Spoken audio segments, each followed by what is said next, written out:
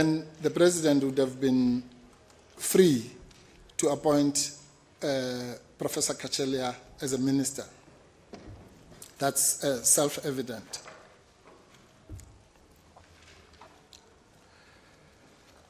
So that's the centrality of that decision. On the other hand, as I've already said, its relationship to the commission is that presumably, my learned friends I'm sure are going to argue this, presumably the leave of absence decision is pending the commission. We will go as far as to say, Justices, that if we are correct that the President, and we are convinced that we are correct on this, does not have the constitutional power to place a minister on leave of absence. If we're correct, for a minute, let's just assume we're correct on that. If we're correct on that, then the question as to whether that decision, once it was taken, was rational or not rational, does not even arise. Because if it's ultra-virus, it's ultra-virus. It doesn't matter whether it's rational or not rational. And if we're correct in that decision, as I say, then the second decision on the appointment of the acting minister also must fall together with it.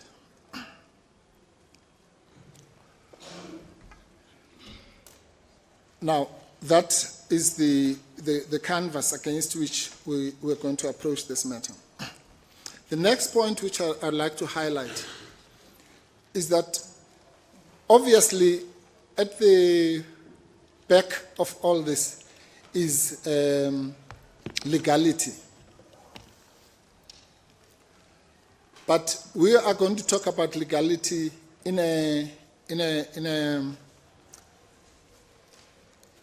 three dimensions. Let me put it that way. And I'll use some shorthand that I know this court is familiar with. So we talk about illegality in the third shore sense. What do I mean by the third shore sense? And I'm paraphrasing. We all know that the third shore decision is a pivotal decision which says that the executive, including the president, or any functionary for that matter, may only exercise powers conferred on them by the Constitution or legislation, or by law. Once you stray outside of what is conferred on you by law, in other words, unlike a human being, you can't just do what you think is right or what looks, you must do that which you are empowered to do. And then there's legality in what we call the Albert sense. And that is the rationality, the standard of rationality, which says that there must be a connection between the means and the ends. And all the cases, pharmaceutical, Albert, and so on. Then there's an area of legality which is probably neglected, which was articulated, I think it's paragraph 3 of the Law Society case, Law Society versus the President, which says that a fatally tainted process renders the decision irrational. And this is what is said in that paragraph. Our president is never at large to exercise power that has not been duly assigned. So that's a rehash of the Fetcher statement. And then Mogoeng CJ went on to say, crucially, public power must always be exercised within constitutional bounds and in the best interests of all our people. Always we talk about this rationality in these dry technical terms, but that qualification that for it to be rational, it must also be in the best interest of our people, is often forgotten. And in the context of this case, that raises a few rhetorical questions. Is it in the best interest of our people that we have yet another multi-billion commission which may or may not yield any outcomes? So that, as I will demonstrate, the community and the public can be sanitized and numbed into forgetting. By the time the commission report comes in 3-4 years' time, everyone would have forgotten what the issues are. Is that in the best interest of our people? Is it in the best interest of our people to have 2 ministers holding effectively the same portfolio, being paid over the next 3-4 years, 2 salaries, one sitting at home doing nothing, the other one acting in his place? Can that ever conceivably be in the best interest of our people? And more closer to home, is it in the best interest of the people to have the president doing all these maneuvers of this one is acting, this one is now acting in the place of the one who's acting, to the extent that as we're standing here now, we have 3 ministers of police. One in his absence, in the leave of absence, the other one acting in the place of the acting one. Can that ever conceivably be in the best interest of our people? That's what the people want? On top of the already bloated cabinet that is already there. And is it in the best interest to treat the same situations differently? And I'm being generous here. To know, one day, as the decision maker, that you are at large to dismiss a Deputy Minister Whitfield for merely going overseas without permission. Assume that is such a bad thing. But the following day, you don't know that. Suddenly you say, no, I can't. How could I ever dismiss a minister on untested allegations? Is that in the best interest that a person given so much power as a president, and this court explained in the EFF1 case, the enormous power that is wielded by a president in South Africa, that a person with that much power should be allowed to do that, to amplify that power illegally, as we are going to demonstrate. Now, let me just pause there. I'll come back to the merits. I want to deal very quickly with the preliminary points. In my understanding, well, if judging by the heads and the practice note of the other side, the issue of urgency is not contested. Certainly not contested by Minister Mchunu, and it is kind of half-heartedly contested by the President in the papers and linked to the so-called prematurity point. So the real preliminary point is exclusive jurisdiction. Now, I just want to say this. Again, if you look at the papers, you'll notice that the opposition to exclusive jurisdiction is really, as I say, not so vigorous. But it's very rigorous in the heads for understandable reasons. I would also spend 18 pages on exclusive jurisdiction if I had a case like the other side has. But the issue is very simple. The issue is this.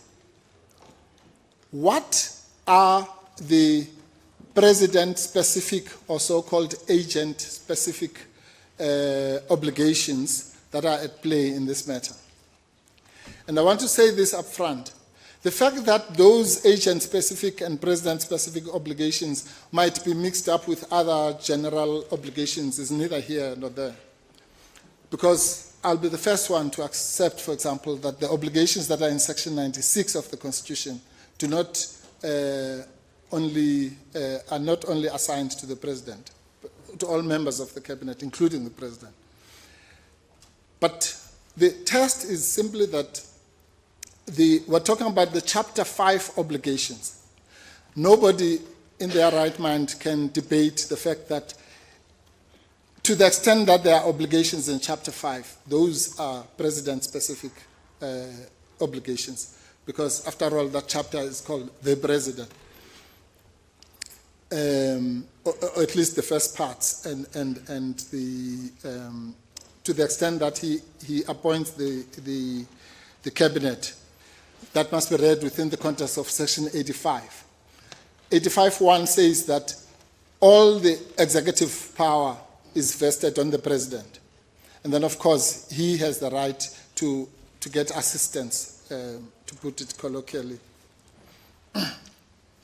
Now, here's the fallacy of the argument on jurisdiction from the other side. They seek to read too much into the fact that some of those obligations are coupled with discretionary powers. But I'll demonstrate that that's completely, that's really just gilding the lily. The issue is this, and I'll just take one example. So the power says you may dismiss. No, let me take the Section 98 example. The power there says you may, and I'm paraphrasing, you may appoint a cabinet minister to act in the stead of another one. Now, the other side would like us to believe that because that power is expressed as you may assign those powers to the acting, therefore, well, that's the end of it. That means it's a discretionary power. There's no obligation or duty. But that's fallacious logic. Our courts have said many times that you may have a discretionary power, but within it embeds duties. Let me explain that using the same Section 98. So it might be discretionary to appoint an acting minister or not. In other words, you may decide not to appoint an acting minister. But once you have taken that decision, then you have a duty to appoint a cabinet minister. All right? So you can't be mesmerized by the fact that there's a word may in that sentence. Because once you've now chosen that, and the example I was giving to my juniors was, well, I have an option to go on holiday overseas or in South Africa. But once I've decided to make the decision to go overseas, then I must have a passport. I now have a duty. So the fact that the first decision was optional does not negate the duty that is embedded. Now, once that is understood, then the entire attack on exclusive jurisdiction must fall away. Because self-evidently, those duties are on the President, let alone the fact that they are now coupled with Section 83B duties, which are clearly the presidential powers. Let alone the fact that they are also traced on the presidential oath of office. And I'm sure my learned friends, whatever they're going to say, they're not going to say that the duties that arise from the presidential oath of office are not specifically assigned to the president, only as an agent. So that should be the end of that. This case, with the greatest respect, is even stronger on the issue of exclusive jurisdiction than EFF1. Because you'll remember in EFF1, there was a Section 83 obligation to anchor But it was then coupled with, I think, Section 182, which was the power or rather the duty to obey remedial action. So in a way, you had two weak rights combining to give exclusive jurisdiction. Here you have two strong rights emanating from 83, rights emanating from 92, rights emanating from 98, rather duties or obligations from 98, and also from the oath of office. If we're wrong about that, then clearly this is a case that cries out for direct access, because nobody in this country is going to be able sustainably to say that this is a matter which must, traverse the entire distance to the High Court and to the Supreme Court of Appeal, and one day in 5 years' time come here. That, again, my learned friends are not going to suggest that. Let alone the cynical problem in that proposition, which is that not only must the public be paying for another 3 or 5 years 2 salaries for 2 ministers, but it must also pay for litigation in the High Court, in the SCA, and so on, just for the matter to be resolved. That's only an insensitive person can suggest that is what should happen. So before my free time is gone, I want to go back to the issues on the merits, and I'm going to, as crisply as possible, just outline on each topic what we say are the constitutional problems. Topic 1 is the leave of absence. As far as the leave of absence is concerned, justices, we say the following. As I've already said, the president does not have the power to place a minister on leave of absence. Full stop. All the parties, fortunately, agree that there is no such express power, that nobody has to go there. So the best case for the other side would be to rely on some kind of implied power, because we all agree that it's not there. If it was, we would all see it.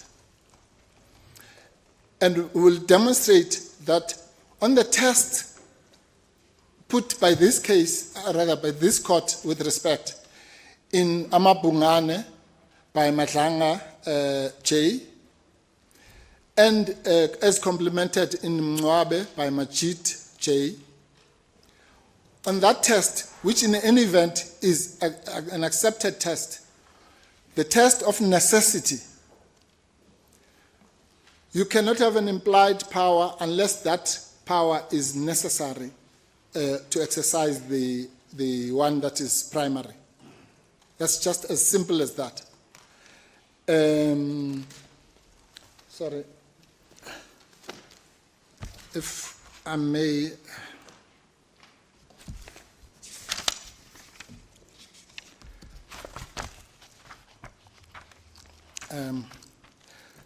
just express that proposition.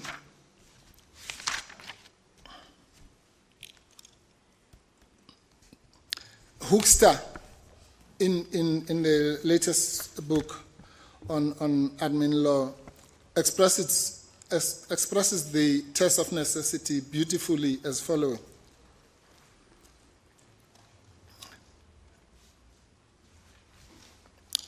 Starts by re-expressing virtue.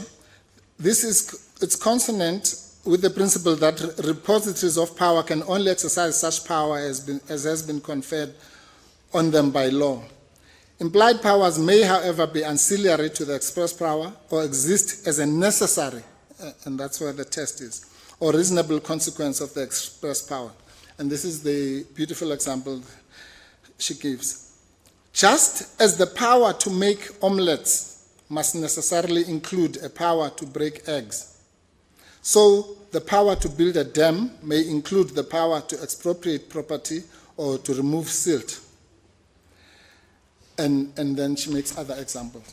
In other words, for an implied power to arise, it must be a necessary concomitant of the primary power, the one that has been expressed. So how do we bring that home here?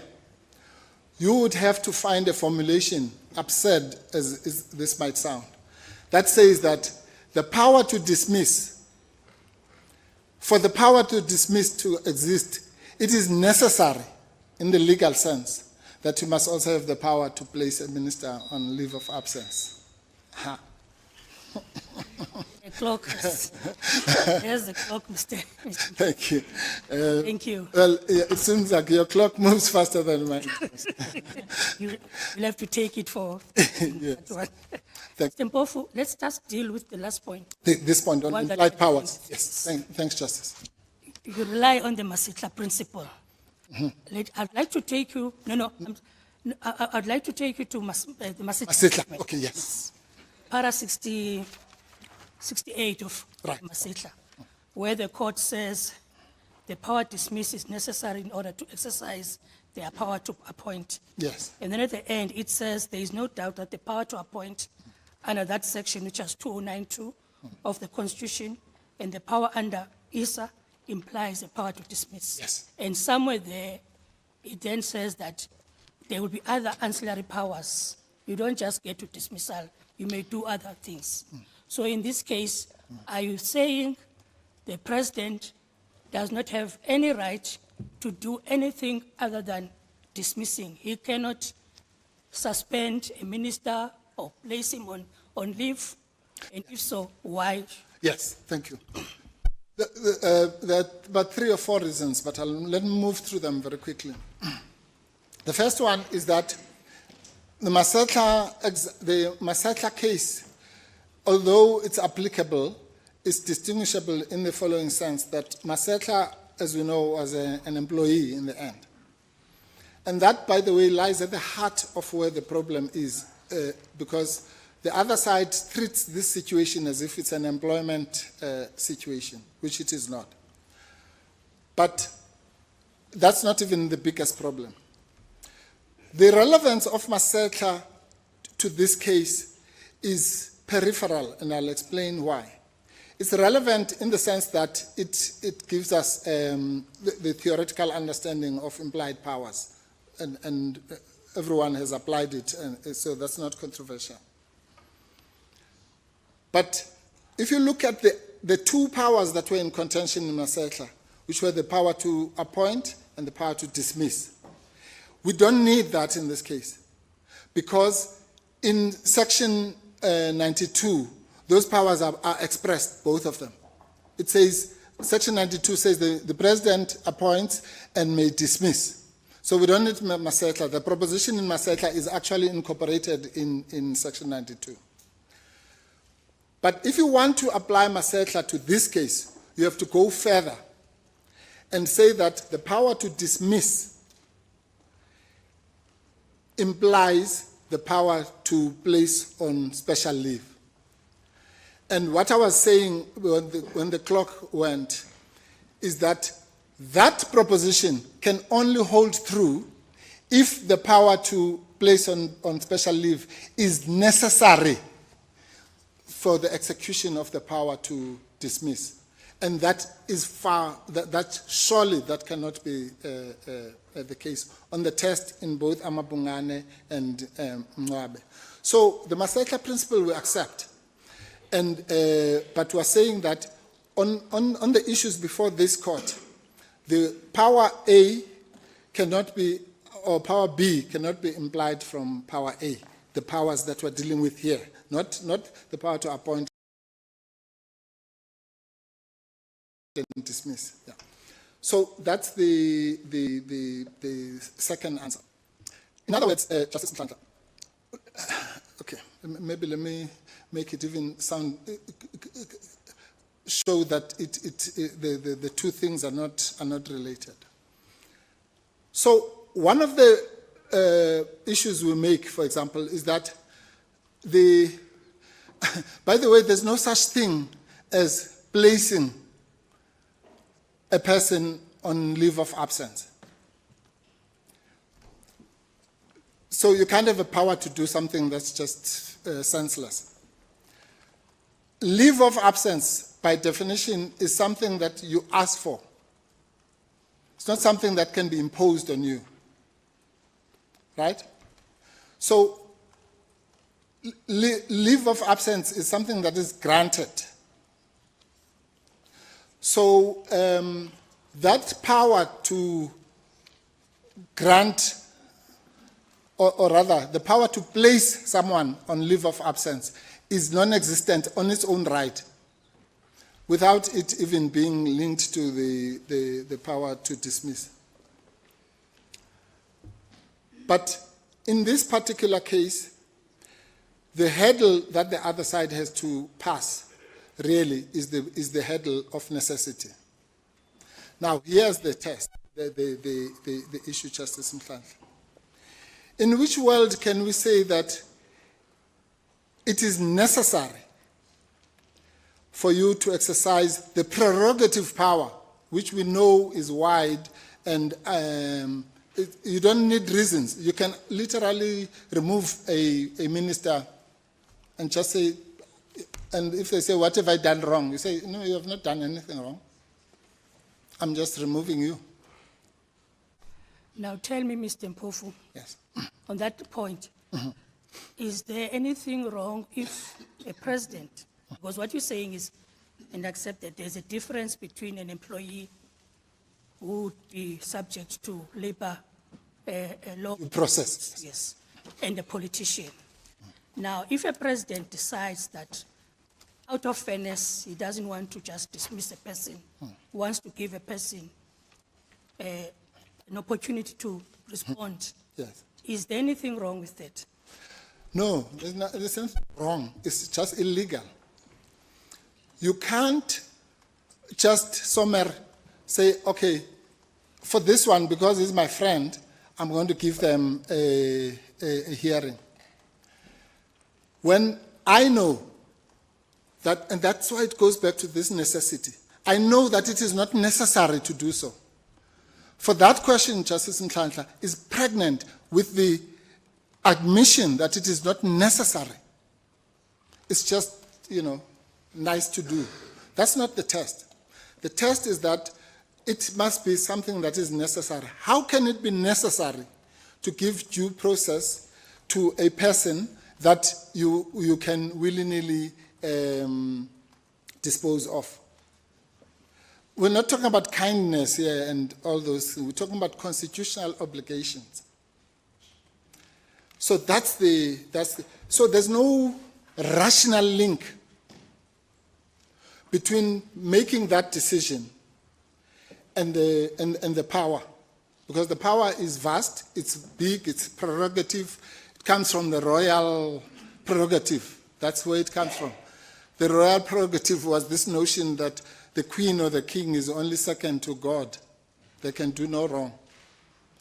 We know that in constitutional terms, that notion has been attenuated, but it is still a wide power of prerogative power.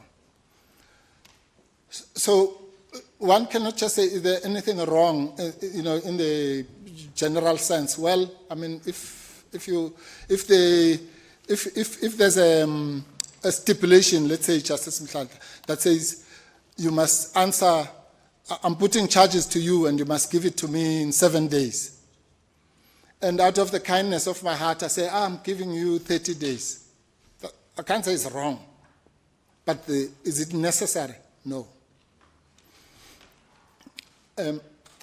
Sorry, Justice. Yeah, it looks like you wanted to follow up. Well, I'm carrying on with my questions. Yes. Yes. No. Okay. No. The only point I want to make here is that if as we strongly contend, the implied power reliance, which is based on the test of necessity, if that is, if we are correct on that, then that's the end of it, as far as the legality is concerned.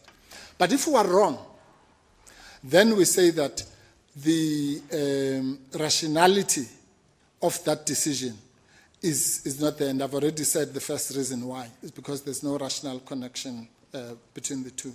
The second reason was the other one I mentioned earlier, which is that in any event, you can't place somebody on so no law, no constitution in the world can empower you to do something that is illogical, such as placing forcing someone to do something that they should be asking you for. That just should be self-evident. So that's on that point. That's Okay. On the next point is on the appointment of the professor, yes, acting minister. yes, Let's just unpack that. There's this argument on behalf of the first respondent that the challenge is premature yes, because in terms of Section 101, any decision by the president must be in writing. And that has not yet been. He made the announcement on the 13th of July. But the actual appointment, from my understanding, it's still yet to be made. yeah, If you can just deal with that Address for me, that, yes. and also address, my understanding of the section is that only a cabinet minister may be appointed as an acting minister. correct. Now, in this case, what do we have? Yes, thank you. With respect, Justice Mhlanhla, I'm not going to spend a lot of time on this because, with the greatest respect to my learned friends, this is, I don't understand what the defense is here. So, quite frankly, there's no defense. But to the extent that it is attempted, I'll use your questions. And the reason why I say there's no defense is because, my learned friends, we point out in our papers that, as you correctly say in your second question, you can't. That's why I was saying you have a duty. Once you've made the decision to have an acting minister, then you have a duty, according to Section 98, to put a cabinet minister. The president, in his public announcement, said that he is exercising his powers in terms of Section 93. 91(3)(c). That alone should tell you that there's a lot wrong with this picture. He doesn't even mention Section 98. Only in the answering affidavit, when they deal with that topic, what is the first paragraph? They talk about Section 98. So it's an afterthought. What that shows is that when the decision was being made, he was doing it under Section 91(3)(c), which we all agree entitles him to appoint a minister, or rather a minister who's an outsider, quote unquote. In other words, not a member of the National Assembly. Nobody is quibbling with that. The problem with this president is he literally wants to do what is called, you want to have your cake and eat it too. So he wants to appoint Professor Cachalia, but he wants to save Minister Mchunu and not dismiss him. Rightly or wrongly, and I'm not even there. That's really, this whole maneuver is about that. How do I save my friend and close political ally, give him a salary for the next 3 years, 5 years, God knows for how long, while he's doing nothing, but keeps the bodyguards, the drivers, and all those things, and the title, but at the same time, I have someone who must look after the police. So then you think of this long, elaborate contrivance. But the law is very clear. You must do one or the other. If you want Professor Cachalia, then you must dismiss Professor, yeah, maybe,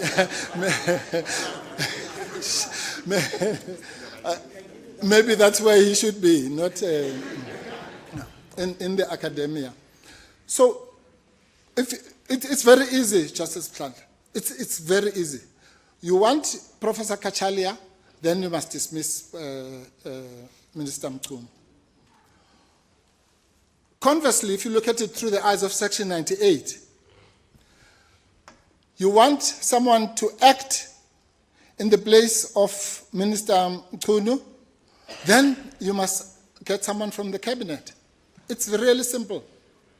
And surely, one of the purposes of the constitutional drafters was to save the money of the long-suffering taxpayer, so that when there's an acting minister, you take from the existing ministers.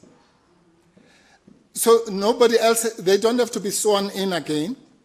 They don't have to get another salary. They don't have to get another bodyguard and all the things that go with it. That surely must have been the purpose of that section. But no, you want to breach it and get somebody else who's going to have their own bodyguards, their own salary, and so on and so on. So the president is very simple. He must choose. He can't have it both ways. You can't breach 91.3c by, or rather abuse 91.3c by all these gymnastics that we see now of saying, no, he's not really acting, but he's a minister, and I don't even know how to explain the kinds of things that are written here. Because you don't need those gymnastics. It's very simple. You have a right to get anybody, a professor or an accountant or whatever you like, but you must only do that when you are appointing the yes. So that, with the greatest respect, that is that case is non-existent on the other side. My last question for now, Mr. Mpofu. Could he have maybe, in order to comply with Section 91.3c, yes, when he was making the appointment, the announcement said, I'm appointing Professor Cachalia as a minister, and I'm allowed in terms of Section 91.3c to appoint someone from outside as a minister. And then later on, after Professor Cachalia has been appointed as a minister, he is now a member of cabinet, then appoint him as an acting minister, as an acting minister of police. Of I police. get the question. Yes. No. You see, that would be another contrivance. Because remember, Section 92.1 says that the president appoints deputy, 91.2, sorry, appoints deputy and president and ministers, assigns their powers and functions, and may dismiss them. Let's put aside the issue of dismissing for now. So you can't have what in Britain is called minister without portfolio. We don't have that regime because of that section. And in the course of the gymnastics, this was tried in the public domain, but it was soon abandoned wisely. Because when they were trying to backpedal now and try and stop the obvious problem, fortunately it was abandoned. Well, not exactly. There's some undercurrent in these papers where they try to sneak it, but not boldly enough, because it would be illegal. But Justice, let me go back to your first question. The first question that you asked is, again, and I say this genuinely, I'm disappointed that the president can try and do this, really, or any president.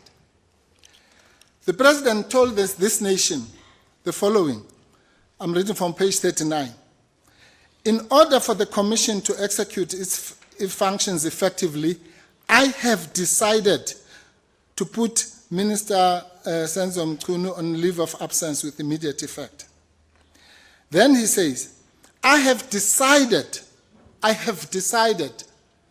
to appoint Professor Feroz Cachalia as acting Minister of Police What is so difficult about that? It's a simpler, I have decided. In English grammar, it's called the past perfect sense. Okay? I have decided. It's not I'm going to decide, or I have decided to appoint him as acting minister, not as minister, and that goes to your second question, Justice Mchunu. As acting minister of police, it's as clear as mud. So you can't backpedal when the problems have now been shown up. You start now coming with all these things that we hear. And if you think that's nitpicking, look at this.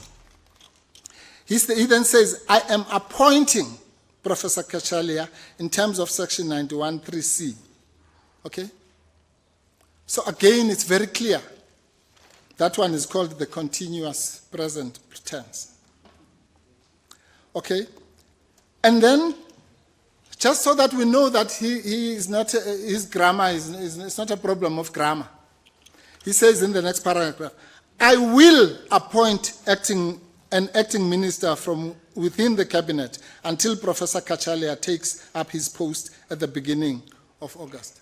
That one is called the future tense. So that means he knows that he will appoint minister. Now, where are we now, Justice Mchunu? We're in a situation where he has already done the appointment of Minister Mantashe.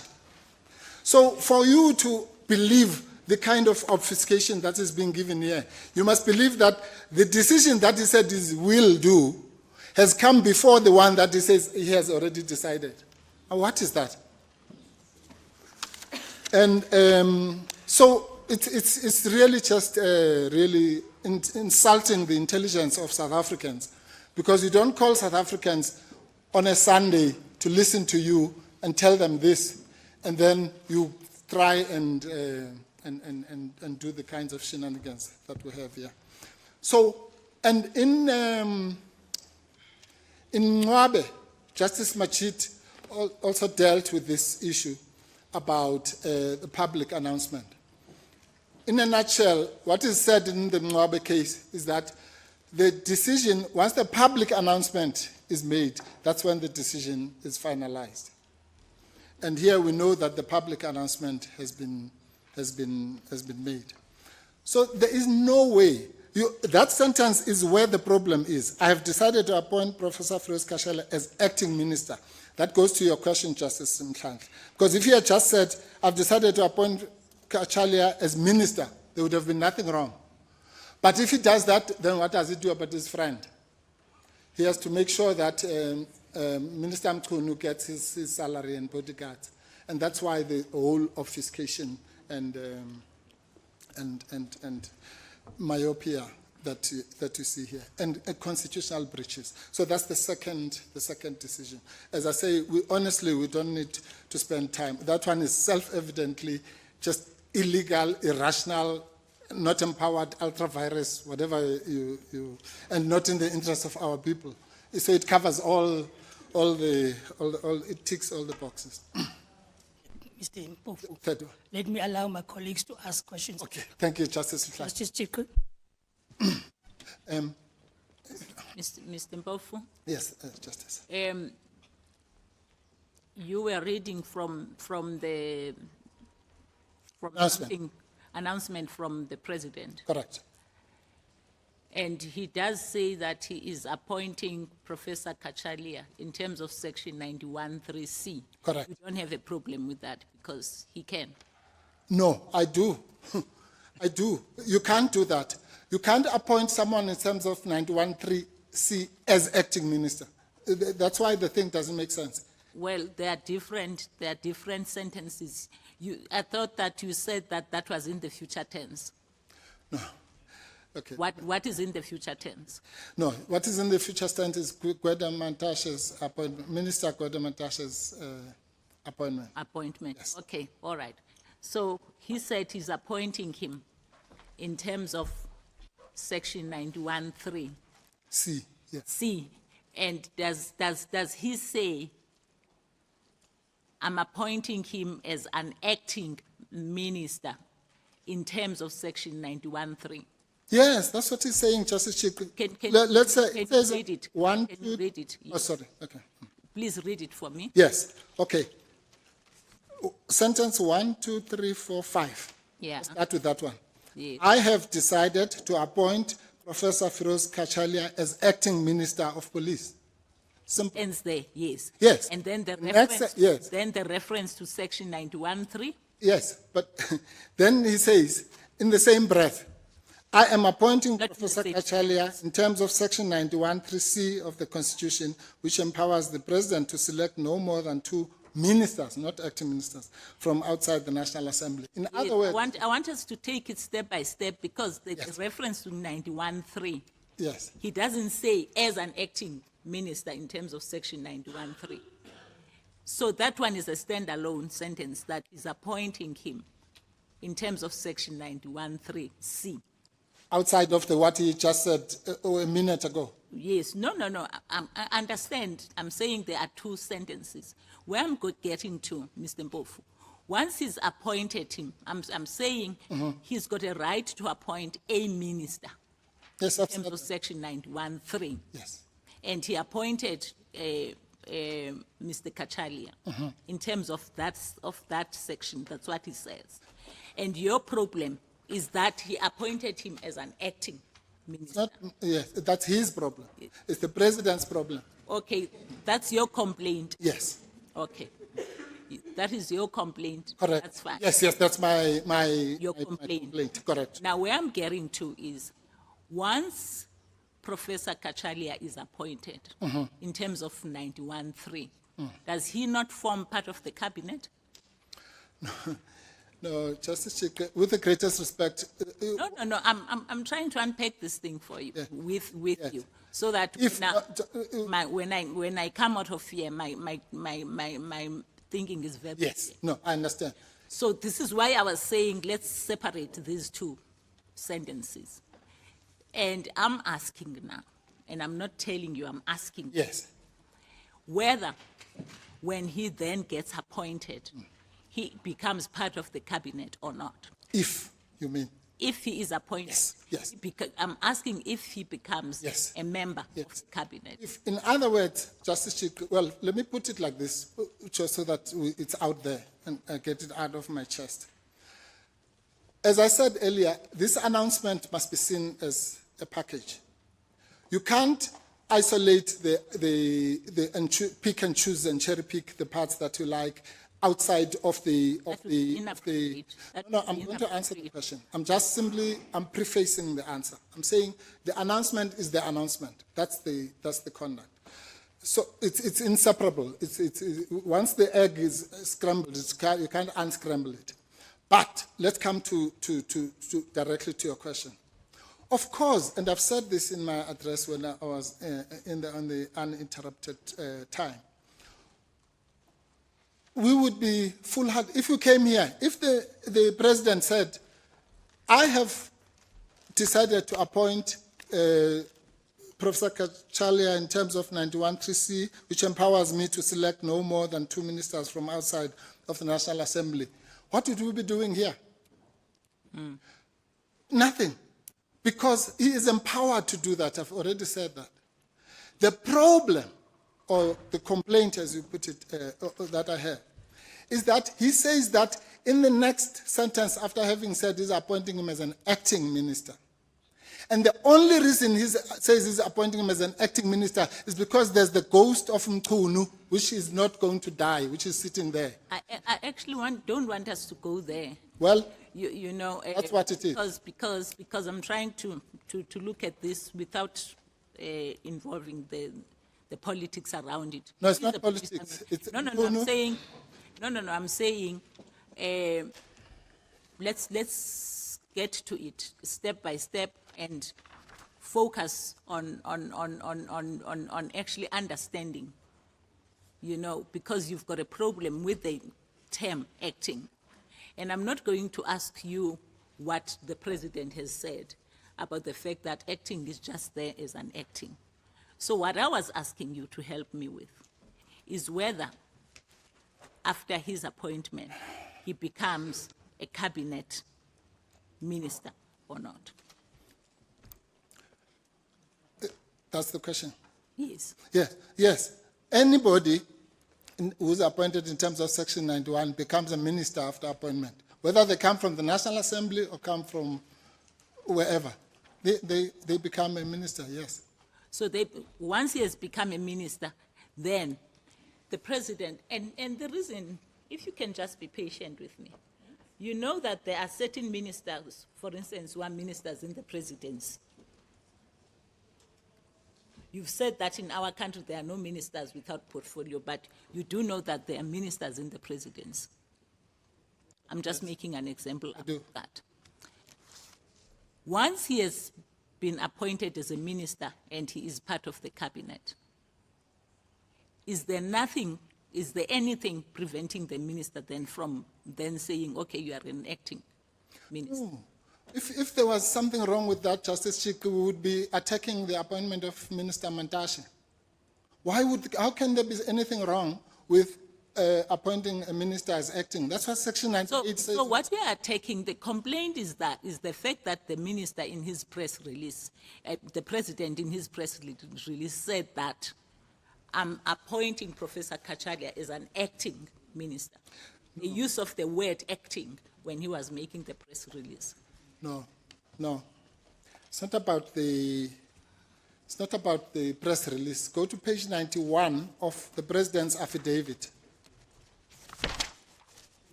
Paragraph 57.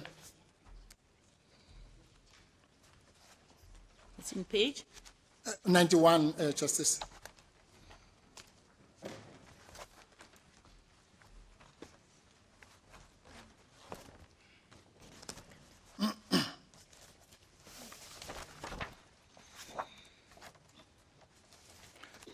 Paragraph 57, the President says, long after the announcement, last week, I have outlined the above reasons why, given the nature of seriousness of the allegations against Minister Mchunu, which that's what it is, it's not politics.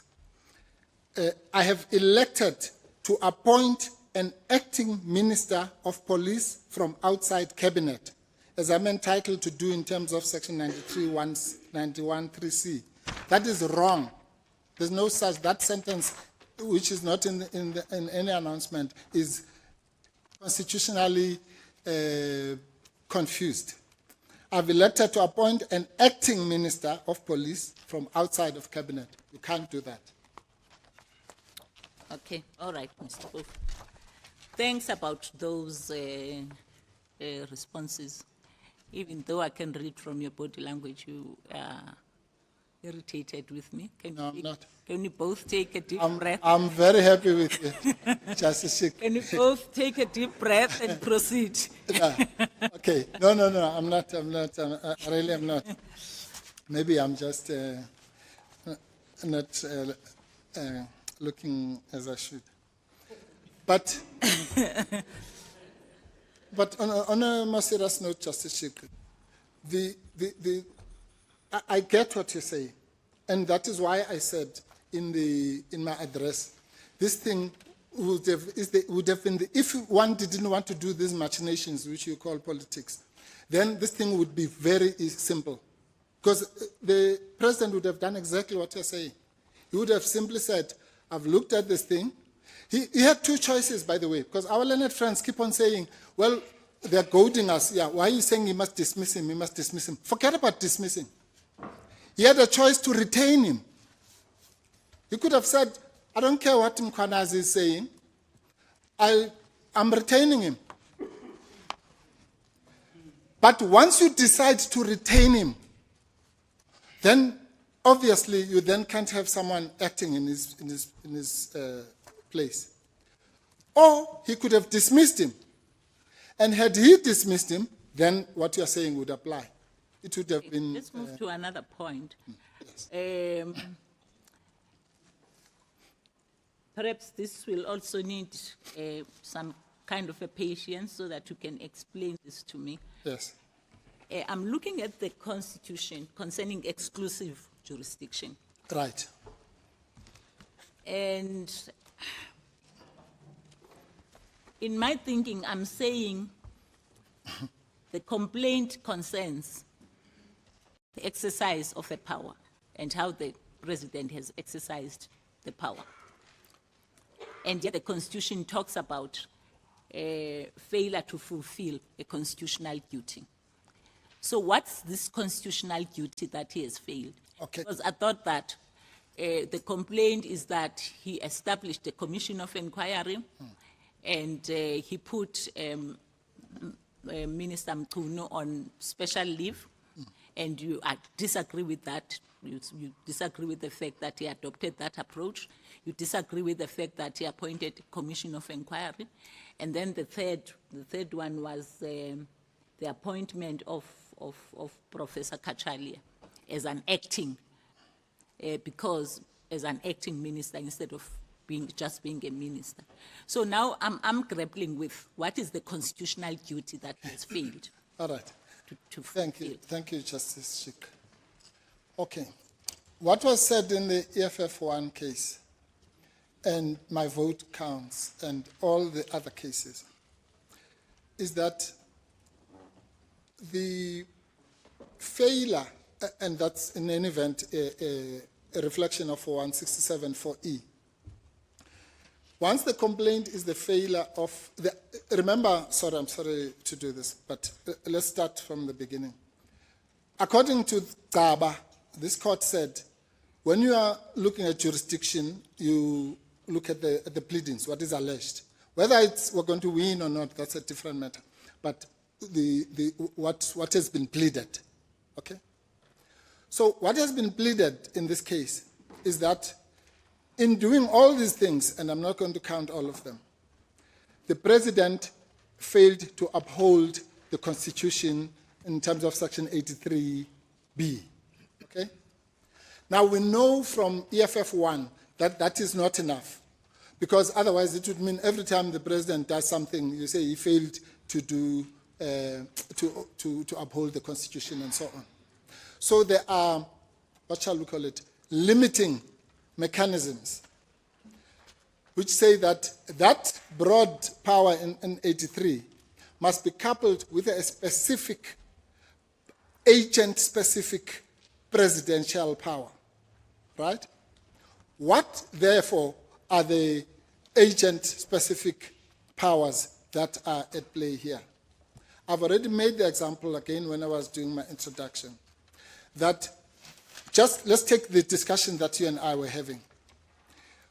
Once the president decides to have an acting minister, as it says here, then he has a duty, a constitutional obligation to ensure that that person is a cabinet minister, right? An existing cabinet minister. So that's one. Two, I'm just using that as an example. There are many other, I could use 91(2) as well. Yeah. But let me jump to what I call the constitutional, or rather, the oath of office. In his oath of office, which obviously only accrues to him, he has undertaken to follow the prescripts of the law to the best of his conscience, not to favor his friends, as we have alleged, rightly or wrongly. But we have alleged that this is motivated by his personal affinities with Mchunu. We've alleged it. Are we going to prove it? I don't know. But we have alleged it, and that is a breach, at least a prima facie breach of his obligations to exercise his conscience and not do strange things like that. Okay. So let's move to something else. Yes. Because my colleagues, I'm sure they are very eager to ask their own questions. I don't think so. Are you still proceeding, continuing with the challenge against the establishment of the Yes, Commission of thank you. Inquiry? Yeah, in fact, thank you, Justice Chicco, for asking that. The reason I'm asking that, other than the fact that you haven't had the opportunity to deal Yes. with it, is that I think I saw somewhere in your, I think it was in reply, where you said that Mr. Mchunu's defense or something to that nature would best well be dealt with in the Commission of Inquiry. No. And maybe and it gave me an impression that you actually now probably thinking that perhaps the Commission of Inquiry is not such a bad idea.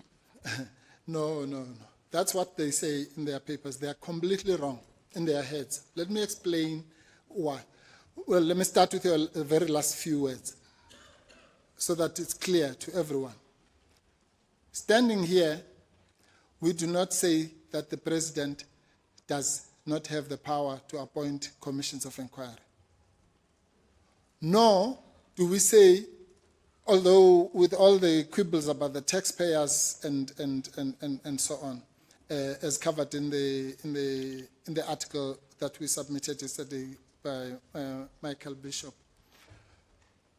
Nor are we saying that the commissions per se, forever amen, are a wrong mechanism.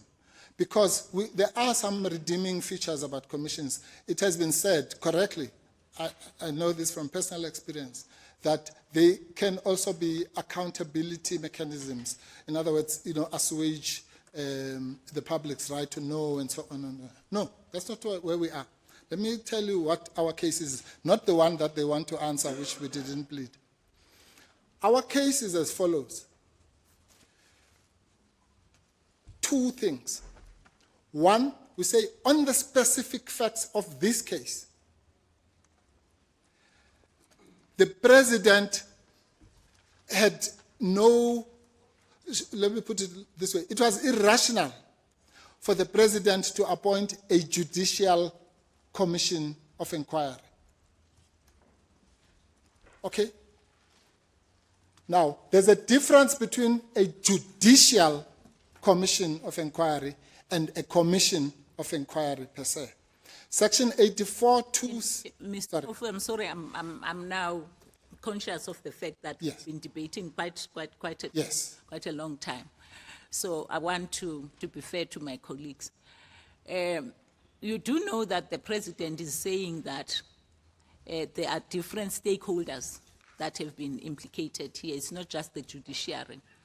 It's So do we. SAPS and Correctional services, Correctional metropolis. Exactly. And when I was thinking about it, I was thinking that, for instance, I think that in your heads you made mention of an alternative that could have been pursued was JSC and Magistrates Commission. No.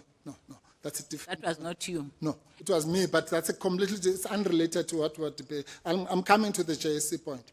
Let me explain, Justice Chicco, if I may. Yeah. The JSC point is a different one about usurping the powers of the JSC. I'll come to that. No, I'm actually not on that point as well. I'm simply saying, as an alternative, I didn't think that the JSC and the Magistrates Commission would be the suitable. No, you never said that. You never said they could be the suitable option. No. Okay, all right. Okay. Continue. So this is what we are saying. We are saying that, Justice Chicco, let me make this graphic for you. We say on the facts of this case, for the first time in South Africa, a lieutenant general says that after police investigations, they have found that the judiciary is involved in crime and corruption and all the things, the sordid things that Justice Kwanazi. And the president's take on that is that it's highly unlikely that they would implicate judges of this court because criminal cases, that's at the magistrates court at a lower level and then perhaps the high courts. No. And then he says that when he decided to speak to the Chief Justice, he had this in mind that at least this court would not have been dealing with matters pertaining to criminal investigations and all of that. Firstly, the president never said that. That when he spoke to the Chief Justice, he had in mind that, he said he spoke to the Chief Justice about the identification of the judge. So he never said that. Let's be fair to him. Yeah. In his heads of arguments, what does he say? No, he says the following, which is an afterthought. It's what we call ex post facto rationalization. He now says that in any event, Justice Madlanga would be untainted by the accusation, by the Mkhwanazi accusations, because of what you've just said. Because criminal cases start in the magistrate. But so what? Criminal cases also come here. But Mr. Mpofu, you know, you separating what he said in the affidavit and in his heads and all of that, it just gives me problems because I'm trying to summarize what his version is.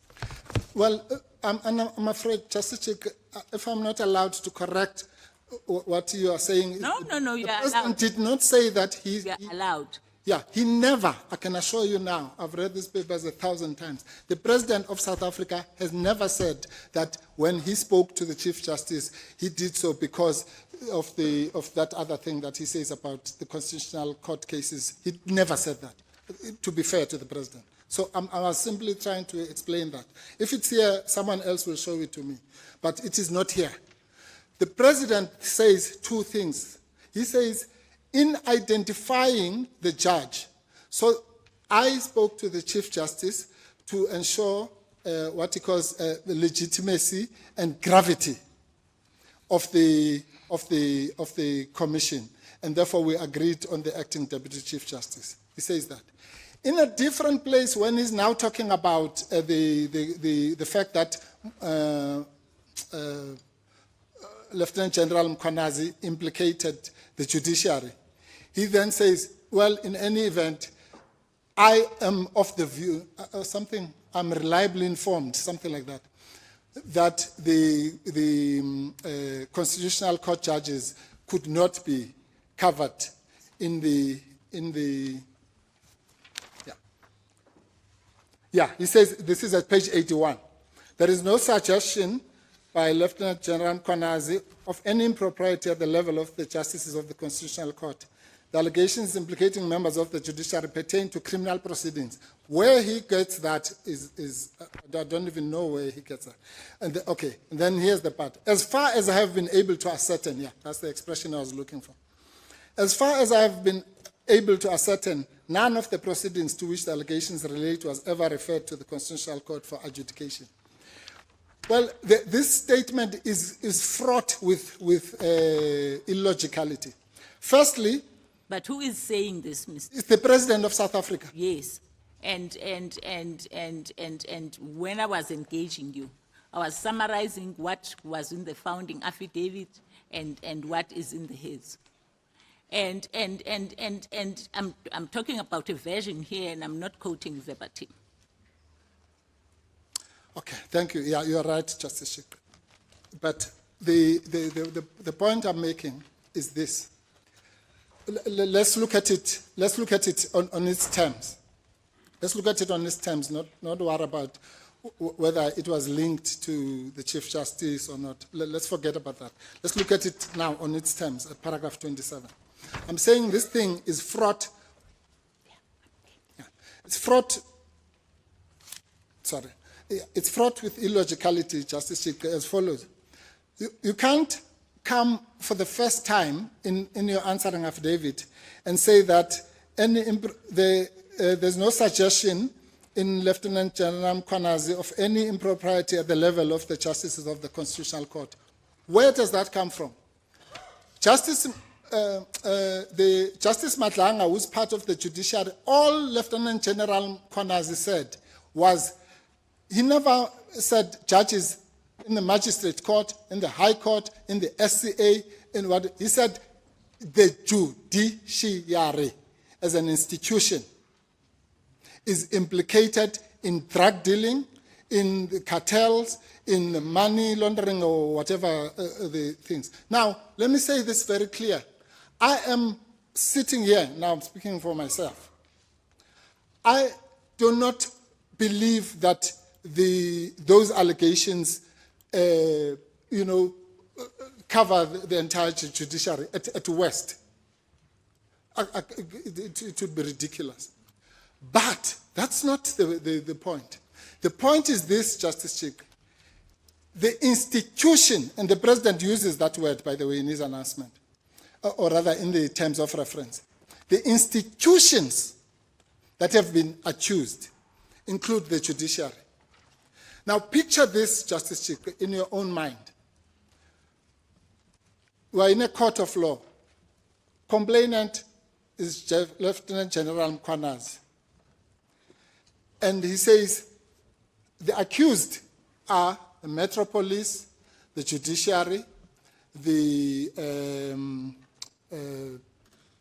correctional services, politicians, and so on. They're lining up here. And you then say, one of the accused must go and be the judge. Oh, sorry. Okay.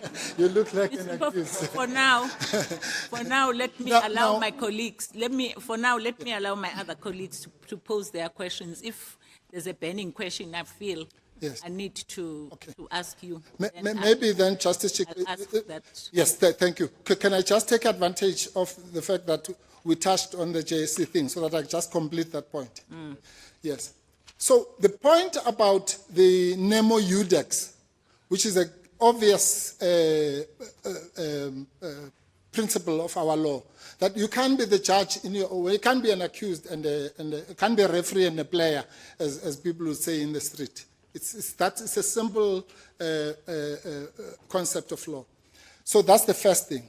But we then go further and we say that in any event, even if this was not even if this was a non-judicial commission, so to speak, and we know we've had those. We had the TRC had a bishop as a chair.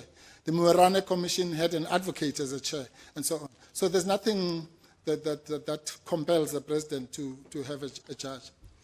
But we say even if this was we say even if this was a non-judicial commission, it would be problematic for a second reason, which is that you would be imbuing that commission. Let's, for argument's sake, call it now the Muarane Commission, not the Matlanga Commission. You would be imbuing that commission with the power to investigate the conduct of judges. Okay? That function is constitutionally and exclusively preserved for the JSC. So you cannot usurp the powers for all the reasons that we know, to preserve the independence of the judiciary and so on and so on. You can't now have a new entity called the Madlanga Commission or the Muarane Commission or whatever commission for that matter, or the My Nature Commission. You can't have that commission investigating the conduct of judges, because there are constitutional reasons why that function is specifically preserved for the JSC or the Magistrates Commission. So that's a second reason, assuming we're wrong about the first one of Nemo Udex. But those two, so please, nobody must say we're saying there should be no commission. We might think it, or the public might think it, but we're saying that in this part, on these facts, a judicial commission, when the judiciary is one of the accused, is constitutionally inappropriate. Thank you. Sorry. Thanks, Mr. Thank you. Thanks, Justice Mhlantla. Thank you, Justice Mhlantla. Mr. Mpofu, if the President had said that he's placing Minister Mchunu on suspension with full pay, would the applicants have been able to advance the arguments that that are being advanced on their behalf today? If he said he was placing him on suspension with full pay, well, at least one that we're advancing would the one. So, but the other arguments Are would we still. playing with words? Because absence and suspension.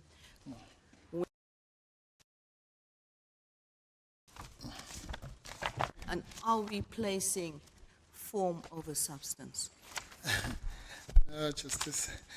You see, the president. Let me, and again, since I was listing disappointments, this is another disappointment, because the president seeks to mislead the court by creating, to justify that by pointing to the Zweli Mkhize example.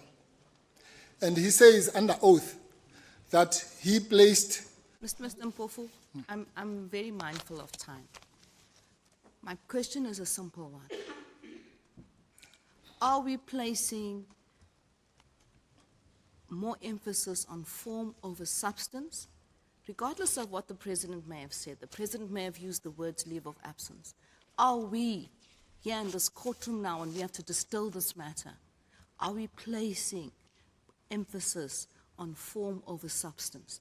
If we have to say leave of absence is this, it should have been suspension, or if the word suspension had been used, then some arguments would not have been advanced today.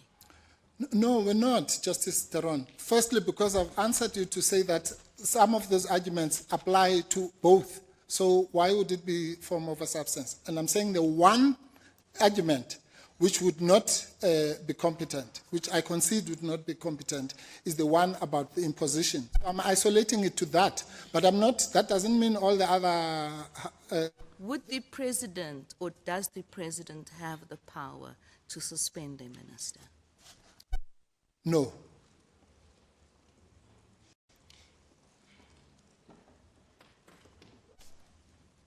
And what do you advance as authority for that submission? Because it goes back to where we started. That power can only, since we all agree, all of us in the room agree that there's no express power. That can only be found on implied powers. Okay? So there are two reasons. When the Constitution wants to, when the Constitution wants to afford the president the power of suspension, it says so. It says so in section 177(3), I think.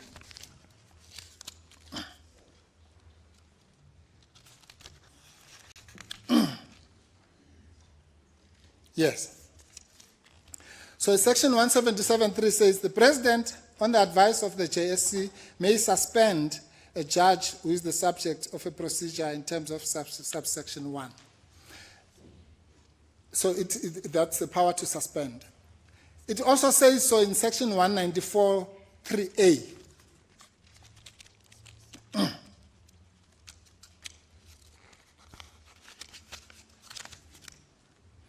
Section 194(3)(a) says the president may suspend a person from office at any time after the start of the proceedings of a committee of the National Assembly for the removal of that person. That's to do with Chapter 9 institutions. So we don't have to be scratching to find a power to suspend where it does not exist. So if the constitutional drafters wanted to grant the president the power to suspend ministers, it would have said so, as it has done in 177 and in 194. Why is that so? It is because, Justice Theron, let's take the 194(3)(a) situation. In both situations, that suspension is pending an inquiry. Right? So this is Amabungane and Nwabe now, but from the flip side. Why is that suspension pending an inquiry? Because when you are impeaching a Chapter 9 institution holder or a judge, there has to be an inquiry.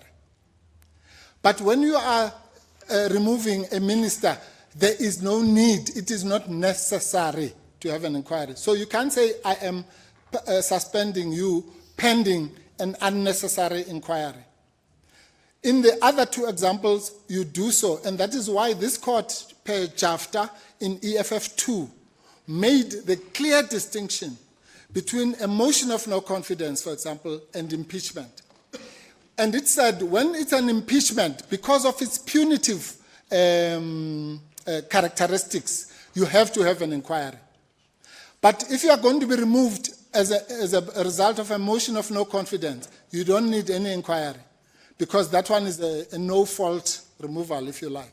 Yes, I was listening quite carefully to your interaction with my sister, Justice Chitri, when she referred you to EFF1, Yeah. and you accepted, as what is stated there, that where reliance is placed on Section 83 to establish exclusive jurisdiction of this court, it has to be coupled with another express obligation on the part of the Yeah. president.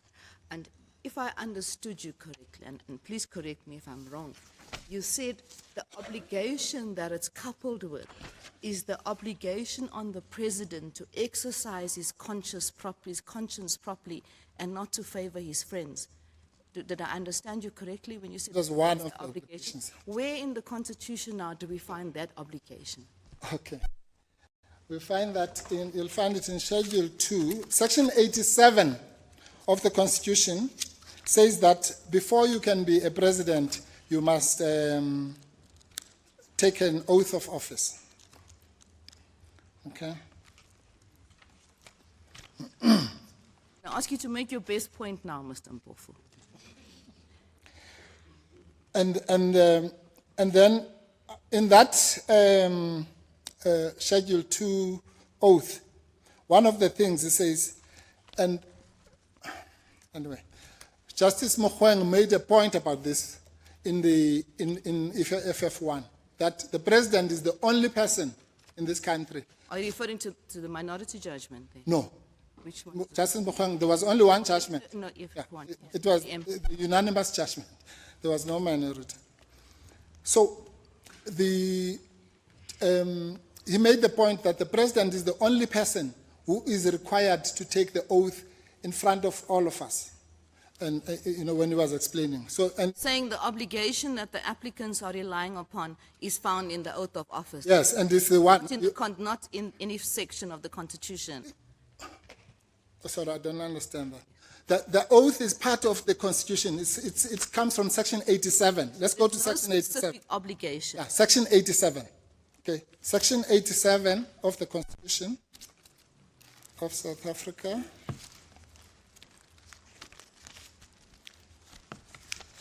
Which is also in Chapter 5.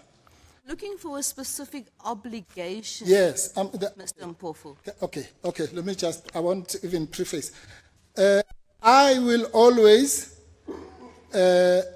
discharge my duties with all my strengths and talents to the best of my knowledge and ability, and true to the dictates of my conscience. That's what, when I refer to the conscience, I was referring to this, okay? Dictates of my conscience. What does that mean? It means I'm not going to say because it is this one or that one, I'm going to be biased in their favor. Define the obligation for me, please, Mr. Mpofu. Act according to the dictates of your conscience is an obligation found in this book. Yes, it is. Finish my question. For please. that Let me finish my that question, please. for that leg, yeah. Is that the express obligation that the applicants then are relying on? The express obligation that has to be coupled with Section 83. I'm just trying to understand the It's argument. one of them. What is the other? I said, the other one, I made the example to Justice Chitri, I traced it to Section 98. And I said that once you have decided to appoint an acting minister, once you have exercised that choice, then you have an obligation to ensure that it's a member of the cabinet that is appointed. That's a duty that only one person can. Is it an obligation or a jurisdictional fact that must exist? Well, an obligation can be a jurisdictional fact. It's not one or the other. The fact that something Talking about is, exclusive jurisdiction. yes, Obligations in relation to exclusive jurisdiction. yes. Because let me Sorry. finish my question, please. If it's a jurisdictional fact, then that doesn't go to exclusive jurisdiction. Why? Why? If you say, for you as the president to, let's say, to appoint a director of public prosecutions, that person must have an LLB. That's a jurisdictional fact. Let me try and make it simpler. In order for this court to have jurisdiction, and where reliance is placed on Section 83, it must be coupled with another express obligation of the president, Yeah. not a jurisdictional fact that must exist before the powers in 83 can be used. No, that's not the law says it must be coupled with another duty, which is president specific and agent specific. And I've just given you two. One, I've heard you, Mr. Mpuku. yes. Let's move on. Yes, okay. Now, let's go to direct access Yes. and urgency. Agent. If I understand the applicants, they rely primarily on costs and on expenditure in relation to why direct access to this court is justified. Now, this is my question. If I didn't understand, No, you correct, you'll correct me. Does the possible expenditure to be incurred as a result of the decisions of the president which are being impugned meet the standard of exceptional circumstances that this court has held necessary for direct access to be granted? No, not on its own, obviously. That's not what we are pleading. We are saying that the matter is self-evidently urgent, and nobody seems to have a problem with that. We are saying on top of that, this is a matter of the utmost public importance. I don't think I need to motivate that. And we're saying that the cluster of these decisions is such that they are about to be implemented in 2 days' time. At least the one decision of the appointment of the so-called acting minister. And the other decision, which is the judicial commission, which we say is illegal, is already, I think it has already started. There was a press conference yesterday. So so it's not just a question of cost, in that sense. It's a question of saying, is it in the interest of anybody that billions and billions must be spent in what might then be found in 2 or 3 years' time to have been an illegality? Obviously not. Is it in the interest of the country or anybody that there should be an acting minister that we might find in 3 years' time was not properly appointed? Obviously not. And that's why it's urgent, because the implementation in the one case has already started, in the other cases in 48 hours. In relation to the applicant's claim for direct access, could the applicants have approached the High Court for interim relief in respect of the appointment of the acting minister, or in respect of the commission not starting its work immediately? No, because the issue about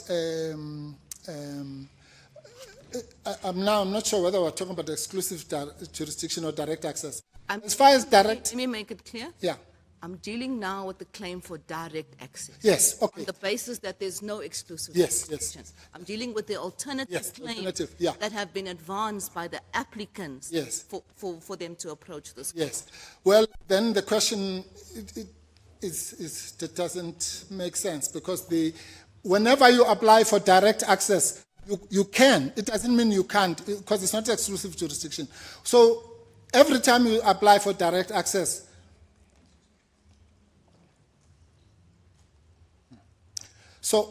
every time, Mr. Mpofu, yes, just I'll request that you at least answer the question. Yes. If you don't understand, ask it to be understood. No, I don't understand. say the question okay. doesn't make sense. No. I don't mean it in a negative sense. I said that I'm the stupid one here. Yeah. So I'm saying it doesn't make sense to me. Yeah. Because my understanding, Justice Teron, if you took it differently, I'm saying that every time, when you ask for direct access, it does not mean you can't go to the High Court, because that's a question of exclusive jurisdiction. It means you can go to the High Court, but you are asking this court for direct access for the reasons that we've gone through. So the question that says... My question is, Mr. Mpofu, why could the applicants not have gone to the High Court? Okay. Why could they not have got relief in respect of interim relief, in respect of the appointment of an acting minister and the start of the Judicial Commission? Yes. Okay. Now I understand the question. Because, one, the matter is of the utmost urgency. Two, it is a matter of public importance. Three, it raises important and novel constitutional questions which would inevitably end up in this court. Now, whether we want to wait for that inevitability in 4 or 5 years' time, or we want to do it now, and four, the matter, and this is common cause, does not involve disputes of fact. So all the parties are clear. Can you refer me to the papers where the applicants deal with that? Yes. Where the applicants say that why, in respect of the claim Yes. of direct access, why they can't approach the High Court? Yes, Really? you'll find that on page, and by the way, in the respondent's answering affidavit, there's no response to this. You'll find it on page, sorry, I'm looking at the answering affidavit. 9, thank you. Is it 9? I'm just relying on my junior. You find it from page 10, paragraph 15. And we've put 4 things there. We say, alternatively, and in the unlikely event of this court finding that its exclusive jurisdiction is not triggered, then the applicants will apply for direct access upon the following grounds and exceptional circumstances. 1, the matter concerns an urgent matter of the utmost public importance. I've already said that. We say the court may take judicial notice of the nationwide peaceful demonstrations concerning the Mkhwanazi revelations. The first respondent himself has repeatedly affirmed the urgency of the matter. 2, we say the matter concerns crisp constitutional issues, that's what I just said, with no need for adjudication of factual disputes. As demonstrated below, the prospects of success are overwhelming. 3, we say the very nature of the matter is such that no useful purpose will be served by taking the matter to the lower courts, which is allowed, as I explained earlier, before its inevitable referral to this court. The continuing depletion of taxpayers' money is also of relevance. And 4, we would say in the totality of the circumstances, the pleaded herein, and then that obviously deals with the other facts, it is in the interest of justice that the applicants be granted direct access. In other words... What do you say about this court's decisions in Zondi, the Tiki Dry, a number of others where this court has said that it's indirect access matters, the views of other courts are especially important? Yes. And while we might be dealing with an important constitutional matter, that may actually sway the scales in that important matter first being considered by the High Court and perhaps the HCA for this court as to sit as a final arbiter. So the constitutional importance of the matter may actually work against the applicants. And I don't see that being dealt with in the papers. Well, it's dealt with in the 15.3. Let me repeat again. We accept that the matter, as I said earlier to Justice, there's nothing stopping that's direct access by implication means that the matter can go to the High Court. But we say that... For you, just to preface it, it's on the applicant to show why it should be decided by this. Yes. Why? Is because if we did that and waited for the matter, what we call the inevitable referral to this court, as I say in 3, I'm just guessing, 3 or 4 years' time. If we waited for that inevitable arrival of this matter to this court, by then there would be no country left in the sense that you would have had an illegal... Is that dealt with on the papers? Yes, Justice. When we say the very nature of the matter, then let me pause there and tell you what the very nature of the matter is. No, I think Well, all judges okay. understand the nature of the matter. It wasn't clear to us there'll be no country left as the submission that you made. Yes. So the nature of the matter, the nature of the revelations, the nature of what we're dealing with here is such that, so when I say the nature, I don't have now in this and then say that nature is ABCD. That nature is in the founding affidavit as it is. So when I'm dealing with direct access, I'm dealing with someone who has read the full affidavit, who knows that we're dealing with implied powers that may not exist. We're dealing with 3 acting ministers and all that. We're dealing with the judiciary that is investigating, that is being investigated by a member of the judiciary. We're dealing with the possible usurpation of JSC powers and all those things. That's what we mean by the nature of the matter. I have 2 more questions, Mr. Mpofu. The one relates to separation of powers. Yes. We look at Section 85. Yes, I have. Section 85 vests executive authority of the Republic with the President. Correct. Now, would it not imperil the separation of powers if this court was to interfere with the President's exercise of his authority? Yeah. No, it wouldn't.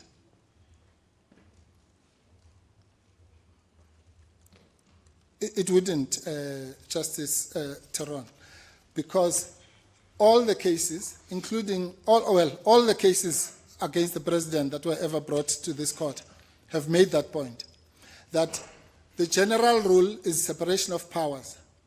But the exception to that general rule is the standard of rationality. That's tried. So the fact that the President can, we're not in England where the Queen can do whatever they want. Here we have a constitution. So the President can do whatever he wants, but it must be rational. And who are the determinants of rationality? Judges. So the only place, once you feel that the President has done anything that's irrational, there's only one place where you can go to. It's a court of law. If that court of law is going to say, well, go back to the President, well, then we'll have no country again. Mr. Mpofu, if the court is not with you on the merits, what are your submissions about costs? The 2 applicants, at least, well, in short, BioWatch applies. Now, the applicants, and I think, have made numerous allegations that don't directly relate to the merits in this matter. They refer to the President protecting Minister Mchunu because he's a political ally. They refer to Phala. They refer to State Capture Commission, which don't directly relate to the legal questions in this matter. In what ways, Justice?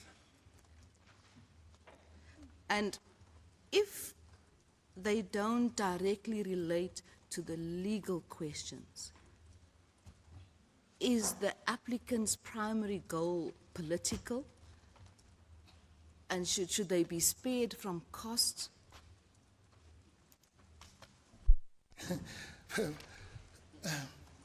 Okay, first let's start with the first leg. I can't fathom why the allegations, which are not denied, by the way, about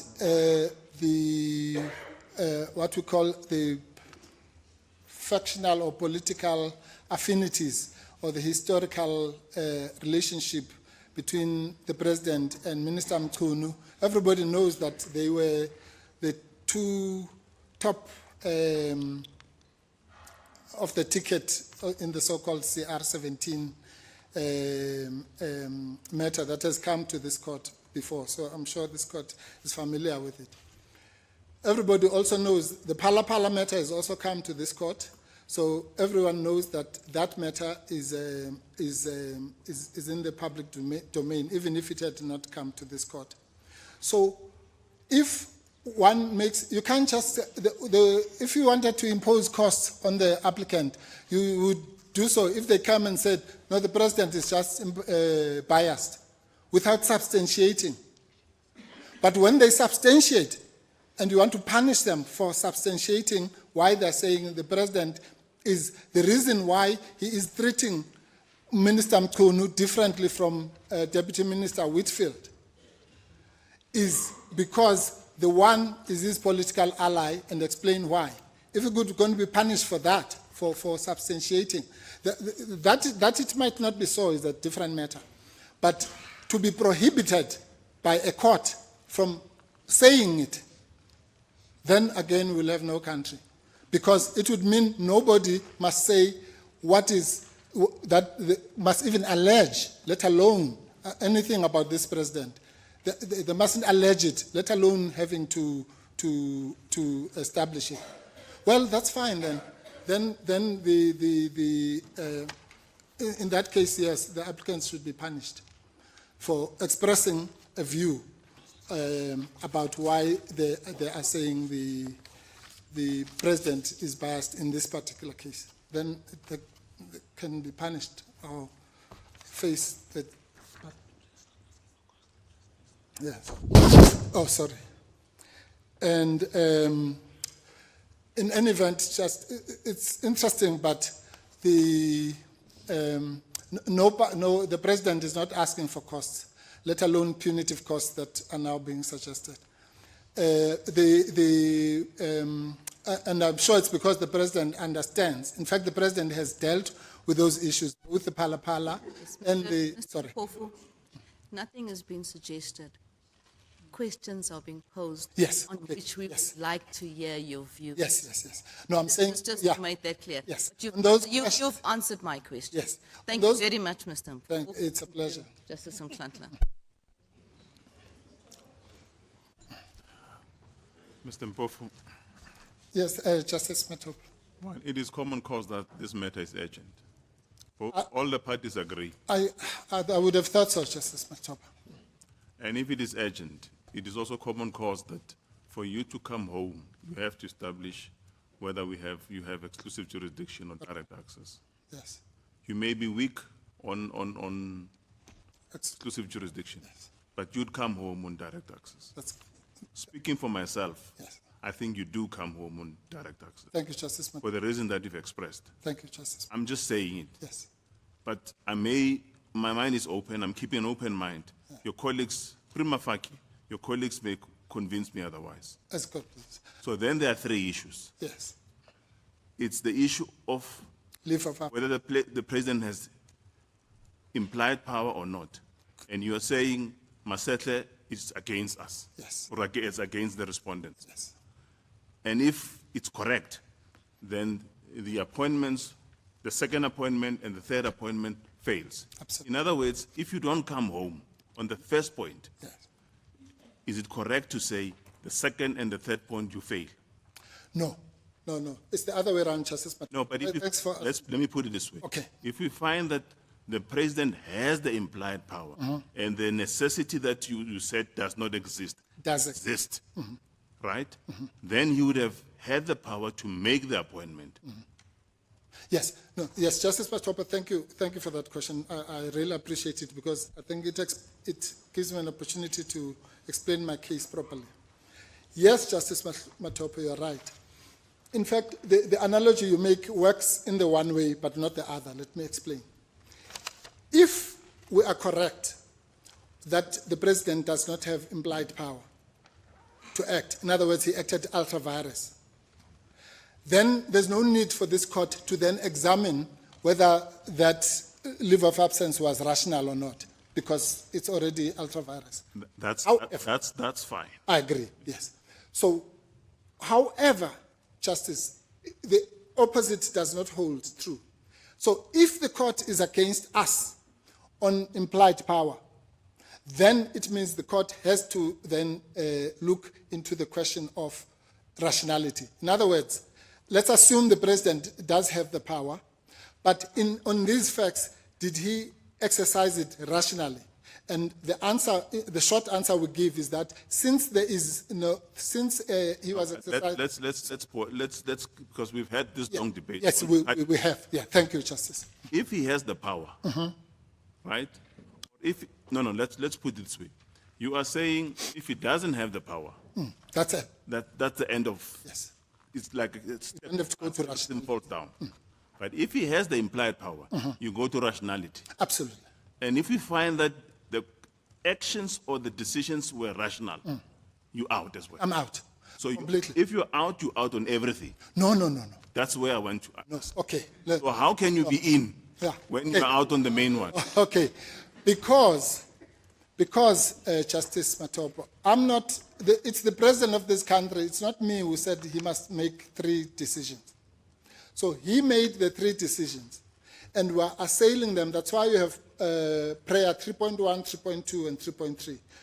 So we assail them in their individual right. In other words, to answer your question in shorthand, Justice Matopo, it is possible, theoretically, it is possible. No, let's be practical. Let's not be theoretical. Is it?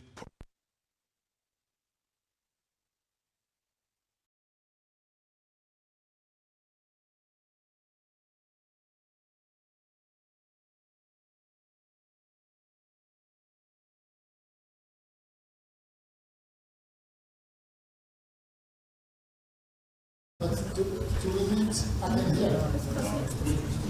If it's possible,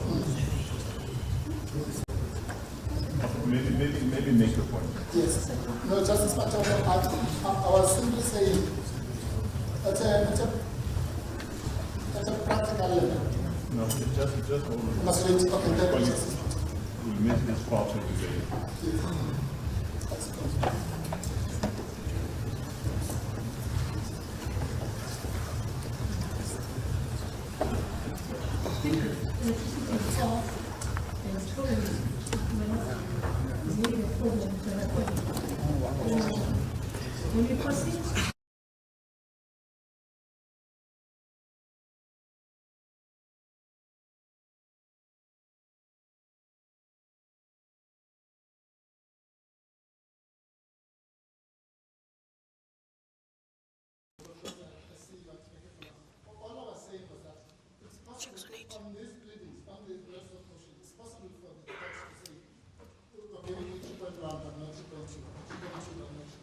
So it's not like those cases where if you don't come right on 3.1, you're out. And the reason for that is because, for example, while the It's not on, Mr. No power. No power. I thought it was still not working. Not working. Thank you, Justice. No, you're right. I thought everything was out. Okay, but it's back. So I'm saying, Justice Matopo, pardon? I'm saying the mics are on. Mine is on, yes. I'm saying that the Judicial Commission decision, for example, can be viewed it can be impugned, let me put it that way, on its own. In other words, you could say the president has the power. Yeah, has the power, and he exercised it rationally. Yes. On leave of absence, yeah. Then 3.1 is gone. Yes. Yeah. Now I'm saying if you do that, then the Prof. Cachalia decision can be viewed in its own right. So you can say that and still say, but the president did not have the power in terms of Section 98 and 93, the discussion I had with Justice Chikwi, to appoint Professor Cachalia. And, thank you, yes. And you can also say the Madlanga Commission. Yeah, thank you. Thank you very much. Thank you. Yes. Yes.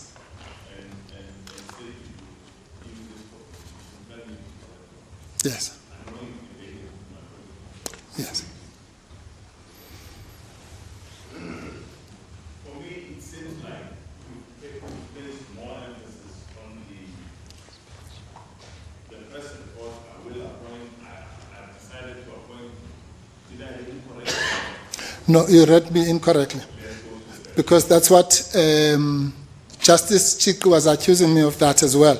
And then I took her to page 91 to show that it's... So it's not? No, it's not. It's not just the announcement. It's what he says in the answering affidavit, which is the same thing.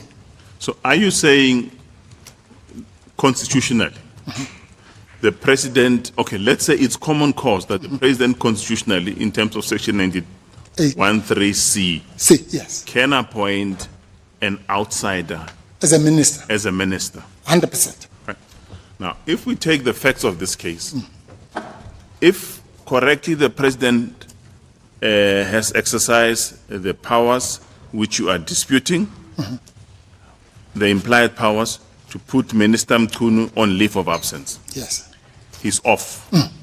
And the president exercises his power in terms of 91(3)(c) to appoint Professor Cachalia. And once he's appointed, he becomes a cabinet minister or a cabinet member. Yes. Right? Professor Cachalia will not assume or take office until he has been sworn in. Sure. Right? We agreed. We agree. And according to the president, he will only take office on the 1st of August. Agreed. We agreed. Agreed. So what will start is the announcement. The right? appointment. Sorry, it's the announcement, followed by the appointment in terms of 91, 93, what is the? 91(3)(c). 91(3)(c). No, I meant 98. The first section where it's got the right to appoint and dismiss. That's 92(1). 92(1). Sorry, 91(2). Sorry. And, yeah, 91. he has to make that appointment. Right? Once he's appointed, then the president will look. Where do I place you?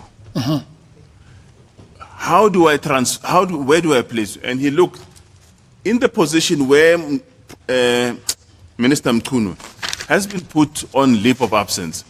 There is a vacancy. Right? And if the president says, because there is a vacancy, you are now a full-time minister, I can, to use the political word, I can deploy you. Redeploy you. Yeah. Or redeploy you to the position of Minister Mchunu. He's absent from work, unable to is absent from office. Yeah. Right? Why is that wrong?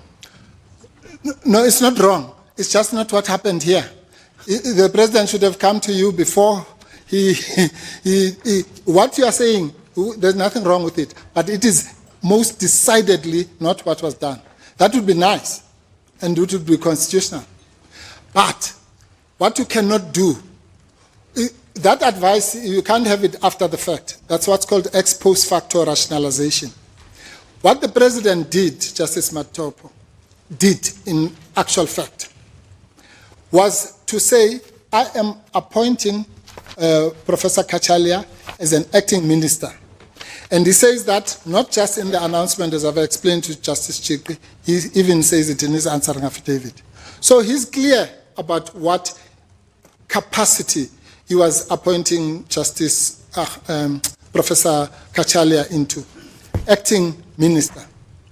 He cannot do such a thing under Section 91(3)(c), because Section 91(3)(c) is to appoint ministers per se from the general public or from the National Assembly. Where he can appoint him as an acting minister is under Section 98.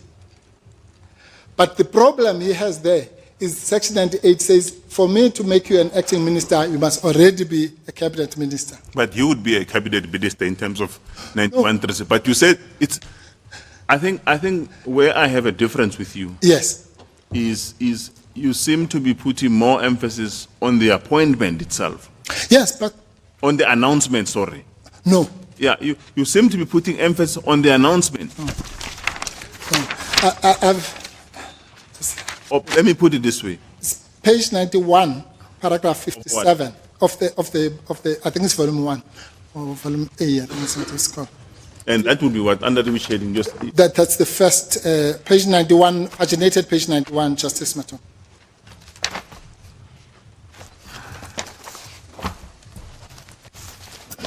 No, I need to get there. This is a very important point for me. It is. No, it is indeed.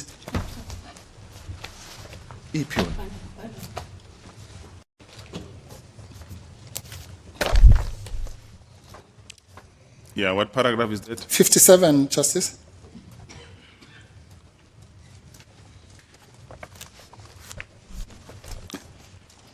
I've elected to appoint an acting minister of police from outside cabinet, as I'm entitled to do in terms of Section 91(3)(c). That's a misstatement of the law. Section 91(3)(c) does not entitle him to elect to appoint an acting minister of police. The section which he was obviously oblivious of, which entitles him to appoint an acting minister, is Section 98.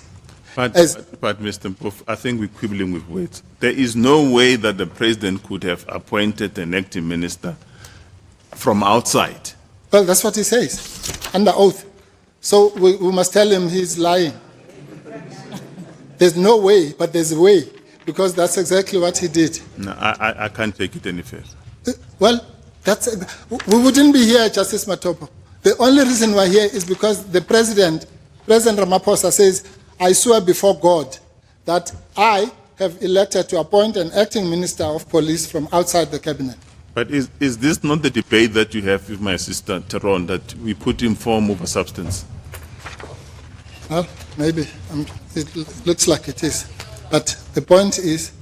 But it looks more like it looks more like it, not any other way.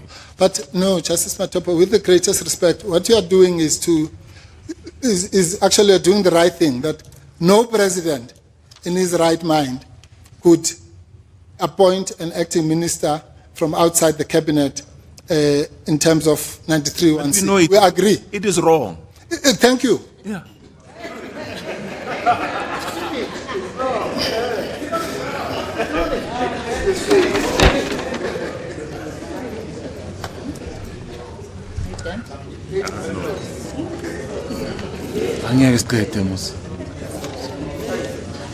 Please. Shh. Justice Machit. Mr. Mpofu, just exclusive jurisdiction. You rightly said that one must have regard to the pleadings to determine exclusive jurisdiction. Can I take you to paragraphs 13 and 14 of the founding affidavits, pages 9 and 1.3 and 1.4, yes. I'm there, Justice. Yes. Now, you mentioned section 167(4) and you mentioned Nkandla and my vote count, but you don't mention section 83 there. What must we make of that? No, but Justice Machit, with the greatest respect, yeah. The pleadings, when you say the pleadings, you mean the pleadings as a whole, not one paragraph. So section 83 is if you go to, Can I just stop? yes,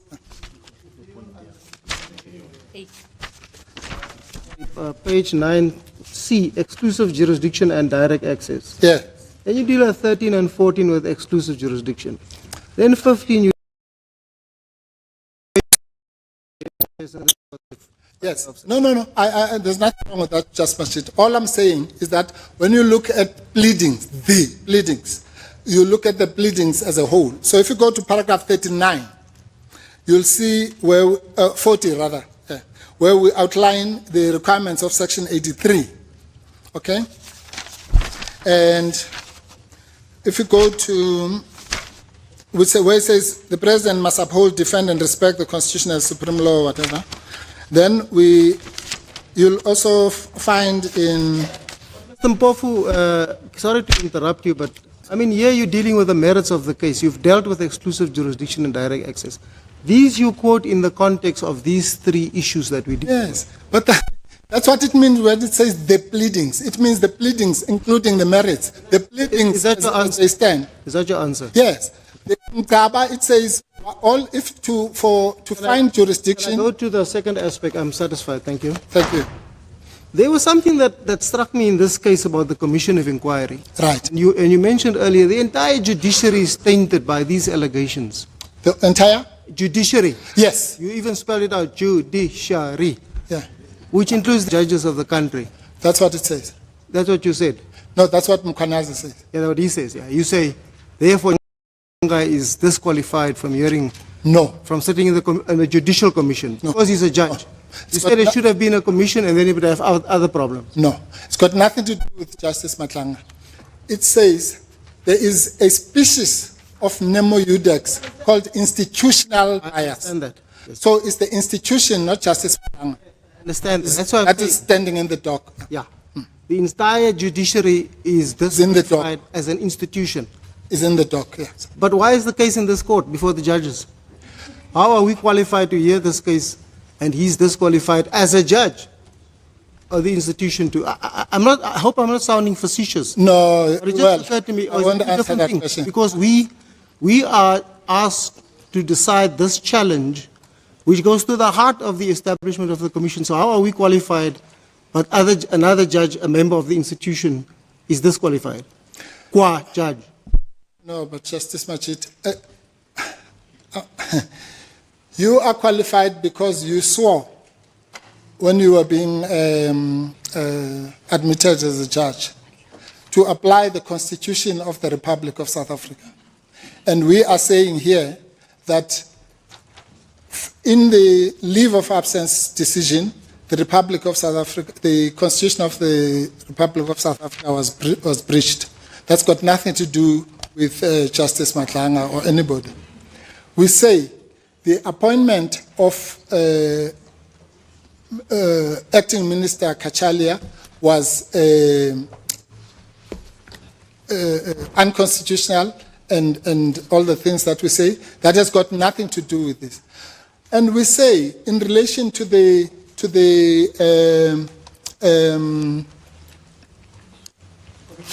commission that the judiciary is conflicted. I'm putting it colloquially. Now, every time, in fact, when you do a recusal, you do it to the judge. So the judge can say, well, why are you asking me? What is that?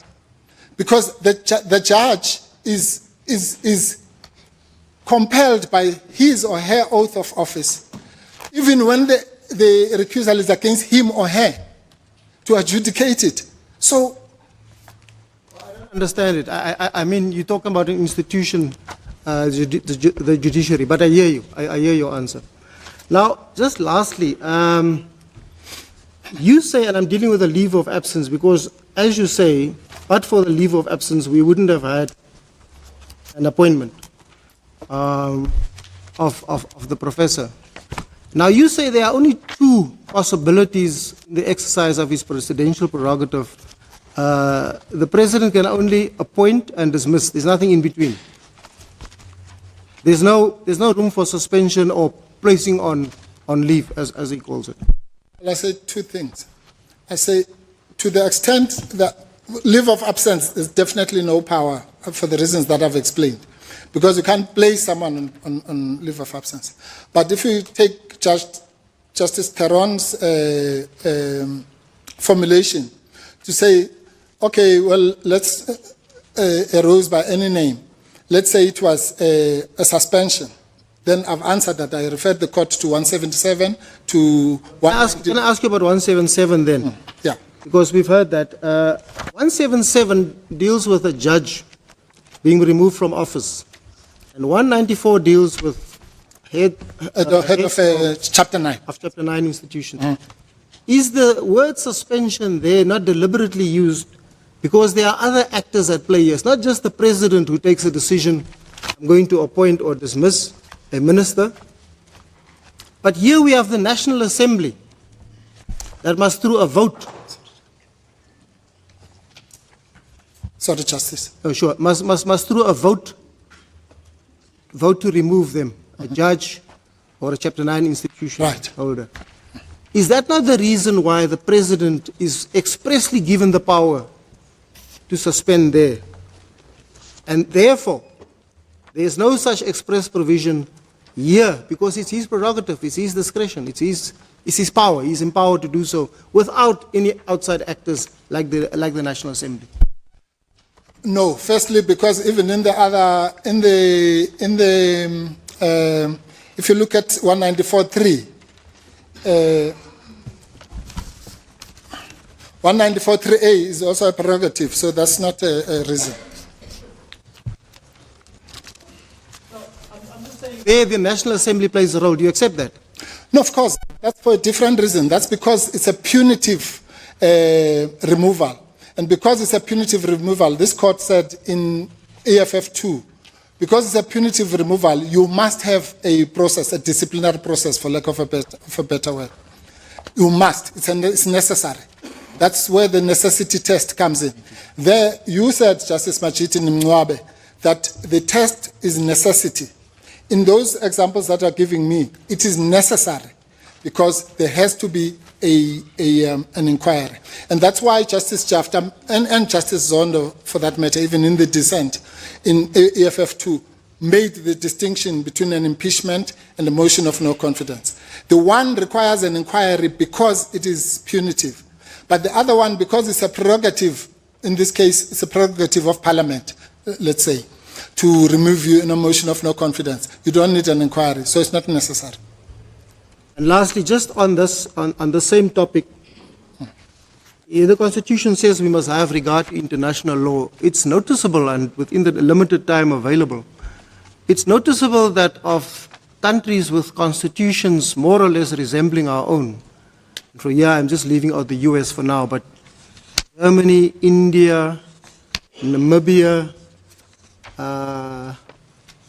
and Canada have no express provisions to remove, to suspend ministers or cabinet secretaries. The only one that does have, and through an act of parliament, is Kenya. Is there anything that we must make of that? In other words, in those jurisdictions, it's an implied ancillary power of the type encapsulated in Amabungane and the Madlanga J judgment. No, the first part is correct, the second part is incorrect. It doesn't follow that because it's not mentioned in other constitution, it means it's an implied power. It means it's non-existent. So yes, it's true that in fact, to be fair, even in the so-called common law countries, because this thing comes from Britain in the end, there, because the two things, there's a culture of people just resigning when these kinds of allegations are made. We don't have that culture. But there is the Queen and the Prime Minister.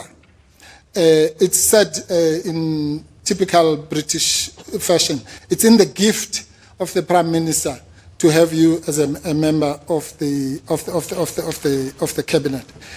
But here, the point I was simply making, Justice, was that you can't imply if you use the test that you gave in Mwabe and the test that's given in Amabungane, and for that matter, the test given in Masetla, you can't imply that the power to place on special leave, assume there's such a thing, the power to place on special leave is so connected as the breaking of the egg when you are making the omelette in the example that Hoekstra made.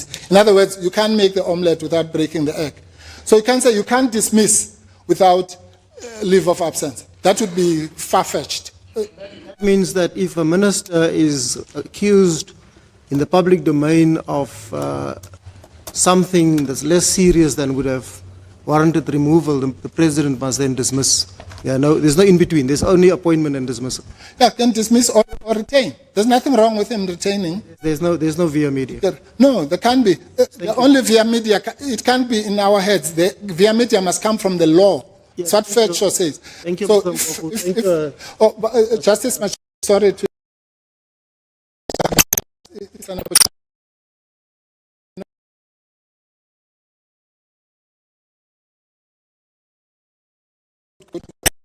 150.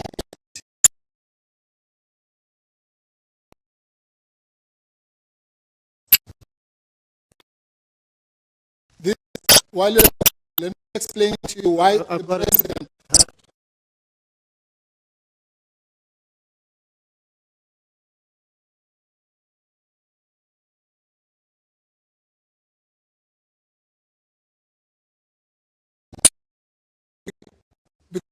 Giving a reference. Yes, 158. Okay.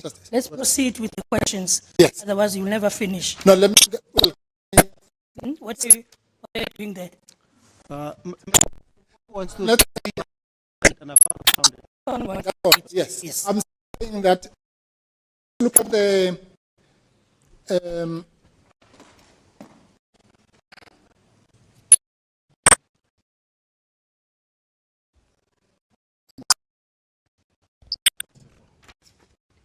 You seem lost. This is the Zweli Mkhize matter. yes. I don't know what the point is you want to make. He says he's pending the outcome of the investigation and the SIU final report. No, let me the point to make there is that, okay, the first sentence. So I hereby, with effect from 9 June 2021, grant Dr. Zweli Mkhize special leave of absence pending the finalization of the investigations and so on.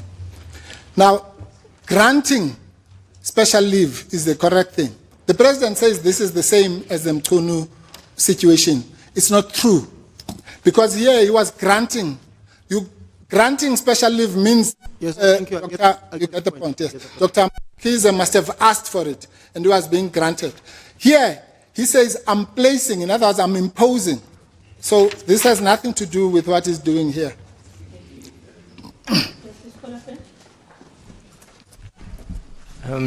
Mr. Mpofu, Yes, just a quick question from my side. Following on your view that there's nothing between appointing and dismissal, because there's no express power. Well- No, can I finish? Yes. Nor is there an implied power. That's your view. Secondly, you argue that an implied power is only one that is necessary, correct? Is that so? It has to be necessary. Right. Yes. So could I just ask you, and you don't need to respond now, you can do so perhaps in reply. Yes. Is relying on Amabungani, which you relied on. The judgment in Amabungani deals with an Primary. implied primary power or an ancillary implied Correct. power. What Justice Matlanga does in that judgment, he also then calls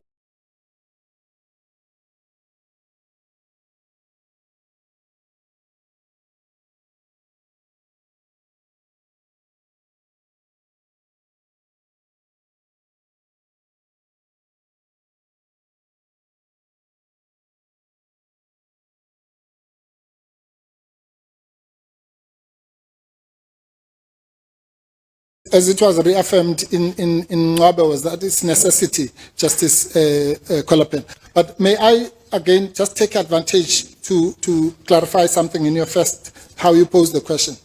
When I say there's nothing in between, I must not be taken literally.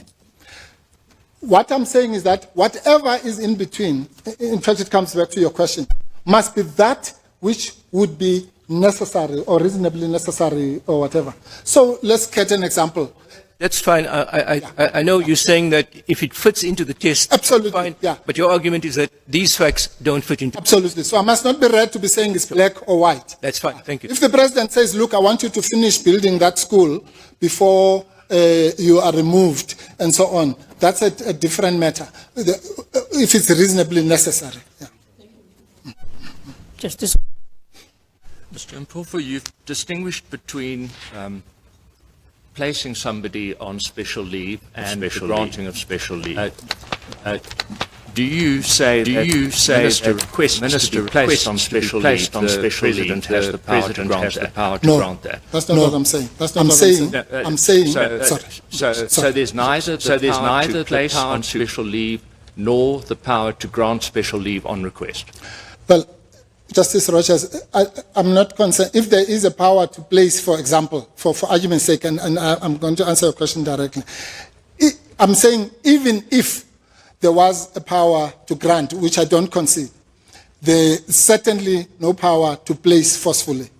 Now, so if there's I know you concede neither, but if there were a power to at least grant, yes, then that would have to be an implied power, because it's not expressly conceded. Certainly. So if a cabinet minister gets a cancer diagnosis and wants to take 6 months off for treatment, requests special leave, you say the president's only permissible response is to dismiss her from the cabinet? No, that's not what I'm saying. Well, if she says, I want 6 months special leave for medical reasons, you say the president doesn't have the implied power to grant that? No, I say he doesn't. But I'm saying something more, Justice. So if he doesn't have the implied power to grant, what can he do if the minister is going to be off for 6 months for medical reasons? What can he do? Yes. In the best interest of the country, what he can do is to remove that minister. And when the minister assign those powers to somebody else. So the answer to my question was his only option would be to dismiss her. Well, you see. Well, you can call it dismissal, removal, withdrawal of the powers. Yes. A cabinet minister. Yes, but I want to qualify my answer if I may. My brother Majid touched on questions in other jurisdictions, also in the limited time I've had available, in jurisdictions which come from a similar parliamentary culture to ours in the way cabinets are composed, in the discretion of a president or a prime minister. Sometimes I appreciate nominally through the crown. At the pleasure of the president. The idea of ministers being on special leave is of frequent occurrence. And it can include for personal reasons, including medical. In Australia, there have been several instances where it is pending a commission of inquiry. So as an element of prerogative, it doesn't seem alien. No. And to the extent that our Constitution expresses the idea of appointing and removing cabinet ministers, it seems to be capturing, and I think your submissions mentioned the prerogative. It's basically expressing in words the prerogative of the head of the government to compose his or her cabinet. Yes. And if other countries allow, who live under a similar regime, have procedures for granting leave of special absence to cabinet ministers, why would it not be regarded as suitable here? Is it consistent with our Constitution, for example, to say that the only answer to an unwell cabinet minister is to remove them from the cabinet? Well, the first answer is that we can't do it just because it's done in other countries. That's why we have our own Constitution. Otherwise, we should just go according to the constitutions of the world. The second answer is that, as I've said, Justice Rogers, our case is that even if, and therefore the debate then will not go anywhere, because we make that, let's call it half concession, to say even if the power to grant as was exercised in the Mkhize example, exists, for argument's sake, we say, even if it does, certainly the power to place somebody, to impose leave of absence to someone who has not asked for it, which is what happened in this particular case, does not exist.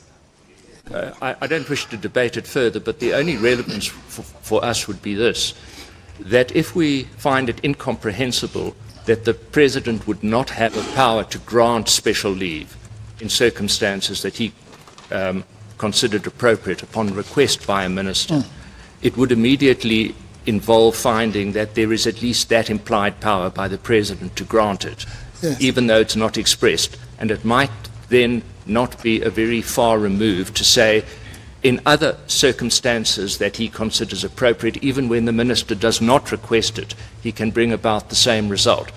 That's follow that. significance. I appreciate you've got stage 1 and stage 2, and if you fail on those 2 stages, you've still got the further argument. You say that it was in any event irrational, even if he had the power. Yes. Thank you, Justice Rogers. If I may just, as I did with Justice Colapen, again, the one thing that I must not leave this court with anybody having an impression that I am saying is that the President can only fire or hire. I accept, as I must, that there must be other things in between which, if they are reasonably necessary, would be implied, such as the one you are postulating, such as the one I was postulating of saying, if he says, okay, I'm removing you, but I want you to spend another month to finish the school that you're building or whatever. Those things are clearly would fit within the doctrine of necessity. All I'm saying is that in this case, the doctrine of necessity has not been satisfied because this is not an impeachment.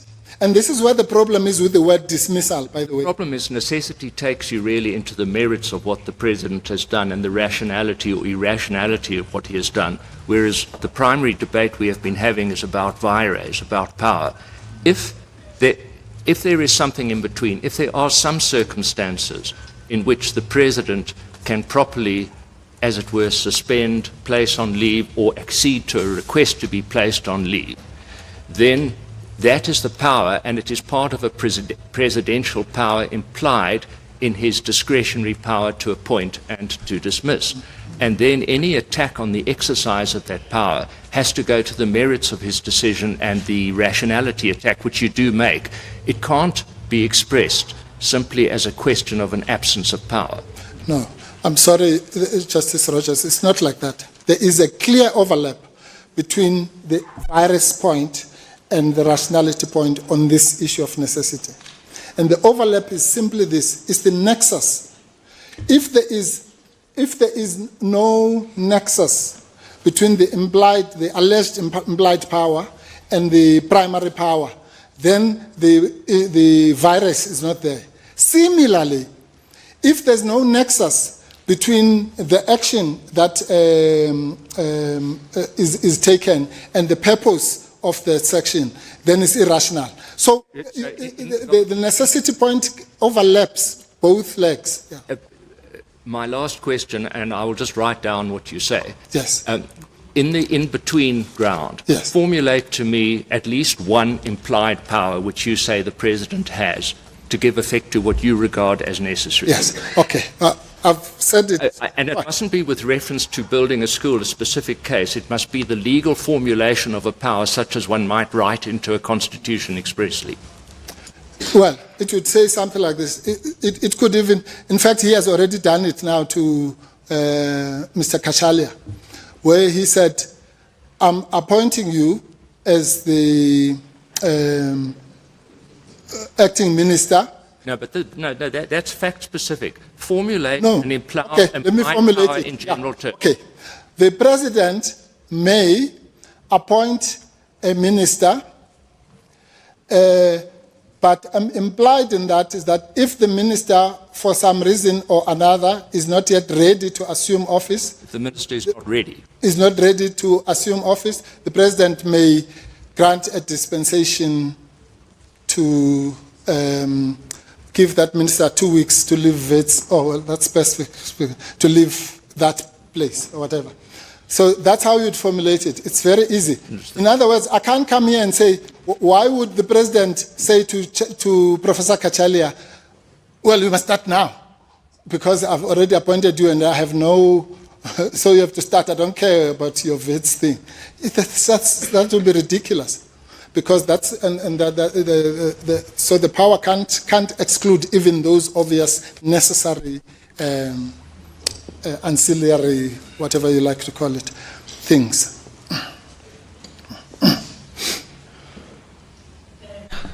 Looks like we've exhausted our questions. Thank you. Thank you.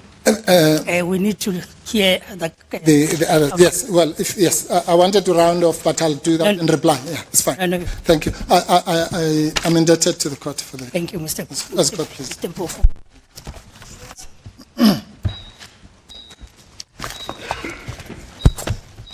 Just a second before you start. Yes, Mr. Katz. Come through, Mr. Katz.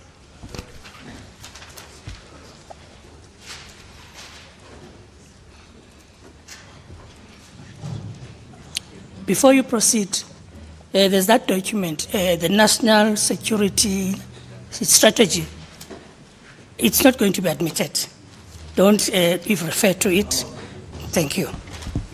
Justice You may proceed. We have half an hour to divide our argument. I will deal only with the question of vires, whereas my learned friend will deal with the question that arise other than vires. In dealing with vires, I just want to make one quick precursor, and that is touching on a question that Justice Theron mentioned, which was the question of direct access. She put a very pointed question to my learned friend, and she said, could the applicants have gone to the High Court in respect of effectively 3.2 and 3.3? And he answered yes. But she didn't mention 3.1, correctly so, because they couldn't. I'll leave that point for direct access. Let me talk about vires.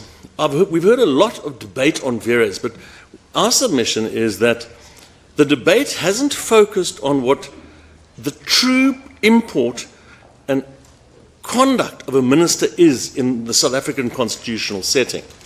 And I want to pick up on something that was debated this morning. The use of the word prerogative was thrown around by some of the justices and by my learned friend. And my learned friend said, well, there was an attenuated notion of prerogative. That's not true. There is no prerogative. The Constitutional Court, in this court in Hugo, said, we had a past, there was a prerogative, no more. And Justice Rogers, when you say we can look at other countries such as Australia, which came from a similar parliamentary background, no. Australia had a particular parliamentary system, as these other Commonwealth countries did, Germany, Namibia, etc. They had their own histories. South Africa had a particularly difficult history, and our constitution is born out of that difficult history, no prerogative. Number one. Number two, when one looks at what does a minister do, just Ms. Matopo said, no vacancy. There's no vacancy when it comes to questions when it comes to ministers. And for this purpose, I want to talk to Chapter 5 of the Constitution and say Chapter 5 as a whole is the wording, the context, the purpose, and the history when it comes to, for example, the interim constitution, tells us one thing and one thing only. There is no power to suspend. It's appoint, dismiss, nothing in between. There is no such thing as an acting minister. These ideas are anathema to the notion of what a minister does in the South African context under Chapter 5 of the Constitution. So let me take the court to Chapter 5, but before I do that, I want to just mention two cases. The one is a case referred to in the Minister's Heads of Argument. It's in paragraph 61 of the Minister's Heads, where he mentions a case called Mpele versus Government of the Republic of South Africa, 1996, Siskar case. It's a judgment of Judge Heath, where Justice, well, then Advocate Madlanga, acted for the applicant. And the same issue arose in respect of a Premier who suspended an MEC. And what the Minister says is, like by like, there, Justice Heath, or Judge Heath, found that there was a power to suspend as an implied power. But what Justice Heath did was he analysed the Act, sorry, not the Act, the interim constitution when it came to Premier's powers. And one of the important aspects that we would suggest, which is different to this case, there the Premier had an obligation to consult before suspending, or before dismissing in particular. So the Premier could not dismiss, other than after consultation. Here there is nothing like that. Here, tomorrow morning, the President can wake up and say, the Springboks are doing well, I don't need a Minister of Sport. There's no punitive aspect, there's no hearing, there's no RD. It's wholly within the prerogative. I used that bad word, prerogative. It's wholly within the discretion of the President. Wholly within the discretion. And if there is a power to suspend as suggested by the President in this case, oh well, let's see what the Commission comes up with. Because I can't and I don't want to dismiss the Minister of Police because of untested allegations.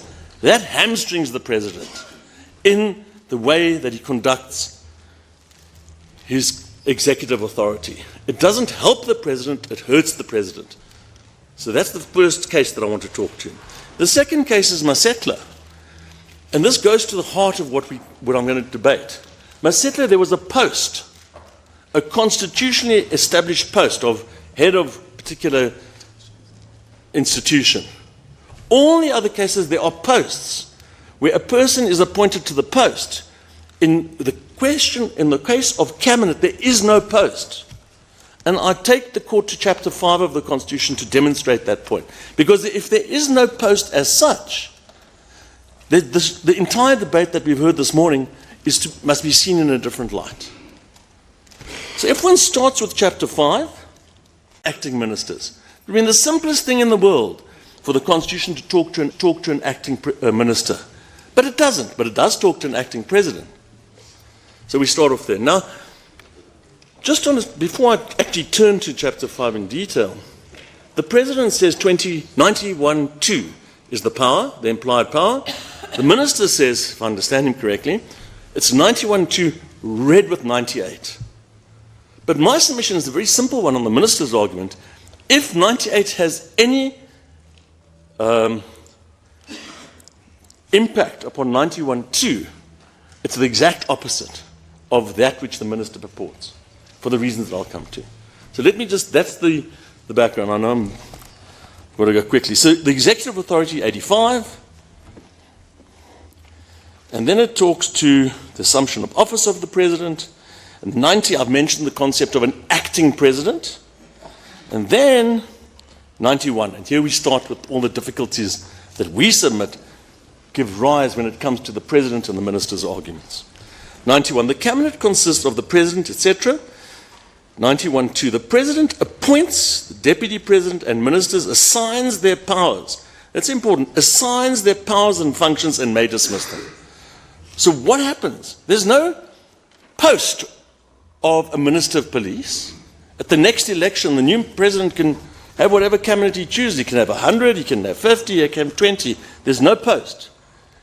So he appoints a minister, he assigns their powers and functions, and may dismiss. Then there's the 91(3)(c) debate that the courts had with my learned friend. 92, and one of the questions that I think Justice Cheeky questioned was, would Professor Cachalia be a member of cabinet were he to somehow become an acting minister? And the answer was yes. I'm not sure what the correct answer is, but it does seem interesting that if one had an acting minister on the one hand and a suspended minister on the other hand, both being members of cabinet, both would be subject to parliamentary oversight.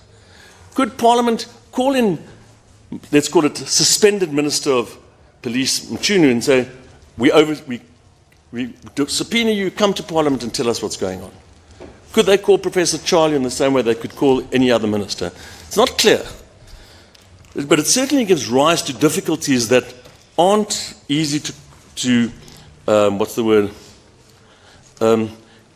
have as consistent with the wording of 92.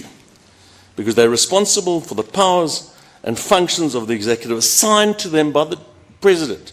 members are accountable collectively and individually. So is the suspended minister and the acting minister part of the collective responsibility?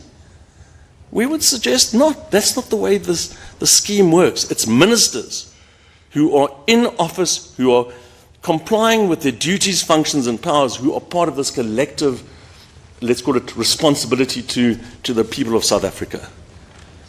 So we would submit that's where the problem starts. Deputy ministers are dealt with in 93, and the oath of office, etc. 97 talks to a transfer to a member of the cabinet. Let's just stop there. To a member of the cabinet, the administration of any legislation, B, any power or function entrusted by legislation to another member. And that must be done by way of proclamation. But now we talk to Justice Rogers' perhaps difficulty when it comes to the cancer minister, the minister ridden with some illness or personal crisis. 98. And this is what the minister talks to when it comes to giving effect to this notion of implied power under 91.2. This is what the minister says. This gives effect to 91.2's implied power. Temporary assignment of functions. So it's temporary. Who may it be given to? A cabinet member. Not somebody at Wits. It's got to be a cabinet minister who may be given a temporary assignment of a power or function of another member. When that other member, the Minister of Police, is absent from office or is unable to exercise that power or perform that function. So the whole idea of 98 is where one has a minister who is, for example, sick and is unable or absent from office to exercise his or her power or function, then the president may assign a cabinet member that power temporarily. And the president doesn't have to go through the proclamation fact, which he would have to do under 98. That's what section 99 says. A cabinet member may assign any power function that is to be exercised, etc.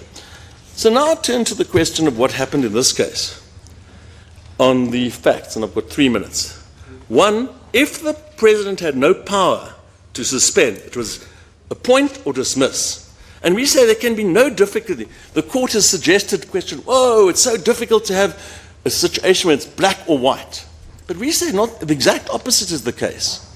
It's easy to have black or white because he can dismiss the Minister of Police tomorrow for no reason, for good reason, for bad reason, as long as it's rational, in the interest of the executive authority for the purpose of the people of South Africa.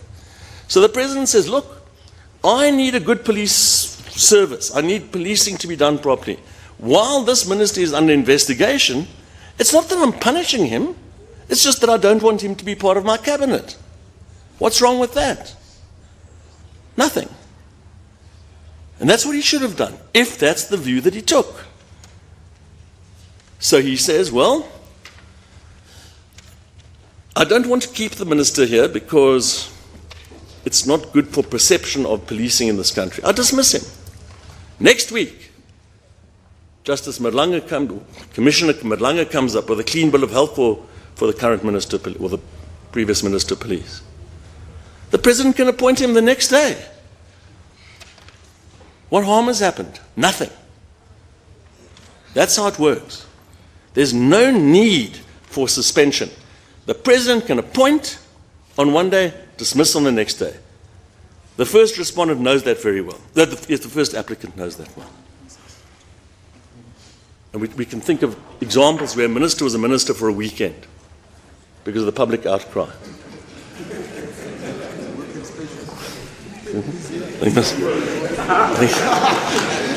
And we're not talking about, maybe the man's name was Van Rooyen, I'm not sure, I can't remember. But that's not the point.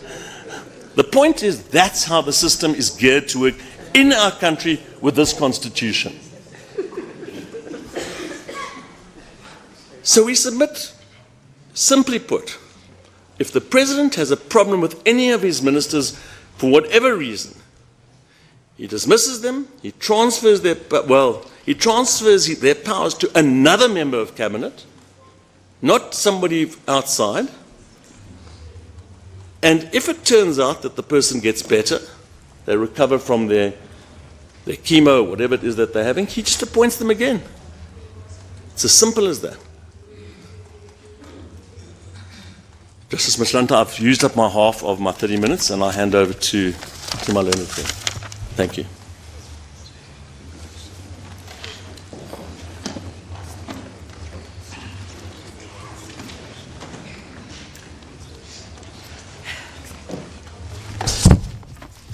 Justices, thank you, and a good morning. That is taking a bit longer. I was fearful there might be a tea break just before I commence, but I think I can go ahead. Thank you very much. Justices, my only address is limited, considering all the submissions made by my colleagues. We are limiting our submissions only to two things: the establishment of the commission, the consequences of such establishment, the cost implications, the impact of the revelations by Mkhwanazi on state security, and the consequences that follow by taking the duties of the police and placing them directly on the powers of the Commission. Now, Justices, before I even go anywhere else, I would wish to refer the Court to page 33 of the record, which is MK1. Now, this would be the media statement that was issued on behalf of the judiciary as far as it relates to the allegations by Mkhwanazi. Paragraph 3 of this statement states the following.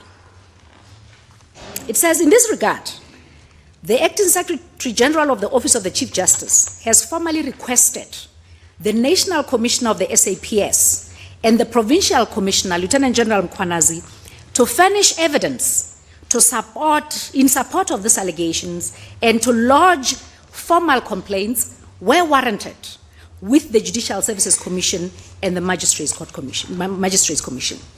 Justices, I come to just these 2 points to say, if this court takes the very judicial point that if there are any acts or misdemeanors on the part of the judiciary, that such must be dealt with by the Judicial Services Commission and or the Magistrate Commission, it cannot be that on the same tone, the court would say such powers must vest in the Commission's work. Secondly, Justices, we say, in the event that the Commission itself goes ahead and attends to the work that is envisaged under the complaints by Mkhwanazi, then what? We then go into the roles and the responsibilities of the police, and we say, the responsibilities of the police as far as national security is concerned is to protect, is to investigate, and is to make sure that any misdemeanors that are complained of by General Mkhwanazi are addressed in a manner that the police ought to.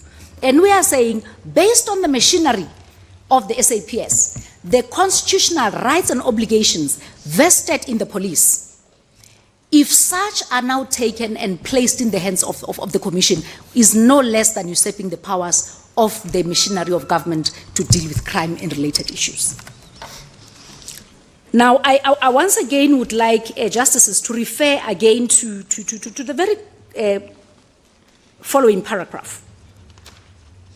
And this is what the court says. It says, these bodies are constitutionally and statutorily mandated to investigate complaints against judicial officers. And we say, Justices, just by the fact that, one, the allegations and revelations implicate the judiciary, and the judiciary agrees and says, in cases where there is any ill conduct impugned on the part of the judiciary, the appropriate forum to deal with those becomes those specific arms. And we say, Justices, that just on that fact alone, on the one point, it only serves to demonstrate that the setting up of the Commission, with the scope that it has been given, does nothing except to usurp the powers of the SAPS and all other law enforcement mechanisms that have the equipment, the machinery, the investigative powers to come to the conclusion on whether or not a criminal conduct has happened. But Justices, on the further leg of this argument is the following. when we look at the responsibilities of the police and we look at the investigative powers and the machinery that is vested on them, can we then say, if the commission does its work and comes back, does that take away the duty and the responsibilities of the police? And we say no. Let's assume a report comes from the commission. The duty of the police, as we have seen in commissions in this country, is that they still have to go and do a fact-finding mission, satisfy themselves that there are tribal cases that relate to criminality or any other concern raised. So justices, that becomes my very first leg. And we say, justices, that in terms of national security, we say the president ought to act decisively. He ought to act decisively. And justices, I'm not going to repeat what my colleagues have said, but as a matter of fact, can the question of placing somebody on precautionary substitution on an indefinite period be deemed to have been rational? Now, justices, I have dealt in a more detail on the duties of law enforcement and how they overlap the functions with the new responsibility of the commission. And we say this can only create the confusion between the organs that ought to do their responsibilities vis-à-vis what is being given to them. Now, if we leave for a minute the issue of the police, and we look squarely at the constitutional prerogatives that deal with judges, at how judges ought to be dealt with in cases where there is some instigation, something is wrong, there's criminality here. There is only one institution that's been established, justices, and there can be no ground whatsoever to take away the functions and duties of the Judicial Services Commission and or the Magistrates Commission and expect that such powers can now be vested on the Commission. In fact, if anything at all, what would simply happen, Justice, which is what we are fearing at the end, is that the cost implications would have quadrupled simply because, one, the Commission would have incurred its own cost in doing the work, and once again, the JSC will have to sit down and do the same thing. Because I do not foresee, Justice, the situation where tomorrow there are commissions of inquiry and the JSC says, well, we are happy with it, we go ahead as it is. It would still have to sit down, analyze the issues, go through the facts, and go through the motions that are required in terms of the Act. And so we submit, justices, that just on that basis alone, the powers of the JSC cannot, including those of the SAPS, be usurped by the establishment of the Commission of Inquiry. Now, justices, I have also dealt a little bit, and this is my last point that I wanted to highlight. I also wanted to highlight the cost implications that we're talking about. Of course, we have dealt with the first cost implications relating to three ministers, 3 ministers of police at the same time, and 2 deputy ministers. And we are saying in the economy such as ours, justices, there's no way that any rational decision would warrant the president to have in his own cabinet 3 ministers of police. So the cost implication does not only limit itself to the Minister of Police's portfolio, it also goes to the second leg of costs that are occasioned as a result of the establishment of the Commission. And we are saying, just on that point alone, there is no way that the cost would become justifiable when the president ought to have simply taken a decision which my learned colleagues have already alluded to. Now, once again, Justice, I need to emphasize very importantly that the criticism of the Commission of Inquiry has nothing to do with the persona before it. The persona before the Commission of Inquiry is beyond reproach. But what we say is that there is an allegation and revelation of wrongdoing on behalf of the judiciary. If we look at the actual statement by Mukwanazi, he says we have got evidence of 1, 2, 3, 4. And we are saying now what simply becomes the consequence is that law enforcement in KZN or wherever it is where they've done this work must now sit and live all the work that they're doing, because the same work cannot be done by the Commission on the one hand and by the police at the same time. So all the machinery, all the work, all the past researches that the police would have made to come to the conclusion that they have today would have to be duplicated, causing a massive and impossible and insurmountable task as far as costs are concerned towards the taxpayer. So the criticism, Justices, is only purely limited to the principle that one may not be a judge in their own cause.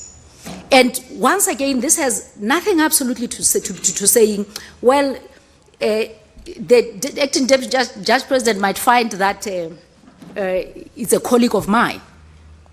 And then we come to the process of saying, okay, if it's a colleague of mine that I'm close to, now I have to recuse myself. We are saying this would simply make it impossible from any arm of government, let alone the police and the very JSC, to conduct its business efficiently. Justices, I think these are the 2 points I wanted to make before you, and if there are any questions, I'll be happy to take them.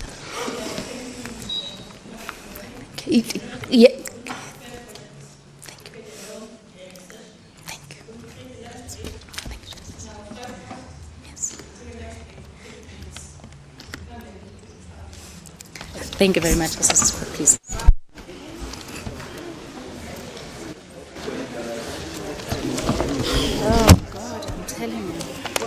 I don't know why every time I'm supposed to put them down.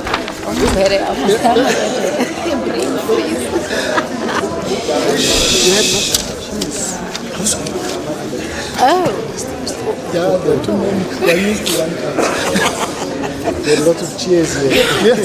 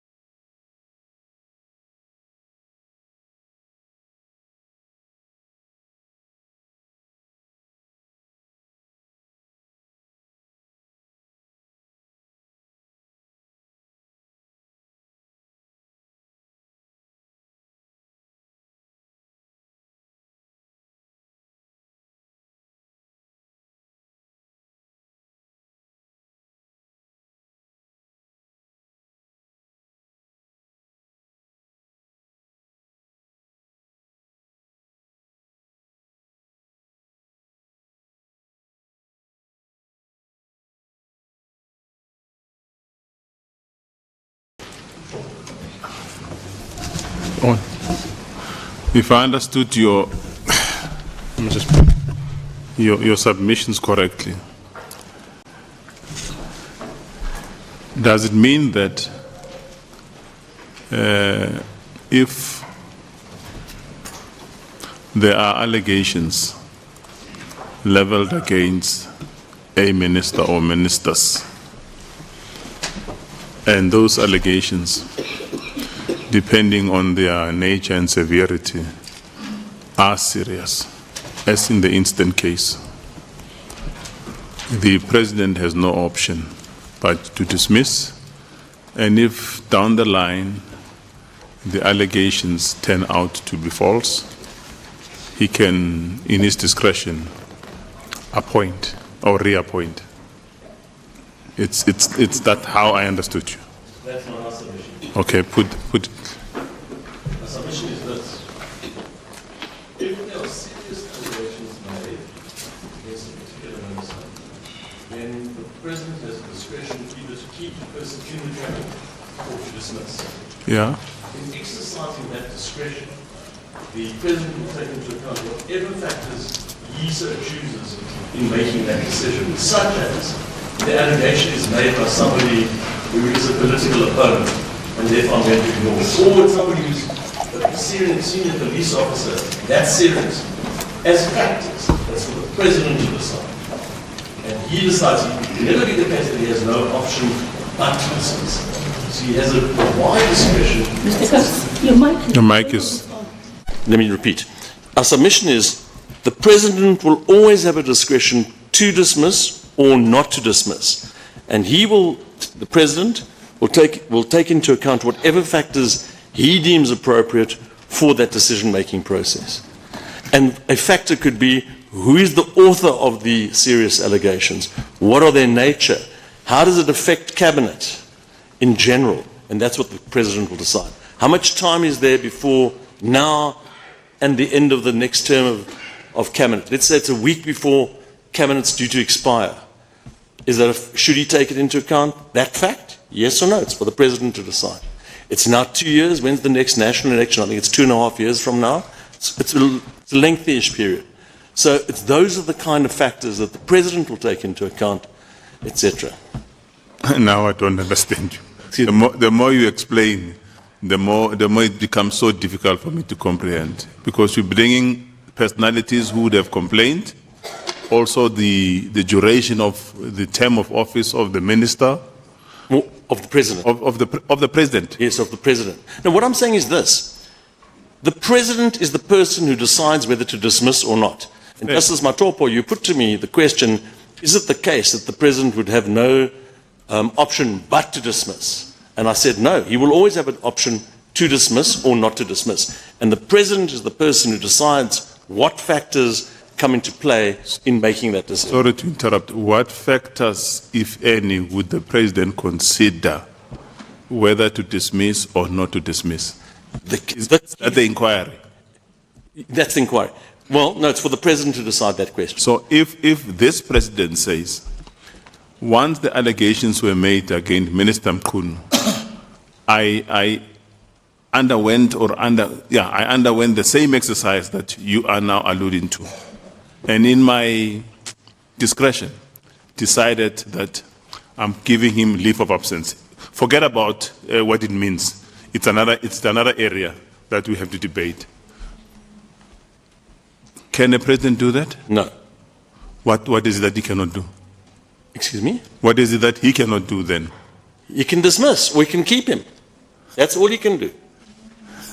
That was my argument. It's black or white. There's a person who allegations have been made against, serious allegations or otherwise. The president will consider the charges, whatever they are, against the particular minister, and he'll decide. The cabinet should continue to operate with this person or without this person. And if he does not dismiss, as in this case, then he can. Then what? Well, he can do a number of things. He can, if he decides not to dismiss the minister, say it's a Minister Mchunu in particular, he could, for example, under his powers in the chapter, assign different functions and powers to Minister Mchunu and have a different person take over the functions of the Minister of Police. And what becomes of Minister Mchunu? He goes- You reshuffle him. He goes to tourism or home affairs or some other power or function. That's the point. He's still a member of cabinet. He's a member of cabinet and he's been assigned certain powers and functions. So this is the interpretation that you'd contend we must read into. 91.2 read section 98, yes. So it's too strained. We say that any other alternative is too strained. This is the proper interpretation. This is not a post. We spoke about Masset. No. The post we've moved away from it. We're talking about the position as a cabinet minister. Absolutely. Yeah. We are on one page there. Yeah. So if on your understanding, if the president had moved Minister Mchunu from his portfolio and maybe placed him as a minister of tourism and what, you wouldn't be here. No. Well, we wouldn't be here for the reasons that we. I mean, you for the second applicant. No, I'm saying the second applicant wouldn't be here on the basis of why we're here today. Certainly not. No, we're here because he suspended him, not because he moved him or gave him leave of absence or whatever form of a substance. He suspended his functions, exercising his powers and functions as a member of cabinet. That's what he actually did, as opposed to suspended him from cabinet. And Justice Chiki, I think you touched on really the difficulty. I'm not sure you spoke about it in respect of... No, you're still addressing me. Yes, but I'm coming back to your point. Is the Minister Mchunu, now that he's, let's call it suspended or leave of absence, however we call it, is he a member of cabinet today? That's the question. And if he is a member of cabinet, that's problematic for a whole range of reasons, because he sits in cabinet meetings on a Wednesday morning. That's problematic. Is he a member of cabinet or isn't he? But he would be given leave of absence. So if leave of absence would mean he's not going to be attending any cabinet meetings in his place, if there's a new minister, the new minister would attend cabinet meetings. Well, that's the point, Justice Matopo. Why would he be given leave of absence without dismissal? There's only one reason rationally that it could be, that he keeps his benefits. There's no other reason, because he's not exercising any powers or functions. None. Can I tell you what my difficulty is? Yeah. If the president were to act the way you suggest on allegations, I'm just worried that we could be plunging this country into some sort of a situation that is difficult to contemplate. Because if allegations were to be made by persons in the same caliber as Lieutenant Mkhwanazi, it means against maybe 5 or 10 cabinet ministers. It means on your construction, they have to either be reshuffled or sent home. Justice Matopo, you've actually, with respect, you've actually hit the nail on the head. Let's assume there are 10 cabinet ministers who are fingered by the police commissioner, the provincial minister. Would all 10 be suspended and 2 new acting people come in? Or 20? Where does one draw the line? That's the problem. So it's worse if he has to, it's worse from you put it to me, Justice Matopo, we'd be in trouble if he had to do what I suggest is the way forward. I submit we'd be in serious trouble if he could do what he's done. That is, suspend when there are serious allegations made every single time it happens. That's exactly the point. I put it on reverse, jiu-jitsu. It's worse for the president if he has to do if he can do what he's done in the way that he's done it because there's serious allegations. Let's say tomorrow there's a serious allegation against Minister of Home Affairs. Tomorrow's Thursday, Friday suspends him, appoints an acting minister in Home Affairs. Monday, serious allegations against the Minister of Finance. Tuesday, suspend. No, but it does not necessarily follow that if such a scenario were to present itself, the president always acts in terms of section 91.3c. He may or he may not. and 91(3)(c) gives him not more than two persons. Well, there's a debate as to whether those two. There's the simple proposition, and I'm not dealing with that for the moment. I'm talking about the question of suspension. Justice Motopo, you said to me, it would put the president and the country in a difficult position if every time there were serious allegations, the president couldn't suspend but would have to dismiss. I'm answering that question, that debate. And I'm putting the opposite proposition, that were the president be allowed to suspend every time there's serious allegations, you could have the whole cabinet suspended, effectively. I mean, you just think of it. The whole cabinet could be targeted by political opponents or serious people. And then the president said, well, I suspend the whole cabinet, they're all on gardening leave. But the corollary is the whole cabinet could be dismissed. Yes. And you get a new, that's what, he dissolves the cabinet, he gets a new Then it's chaotic. Then on the interpretation that has been advanced by the respondents about leave of absence, suspension, one must accept that the president may have had a one-on-one with the minister. Yes. And try to ascertain Yeah. or ascertain his version. Yes. He would have to do that. And after that exercise, decided to say, okay, I'll put you on leave. Or the others could be, after that exercise, to say, let's put corrective measures, maybe. There are no corrective measures when it comes to no post. There's no post. You don't put corrective measures. It's a simple question of, I'm the president, I want to work with these 10 people for the best interests of this country. That's how it works. It's not a corrective measure.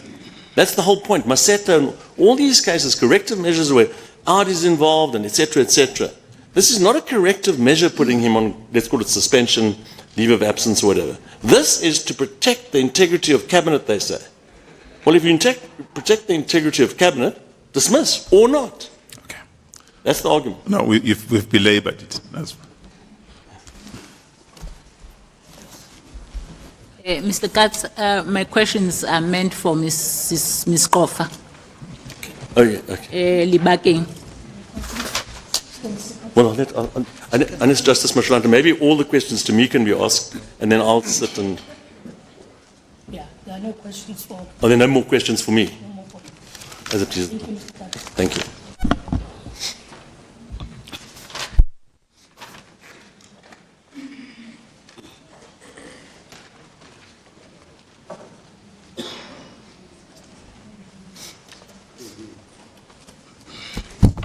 Justice Chika, I'm bringing my laundry back, just in case I need to refer. All right. Can I call you Ms. Libakeng? Absolutely, Justice. All right. I'm interested to know what you were saying is the alternative to the Commission of Inquiry. You were saying that instead of a Commission of Inquiry, then there could be individual investigations. Were you saying that? On the prosecutorship, on the magistracy, on the judiciary, and on all the implicated. Justice Chiki, what I was trying to go into as far as that issue was concerned was to demonstrate the point that if the functions and machinery that rest under the police gets given to the commission, that only seeks to demonstrate the usurpation of the powers that vest within the JSC as a body responsible for dealing with any issues affecting conduct of judges and so on. So my submission is not that the commission is not appropriate. In fact, if I remember well, Mr. Mpofu used the words to say we need to draw a distinction between a judicial commission of inquiry and a commission, because simply. So your complaint is the constitution of a judicial commission of inquiry, not the composition of a commission of inquiry. No, absolutely. You've okay. It now I understand you. Now I understand you. Thank you. Thank you, Justice. Now, on that point, if the concern is the appointment of a commission, the judicial commission, which is going to be headed by a judge, because you're saying the judiciary is implicated. And who's going to investigate the judiciary if it's an ordinary commission of inquiry, especially since the JSC and the Magistrates Commission is constituted of, amongst others, members of the judiciary? Absolutely, Justice. Maybe let me break that question into two parts, because that's exactly what we are saying. Let me break that question into two parts. When the JSC sits to deal with any concerns relating to ill conduct, and however one can define it, on the part of the judges and or any member of the judiciary, it is because the people who would be sitting there to adjudicate would be the people who are not disqualified from adjudicating the dispute. The composition itself would be able to say, okay, there's an issue before the JSC. I mean, I do not foresee a situation where Justice, there would be a situation where Mr. Mpofu is the one who is sitting as the decision maker before the JSC, and he's investigating himself in the same instance. I believe that the same order of the workings of the JSC would take effect. Not that the JSC is not qualified; it absolutely is. If any member of the SJC, in particular, members of the judiciary, who happen to be members of the JSC, are implicated, you are saying those who have to recuse themselves. Absolutely. And allow the remaining members to deal with whatever allegation that are there against the judiciary. Absolutely, Justice. In fact, the truth is that even General Mkhwana's statement says some members of the judiciary. He doesn't say the entire judiciary is tainted. So I mean, to that effect, I would assume that in a situation where there has to be an inquiry into the conduct of judges, the composition that is legislated to give proper adjudication to those issues will be properly constituted. We do not want to take away at all from the roles and the functions of the JSC. We cannot do so.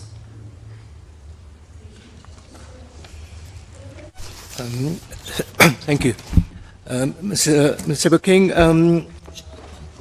yes, you argue that the JSC is custom-built to deal with these type of matters, correct? Yes, indeed, Justice Cachalia. As I read the JSC Act, it seems that the common thread that runs through it is that it deals with complaints about the conduct of judges. Indeed.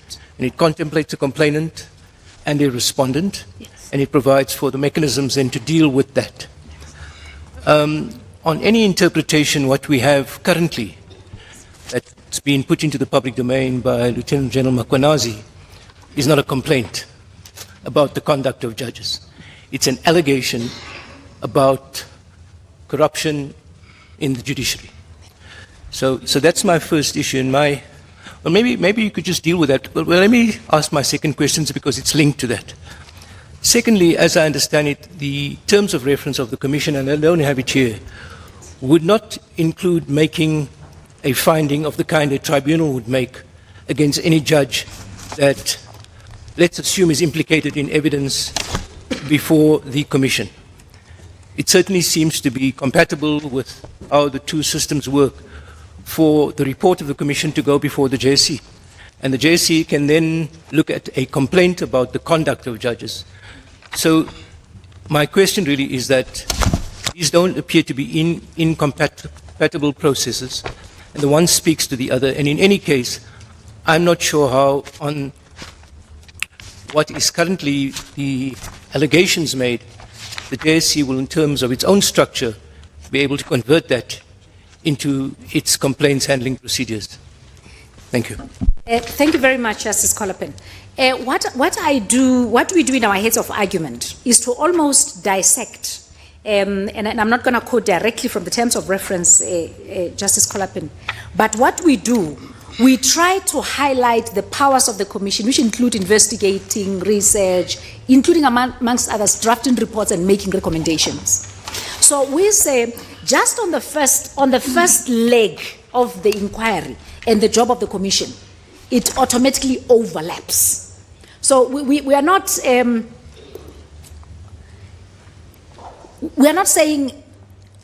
we should separate the two. We are saying there is an obvious Justice Kalapen. Let me take you to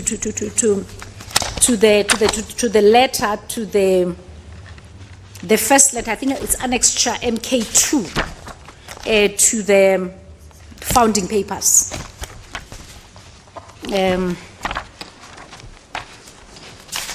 If you'll indulge me, Justice Kalapen, I just want to refer you to the appropriate letter.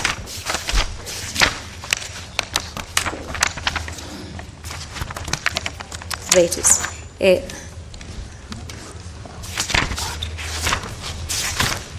Thank you. It is MK5 at page 47. Forgive me for that wrong reference. When we look at the content in this letter, what it simply seeks to do is to deal with the concerns that have been raised.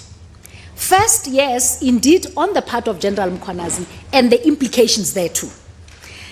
What we then do, and I would like to refer specifically to paragraph 3 and paragraph 4. And I'll not deal with the issue of the agency of the matter. It says the matter concerns the desired invalidation of events such as the assumption of office of the acting Minister of Police, which defect on 1. It is well accepted that the Constitutional Court is not ordinarily suited to hear agent applications. But no, I don't think this is the appropriate paragraph. Forgive me. Forgive me, Justice Kalapen. May I just hold this a minute for my colleague to help me with the actual reference of the paragraph. The CJ. Oh, yes.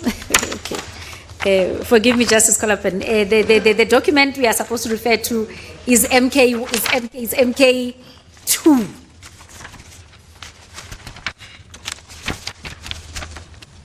That's a statement by the President. By the Chief Justice. That is MK1. Yes. That is at MK1, page 33. And Justice, I'm not going to repeat the answers because I've already read most of these extracts into the record. But I think the answer simply that I will refer Justice Kalapen to will be truly in the entire letter, paragraph 2, 3, and specifically the last part of paragraph 4. The last part of paragraph 4. Okay. Oh, thank you. Just my last question. Are you saying that if anybody in complaining about public maladministration, could be the issue of healthcare, could be anything, refugees and asylum seekers, simply alleges that the corruption and maladministration extends into the judiciary, that on its own would be sufficient to preclude the President from appointing a judicial commission, just on that basis? That would be the consequence of your argument, not so? Well, I think Justice Kalapen, I would not agree in those exact terms. What we are dealing with here is an actual statement relating to specific revelations and allegations made by General Mkhwanazi against the judiciary, amongst others. No, let's look at it. It says these things that I've uncovered also reach the judiciary. Indeed, Justice. We don't know whether it's judges, we don't know whether it's magistrates, but he says it reaches there. Yes. But it's in the widest of terms. So someone could say that there's a tender fraud that involves members of the judiciary, and that would be sufficient just on its own. And I'm not suggesting that the judiciary should not be investigated. There are mechanisms and structures. But on your argument, that would preclude once and forever and for always the President from appointing a judicial commission. That is why, Justice, we are saying we believe that the appointment of a judicial commission of inquiry ought to be done very carefully. I mean, otherwise we'll be having as many as we would have once there's an issue. They keep mounting and mounting. But what we're simply trying to demonstrate is that there are certain allegations that are made that are far removed, whose gravity may not warrant the establishment of a commission of inquiry. We take absolute notice of that. And we are saying when the circumstances so allow, and in this case, once again, Justice Kalapen, we're not saying, as I stated in my earlier submissions, we hold no issue with the composition of the commission of inquiry as established. What we are saying is there is a principle that says one may not be a judge in their own cause. And we are saying to that limited extent, the criticism of the establishment goes to that part. Okay, thank you very much. Even though the JSC Act on which you rely violates that very principle, because the tribunal that exists would consist of 3 members, 2 of whom would be judges, investigating judges. Yeah. That's the JSC, Justice Kolapen. That is the constitutionally mandated body to deal with those type of issues. And the only gripe I have here is to say, if there is a constitutionally recognized forum where certain acts and or misdemeanors ought to be investigated, that ought to rest within that organ. And we are saying to avoid not only duplication in costs, but duplication of the work itself, let the appropriate issue be addressed by the body constitutionally mandated to do so. Thank you very much. Thank you very much, Mrs. Kolapen. Thank you very much. Thank you. Mr. Manager? Thank you, Justice Mchunu and Justice of the Court. I think my mic is on. Yes.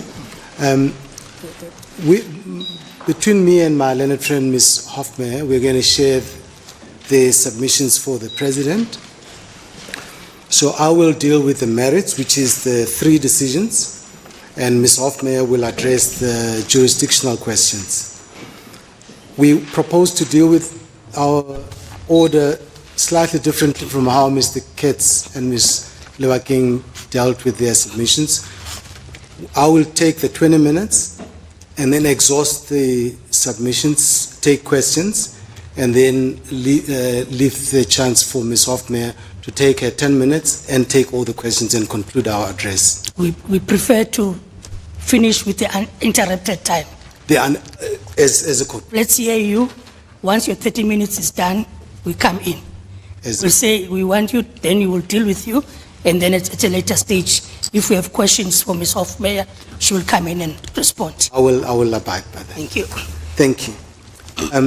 Then I deal first with the first issue of powers that relate to, with the position of Minister Mchunu, and then I'll address the position of Professor Cachalia because they follow in logically, and then I'll deal with the issue of the Commission.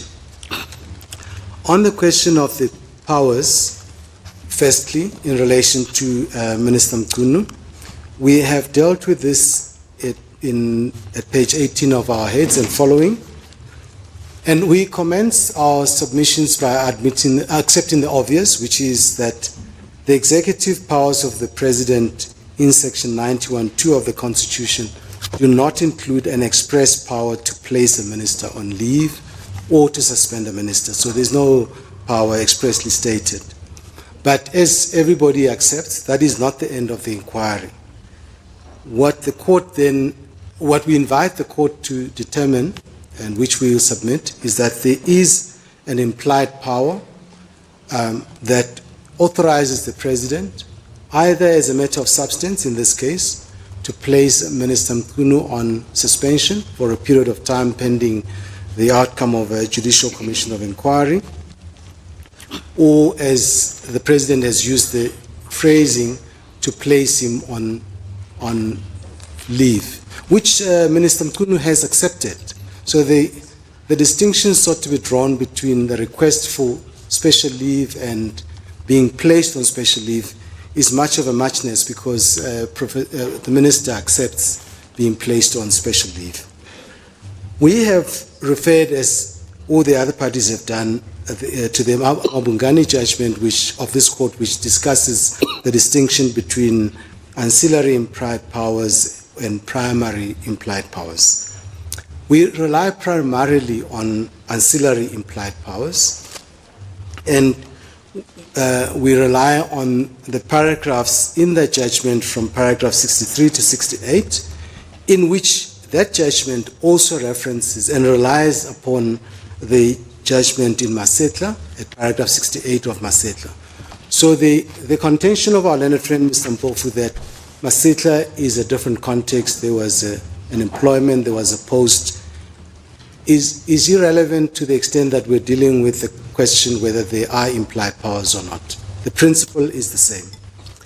And the judgment in Amabungani at 63 to 68 indicates that the concept of ancillary implied powers and how it arises is formulated in different ways.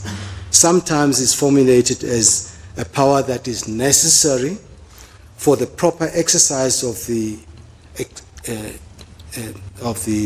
power, existing power, and that existing power can itself be an implied power or an express power, because it could be a primary implied power, or it could be a power implied because it is ancillary or incidental to the primary power, or its corollary. I always have difficulties with the R and the L's and which comes first, but or is the corollary of the power that is expressed.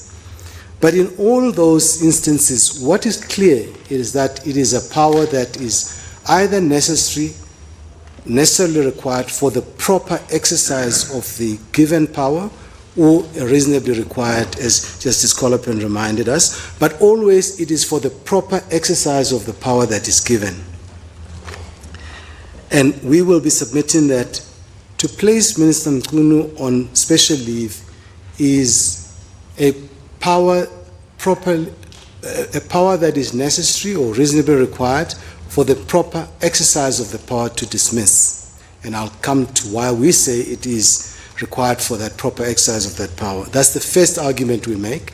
The second argument is that one can derive the power by reference to the power to assign powers, and that's my secondary argument. The main argument derives from the power to dismiss. And the Section 91(2) in relation to the power to dismiss makes it very clear that the President may dismiss, emphasizing the discretionary nature of that power. Now, and it's a wide discretion, but as was said in Masetla and has been said in many cases, that a power conferred by the Constitution, the exercise of a power conferred by the Constitution is not unconstrained. So the power itself is not unconstrained. There are constraints to the power, and in this case the power to dismiss, and the constraint would be that it must be exercised lawfully, rationally, and in a manner consistent with the Constitution. Now, one asks, why would a power to place a minister on special leave or to suspend a minister pending the outcome of an investigation be a power necessary or reasonably required for the proper exercise of the power to dismiss? Is that there will be circumstances in which there are, as in this case, serious allegations which are made against a minister. And the President, as the minister testifies in his answering affidavit, engages the minister, and the minister denies the allegations. And the President says he is not in a position to decide, to exercise the discretion to dismiss without those allegations being investigated. And we would submit that need for investigation in that context is to enable the President to discharge the power to dismiss in a manner that is consistent with the Constitution and the requirement of the principle of rationality. Because the principle of rationality requires that the process leading to the taking of the decision, in this case the dismissal of the minister, the process must itself be rational, because it must inform the President properly on whether there is a basis to dismiss. And the President says, I can't reach that decision lawfully, consistently with the Constitution, without giving the opportunity for those allegations, broad allegations, being investigated. And we submit that in that context, that power to place a minister on suspension or place him on leave in order to test wild allegations made in this sense is properly a power that is necessary for the proper exercise of the power to dismiss. In the absence of the implied power, it would mean that in every instance where there are serious allegations made, the President, in truth, has one option only. I know the contention is the discretion is always there, but it is a non-discretion when he can't take a decision in between keeping the minister or dismissing the minister. So if the allegations are so serious that they may result in the credibility of the cabinet being questioned, and keeping the minister is not justifiable, they say the only option is to dismiss. You can't allow for any in-between position. Our learned friend, Mr. Mpofu, seeing the obvious difficulty with that argument, accepts that there must be an in-between, but the in-between cannot be a power to place on suspension or to place on special leave.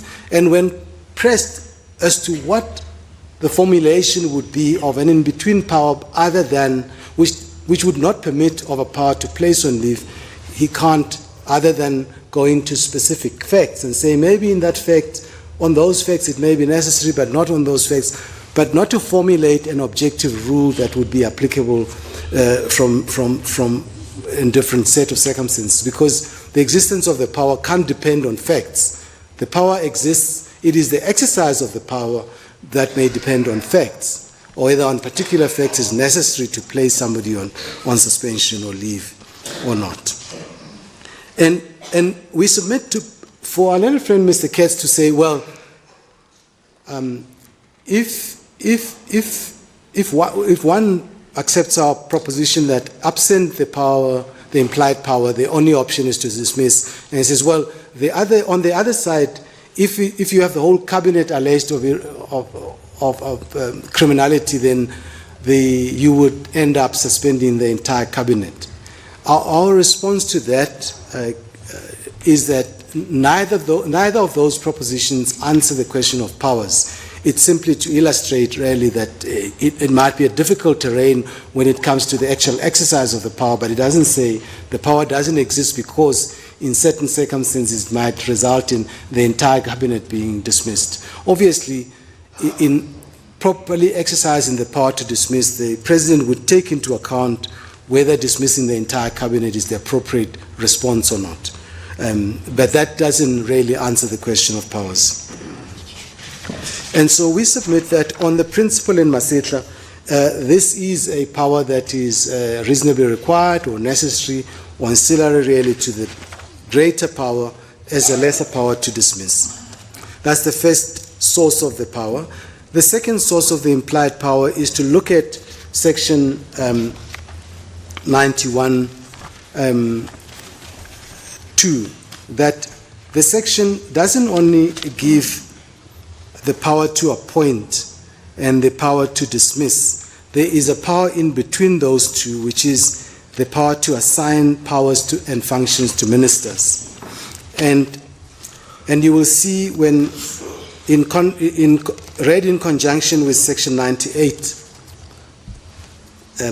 shows that the assignment of powers to specific ministers may be taken away on a temporary basis and assigned to other ministers also on a temporary basis, as in section 98.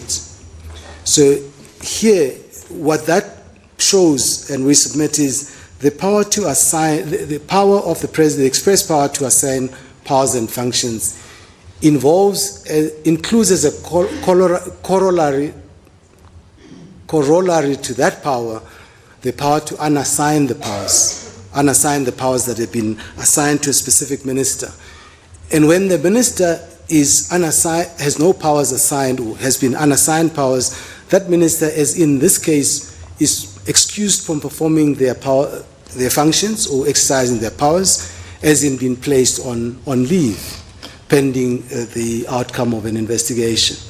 And in those circumstances, then their powers may, on a temporary basis, be assigned to another minister under section 98, either an existing minister, such as in the case the assignment of those police powers and functions to Minister Mantashe to act in the interim, whilst Minister Mchunu's powers have been suspended, so to speak, or unassigned for the temporary period, and he's at home on leave. Or, as I will get to Professor Cachalia, where you might have somebody appointed from outside who then becomes a cabinet minister and is assigned temporarily those powers whilst the Minister Mchunu is on leave. Both of those provisions we submit provide a basis to source the implied powers of the President to place a minister on suspension or on leave. Both Section 91(2) in relation to the power to dismiss and the same section in relation to the power to assign and unassign powers and functions from ministers. There was a question raised about, well, what about cabinet or ministerial accountability during Minister Mchunu's leave of absence? During his leave of absence, he is excused from performing functions as a cabinet minister or exercising powers as a cabinet minister. Accountability to Parliament is for the exercise of powers and the performance of functions. If he is not performing functions and exercising powers, he is not also accounting to Parliament. He is excused by being placed on leave or on suspension. Then the next issue regarding Minister Mchunu is the question of the lawful exercise of the power to place him on leave, which is the rationality challenge, really. They contend, the applicants, that that decision is irrational, but we remind the court, as it knows, that irrationality sets a very low threshold. It's quite easy to meet. All we need to show is that there is a rational connection between means and ends. And what the applicants try to do is to limit the President's reasons to those that he gave in the public address and say that anything that he adds in his answering affidavit is an ex post facto rationalization which is not permissible. But that's just wrong, because the application here is not a review. It's not a proceeding where the President was asked first to produce his reasons, which he declined to do, and now faced with a challenge tries to come up with new reasons. This is a direct challenge without offering the President an opportunity to provide reasons. And the President, facing a challenge, has given chapter and verse of his reasons for placing Minister Mchunu on leave, pending the outcome of the Commission of Inquiry. And it's important just to go to the affidavit of the President to see what he says those reasons are. Because in addition to the reason that he gave, we're not running away from the reason given in the public address. That reason in the public address was to enable the Commission to perform its functions properly. Now, Minister Mchunu sits at the heart of the agency that must be investigated. He is the Minister of Police. He is responsible for the police, and in his office there are staff members, there are documents which may be relevant to the Commission of Inquiry's investigation.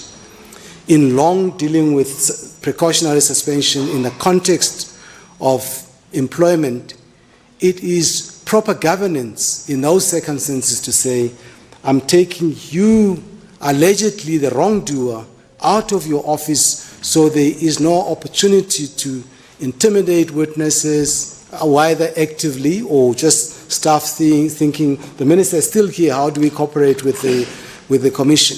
Or to make documents disappear, those sorts of things. So it's good governance to take him out, and it's justified. So that reason given in the public address is just as good on its own, but there are additional reasons that the President has given, and you will find that from page 85 of the bundle, I think that must be A, from paragraphs 42.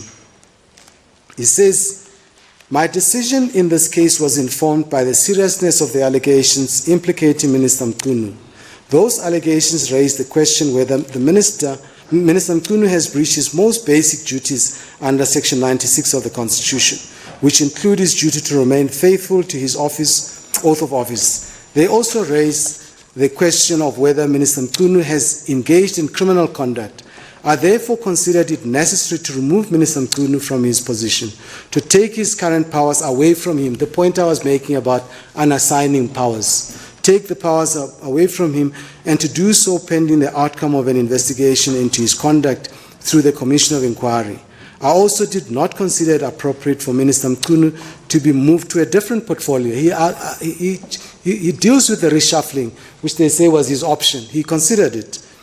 The seriousness of the allegations against Minister Mchunu meant that he should not be exercising any powers while on suspension.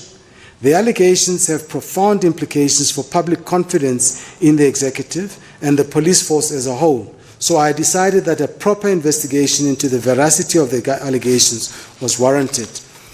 That is the height of rationality. It is not at all something that falls below rationality. The Old Book judgment, which our learned friends also referred to, say, it is not the function of the court to say you had a number of different options. The one you've chosen is not the most optimum. It is only to ask whether the one chosen bear any rational relation to the purpose that is given for that power, the power to place on suspension or to dismiss, to protect the integrity of cabinet, credibility of cabinet, to allow for proper investigations so that the truth is determined and an exercise of mind can be made by the President on whether or not to dismiss Minister Mchunu ultimately. So that's the position of Minister Mchunu. Then the position of Professor Cachalia. With respect, our learned friends, the court, in a different context, Justice Matopo asked my learned friend, but you seem to be placing all reliance on the President's speech. And he said no. But indeed it is the case. So there are... Mr. Manager, you said you'll take 20 minutes and the 10 minutes yes. For your counsel. Indeed. I think your time is up now. Yes, I appreciate that. Then when I come back, I'll start from the position. Provide.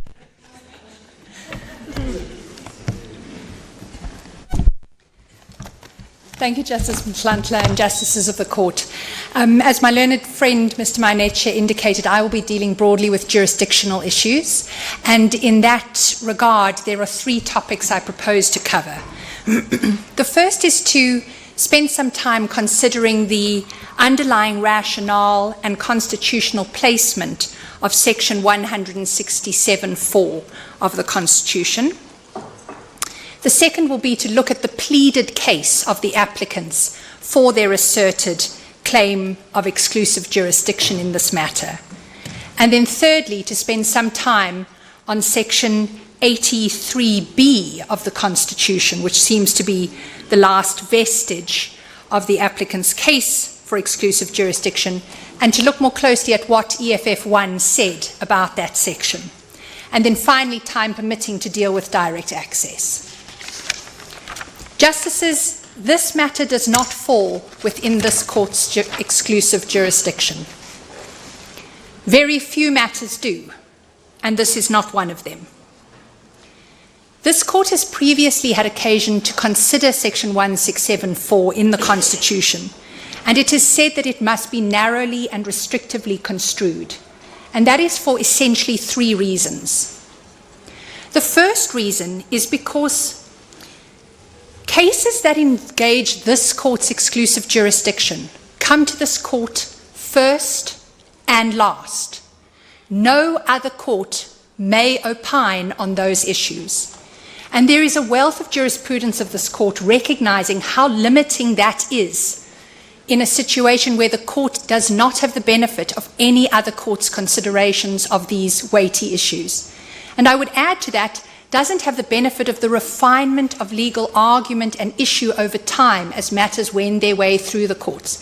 None of that is available to this court when it exercises its exclusive jurisdiction. And so that itself is a reason narrowly to interpret that provision. The second reason is because 167(4) of the Constitution is followed by 167(5) of the Constitution. And so it is critical to interpret sub 4 in the light of what sub 5 says. And if we could just turn to that for a moment. Today we're dealing with 167(4)(e). That one, the exclusive jurisdiction of this court, says only the Constitutional Court may decide that Parliament or the President has failed to fulfill a constitutional obligation. That's the one aspect of exclusive jurisdiction on which the applicants pin their case today. But if we look immediately at what 167(5) says, you will see there it is also concerned with conduct of the President. But there it deals with jurisdiction that this court shares with other courts. It says the Constitutional Court makes the final decision whether an act of Parliament, a provincial act, or, and this is the emphasis, conduct of the President is constitutional, and it must confirm an order of invalidity made by the Supreme Court of Appeal, a High Court, or a court of similar status before that order has any force. What that means is that 1675 recognizes an appellate jurisdiction for this court in matters involving the conduct of the President.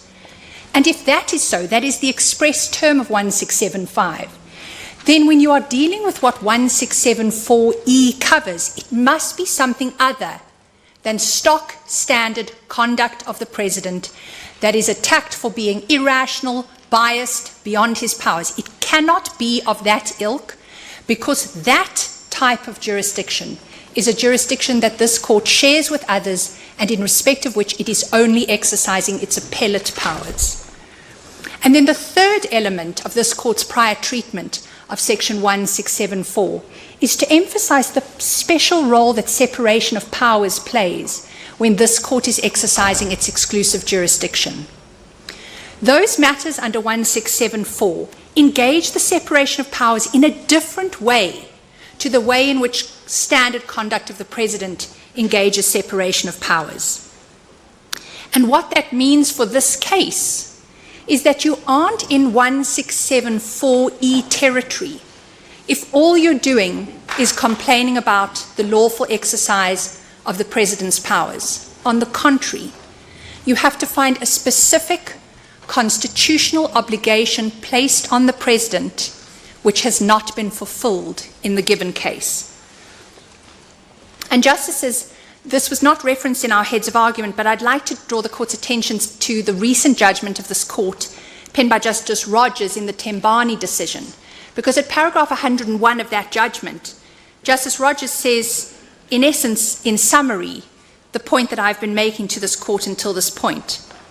There, the Court holds, exclusive jurisdiction is likewise not engaged where the President is said to have exercised some or other power in a manner which conflicts with constitutional principles, such as the rule of law, binding on all persons vested with public power. The essence of that reasoning with respect is that you cannot hook in this court's exclusive jurisdiction if all the case is about is conduct of the President. And Justices, that takes me to the point of pleading, because there is no more than that as the pleaded case for this court's jurisdiction in this matter. Justices, Justice Majid, in fact, took my learned friend to the 2 paragraphs in the founding affidavit where jurisdiction is addressed. They are only 2. They appear from page 9. They are paragraphs 13 and paragraph 14, and there is no identification there of a constitutional obligation specifically and primarily placed on the President, which it is alleged he has not fulfilled. All that these 2 sections talk about is conduct of the President and an allegation. It's not even an argument with respect, it is a statement that there will be argument in due course about why the case falls within the Nkandla and My Vote Counts cases. So as a matter of pleading with respect, there is no case made out in the founding affidavit for this court's exclusive jurisdiction. The final point is to remind this court with respect about what was said in EFF 1 about section 83B. The reason I must go there is because in the heads of argument of the applicants, eventually some effort is made to grapple with some foothold for the exclusive jurisdiction of this court. The 2 paragraphs in the founding affidavit did not do it on any reasonable reading of those paragraphs. So now by the time the shoe pinches of heads of argument, vestige is taken in 83B. But Justices, as this court recognized in EFF 1, 83B on its own is not enough to ground this court's jurisdiction. It has to be coupled with a constitutional obligation in respect of which there is a failure. And as one will recall, in EFF 1, the constitutional hook there, the constitutional obligation specifically identified as not being fulfilled, was the obligation of the President to act in accordance with the remedial action of the public protector. That was, in the words of this court, the primary obligation, in respect of which, when it was read with 83B, this court was satisfied it had exclusive jurisdiction. In this case, there is nothing beyond 83B, other than complaints about the conduct of the President. But as this court held in Tambani and has said in EFF, those are not cases which fall within this court's exclusive jurisdiction. They are cases that ought to start in the High Court because they are the standard basis upon which exercises of public power are attacked.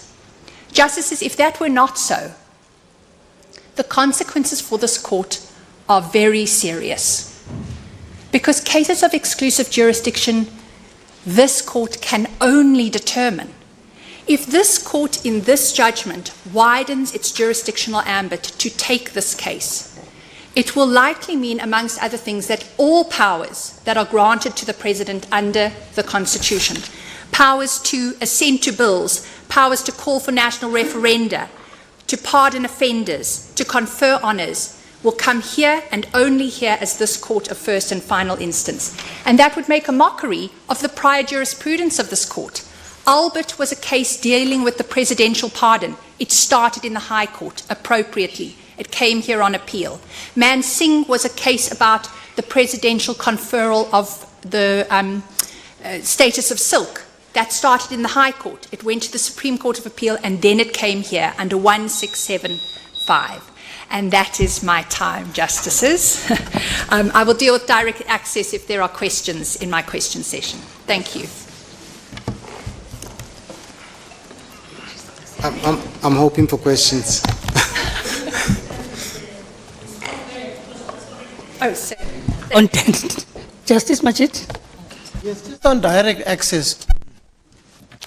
Now, the argument is that this is a matter of important national concern, which just as an ordinary citizen it is, but legally, why do you say that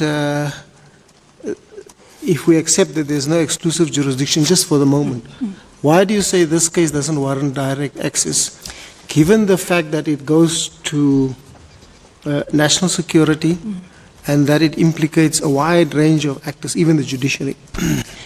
Justice, because many cases involve matters of grave constitutional significance.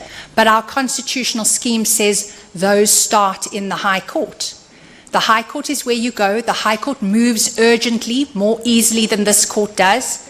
This court sits on bank, and often with as many as 11 judges. The cut and thrust of the High Court is where you start those cases. You do it in the urgent court if you have a case for urgency, and you do it on matters of free-ranging constitutional significance. You don't get any lesser order out of those courts, but you get the benefit of a reasoned judgment from that court, and that judgment can only inure to the benefit of this court's ultimate consideration of the issue.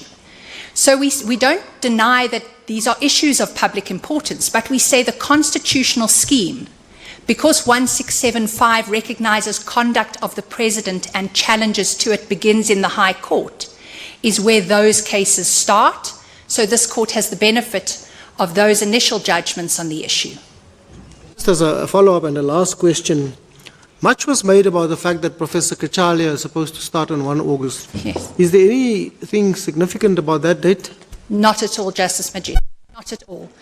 Any issues with with Professor Cachalia's appointment can be dealt with in due course, as this court has dealt with appointments such as that of Mr. Nkasane in the previous case thereafter. There's no magic in the fact that it will commence in 2 days.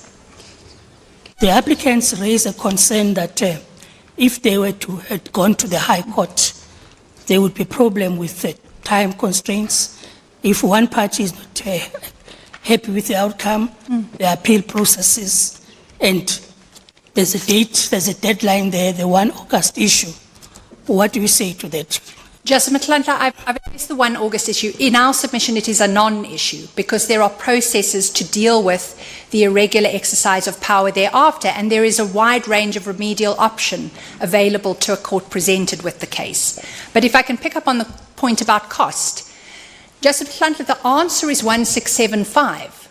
1675 says these cases start in the High Court. They must, because this court must be approached in an appellate role after the benefit of lower courts dealing with these issues. The fact that a disgruntled litigant in the High Court might see fit to appeal can't undermine what the Constitution said about the very specific preserve of this court exercising exclusive jurisdiction. And Justice Mchunu, if I can say it another way, if cost in the process of moving up the courts was a reason to invoke this court's exclusive jurisdiction, this court will never do anything other than exercise exclusive jurisdiction. Can be in a position to approach the High Court and ask for the matter to be heard as a matter of urgency. Absolutely. Justice Mchunu, in essence, that goes back to Justice Theron's set of questions to my learned friend this morning. Of course, they can move, the High Court can be moved on the most hyper-urgent basis. The next morning, if the circumstances of that night, if the circumstances of the case warrant it. They could have gone there. Our argument is they ought to have gone there because they cannot come here under the court's exclusive jurisdiction.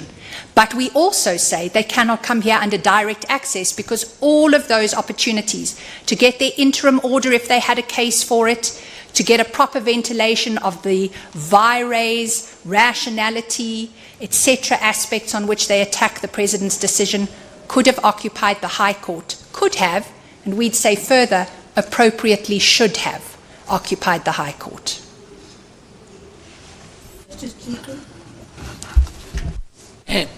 Thanks, Ms. Hofmeyer. I understand and I appreciate, and which I have to accept, that the High Court can be approached as a matter of urgency, and so can the Supreme Court of Appeal. I'm asking this not on exclusive jurisdiction as such, and I'm not sure whether my question falls under direct access or urgency, because both are relevant in this matter. There's the urgency issue, Indeed, which is why we're in court today, and then there's direct access. I'm just worried that this proposed commission at the moment has been given a life of 6 months. And I'm just worried that even if the applicants can then approach the High Court and then Supreme Court of Appeal and then this court, whether they will be able, when they ultimately come here or to the Supreme Court of Appeal, to be in a situation where the commission is not complete. And because once the commission is complete, then the horse would have bolted. Indeed, Justice Leakey, if the applicants have a good case for stopping the work of the Commission in its tracks, they can bring that case. You can interdict, as a matter, conceptually, you can interdict the running of a commission if you have a good case for it and you get before a High Court on its urgent role and you convince that court that on the balance of convenience, there is such prejudice to the continuation of that commission of inquiry as compared with the consequences of permitting it to continue, that you obtain your interdict. That is conceptually available, and it is an answer to any allegation that down the line prejudice would already have occurred, horses will have bolted. But you have to have a good enough case. I would submit that case would be a difficult one to meet, but it is arguably available. The point for jurisdiction and direct access is you make that argument in the High Court. It's suited to it. You have to meet the requirements for interim interdicts if you are to get it. But if your case is overwhelming, and remember, the prejudice will only exist if the case is overwhelming, then you will get your interdict in the High Court, and you can prevent it running.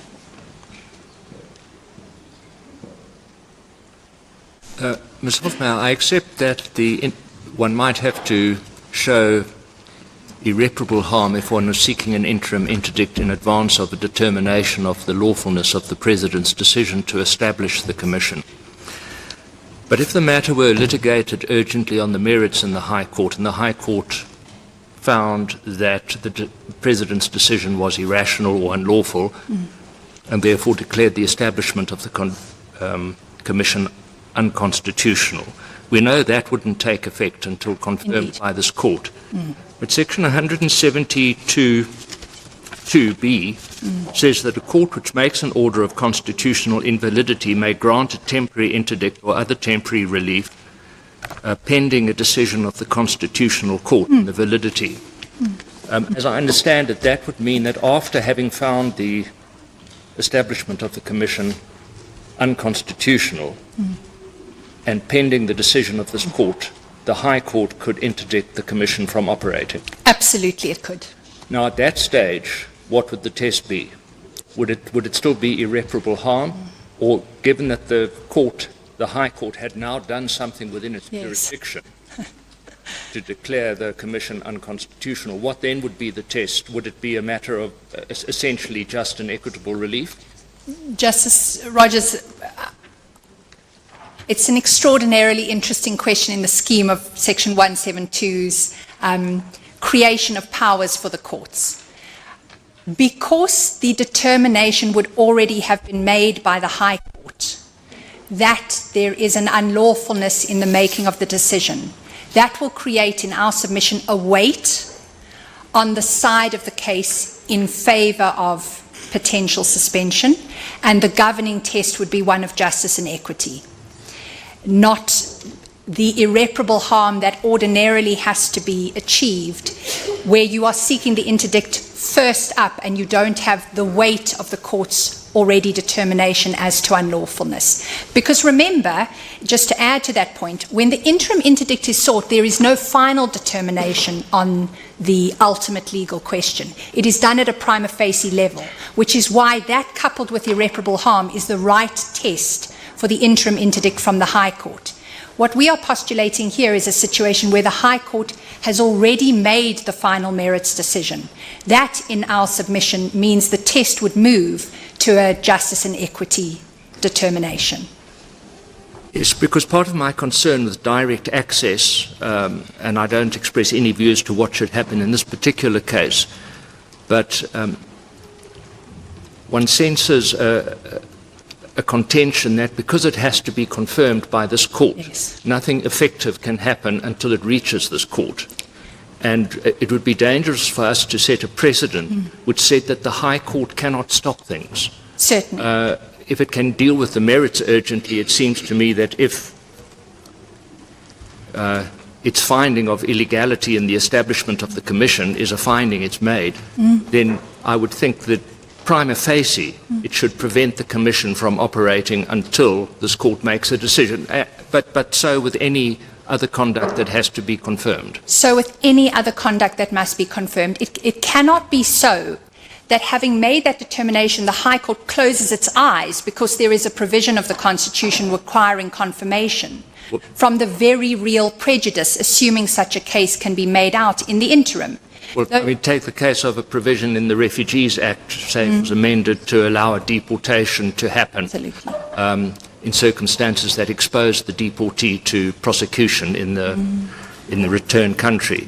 Seems unthinkable that the court, having declared the provision unconstitutional, would not interdict the government from acting on it pending confirmation. Indeed, and what would no doubt weigh with it is this point, to go back to Justice Cheeky's question, of the ultimate impact of a period of time in which things run, right? If the prejudice is so overwhelming, having already made the determination on the merits, there could be no proper construct of this constitutional scheme that didn't give the High Court a power exercising the rubric of justice and equity to do something in the interim. The argument perhaps against it is that, of course, the High Court might get the answer wrong and dismiss the application, and they wouldn't get their interim protection. Indeed, but there are always risks in our system of wrong judgments. That fact shouldn't determine constitutional interpretation.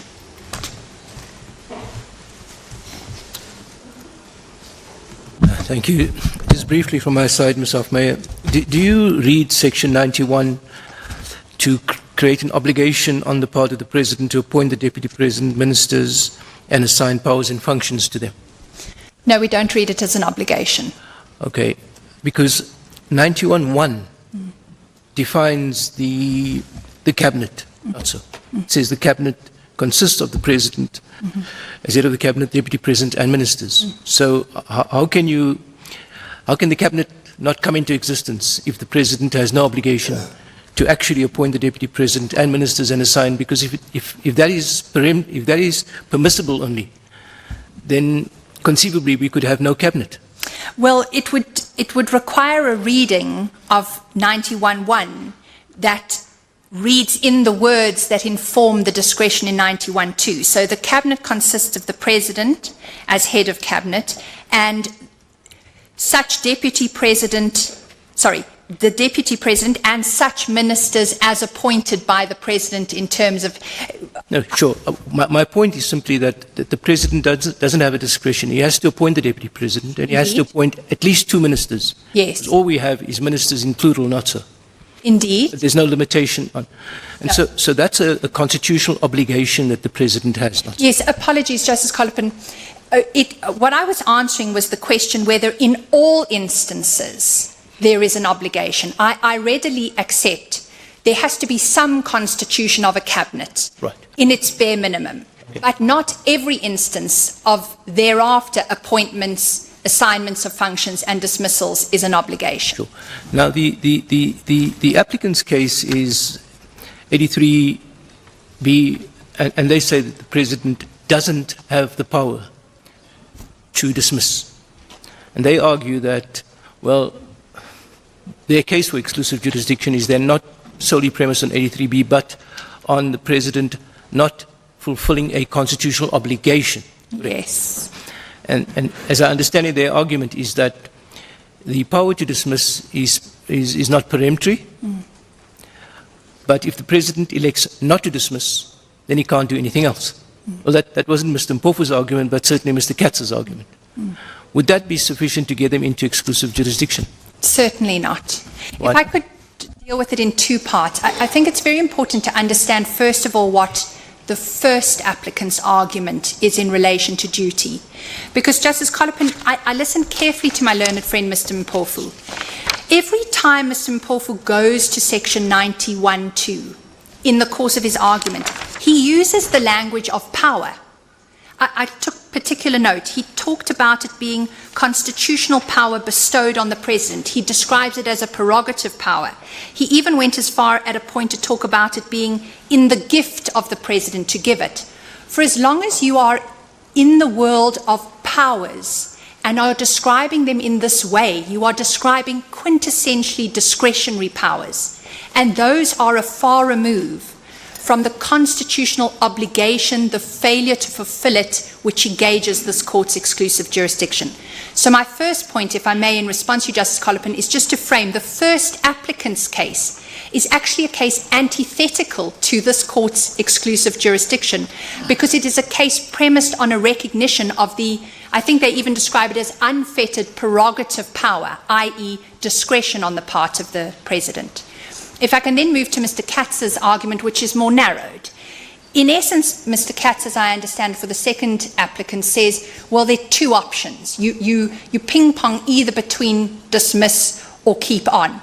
But even then, Justice Colopin, the only basis on which the exercise of the power in this case has been attacked is a vires point. That's Mr. Katz's argument, as I understand it. It's vires. He has 2 options only, and he did something in between. But questions about the vires nature of the exercise of a power by the President is stock standard conduct of the President that 1675 of the Constitution says goes to the High Court, and in respect of which this court only exercises appellate jurisdiction.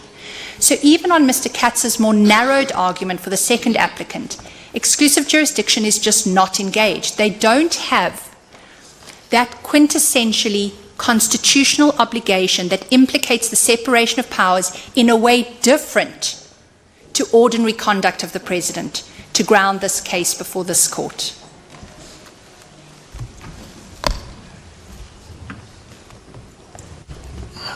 Ms. Hofmeyer, something worries me. I hope you'll clarify it and put my mind at ease. You've had a debate with my brother Kolapen, Jay.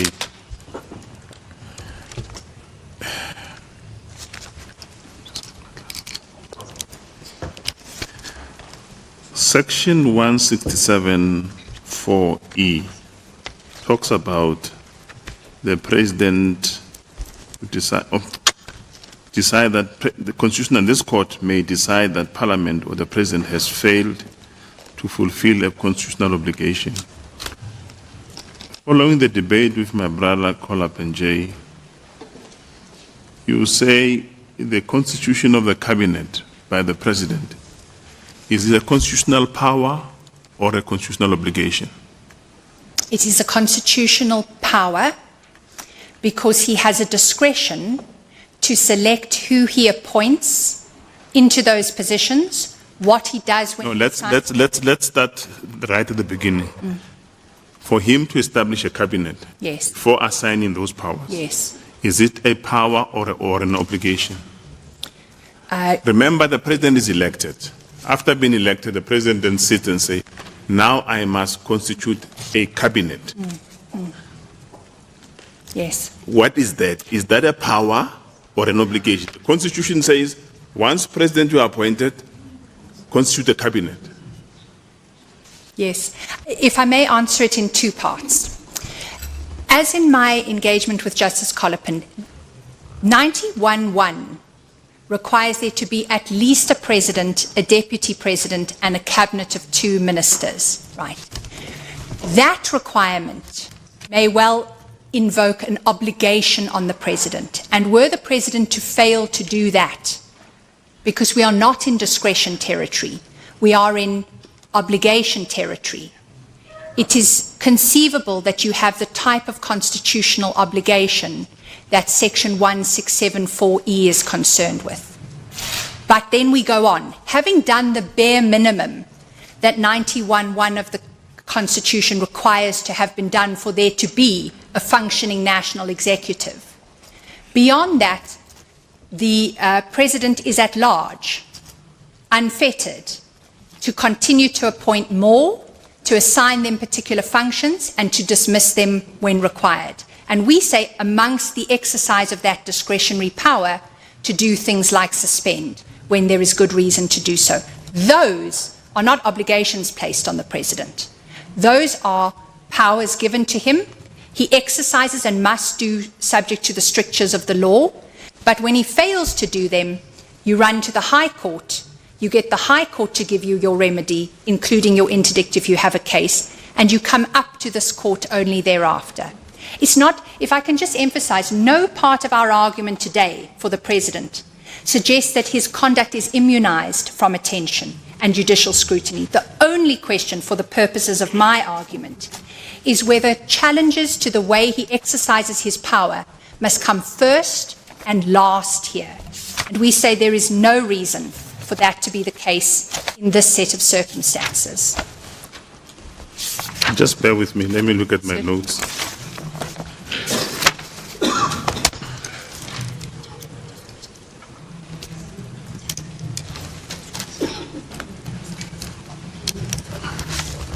So on exclusive jurisdiction, if I understand you, you would say this case, it's not about any obligation. It's about a disagreement of how the President exercises his powers. Yes. And as is all other reviews of conduct of the President, of organs of state, every time a court sits in judgment of the vires, rationality, and alleged bias in decision-making, it is considering where the power was lawfully, constitutionally exercised. And we say that is no different in this case, because it's conduct of the President in the exercise of a power that we are concerned with today. I had expressed provisionally strong and firm views when Yes. I took note. on direct access. Yeah.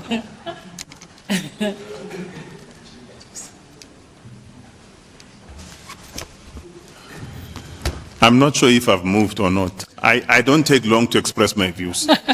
I see that, Justice Matopa. I hope I've maybe just given you pause for thought at this stage. You have. Thank you, Justice.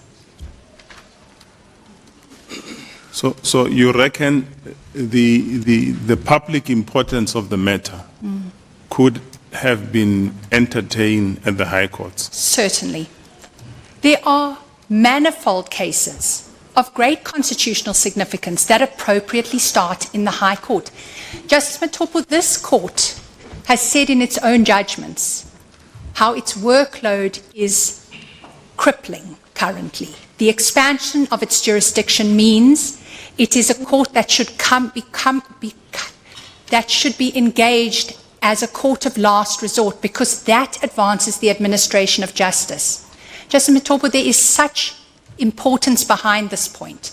The administration of justice requires this court to sit when it must sit and to deal with its extraordinary backlog that it currently faces. If this court can be the court that every litigant comes to when it alleges that there has been some irregular exercise of power by the President, all the other cases that legitimately must be here, the cases in which this court must sit as an appellate court, get shifted down the roll.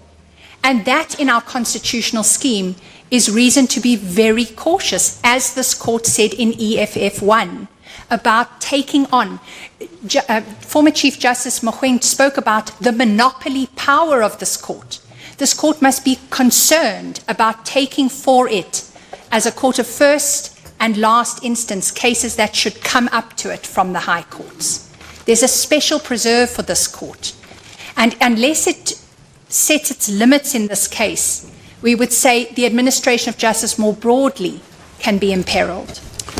So if you are correct with your submissions on both, then it would mean that the applicants don't come home at all. Correct. And what would become of Professor Cachalia's appointment? He'll take office? He will take office, and the reason... And the commission will commence its... Indeed. And that is the consequence, Justice Matopo, when litigants go before the wrong forum. It is just simply the consequence. If you go before the forum that didn't have jurisdiction, you suffer this consequence. These applicants put together the case for this court's jurisdiction in 2 paragraphs of their founding affidavit. 2 paragraphs. This is such an important issue, and they devoted 2 paragraphs to it.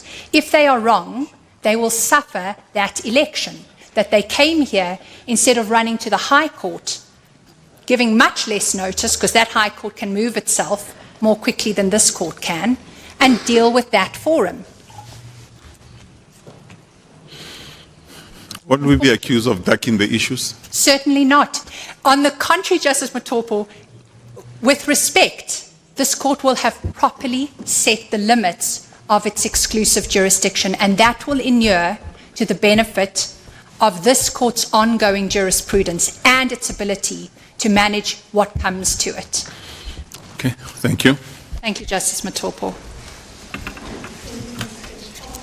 Thank you, Justice Mhlantla. Mr. Manager, Thank you, Justice. my question is on the appointment of Professor Cachalia. Yes. In the answering affidavit of the President, I'm referring to paras 52, 55, and 57, page 90 and 91. Yes. The President has given different explanations. In para 52, let me wait for you to get there.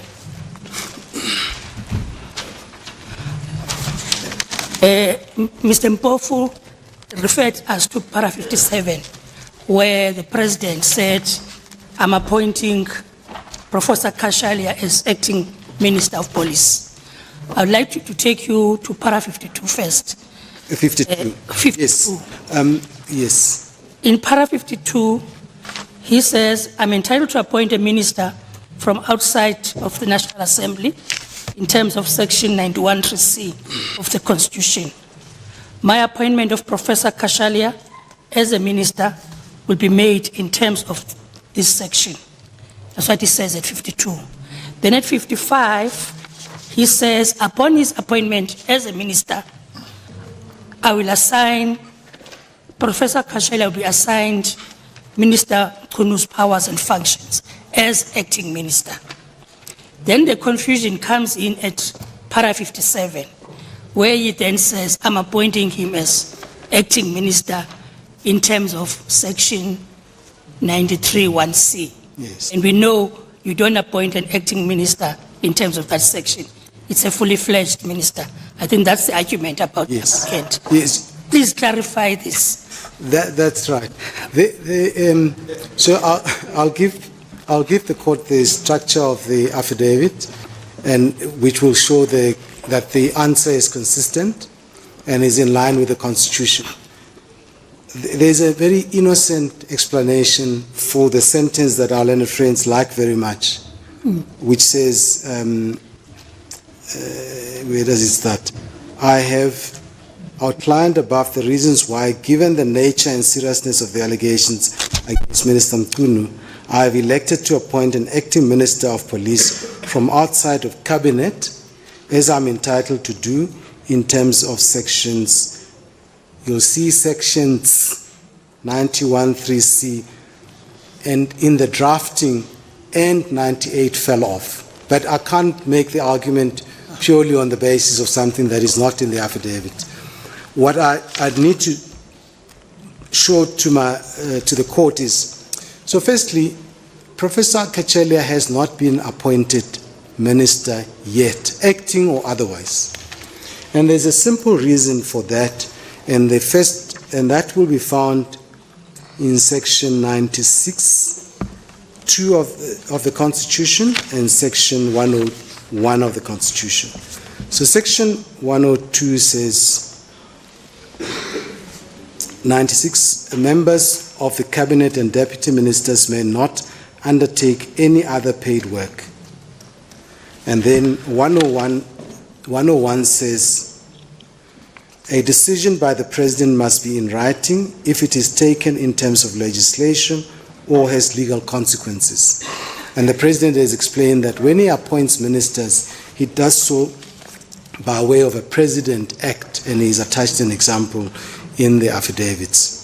So the explanation of the President in the answering affidavit is that he will appoint Professor Cachalia when his term at Vets ends on the 31st of July and becomes available to take up a position as a cabinet minister, because then he doesn't have two salaries. And that appointment will be done in terms of 91(3)(c) as a minister from outside. And when he is appointed, he will assign him the powers of police to act in the place of Minister Mchunu. And that is evident from the affidavit, and I'm going to give the court the way the affidavit is structured so that that can be followed. You'll see from page 88, the President, under the heading, my decision to appoint Professor Cachalia as the acting minister. He starts off by referring to section 98. So he's aware of section 98. And then he says, 48, the placement of Minister Mchunu on a leave of absence created a lacuna in cabinet, leaving open the critical position of Minister of Police. It goes without saying that I was compelled to take the necessary step to address this lacuna.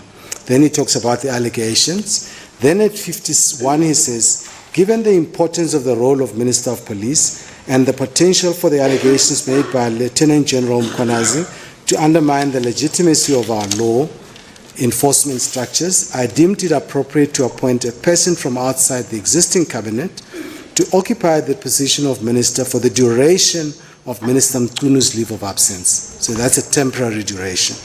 This would remove the possibility of the allegations pertaining to law enforcement officials from tainting or being perceived to taint the South African police and other agencies. 52. I'm entitled to appoint a minister from outside of the National Assembly in terms of section 91(3)(c) of the Constitution.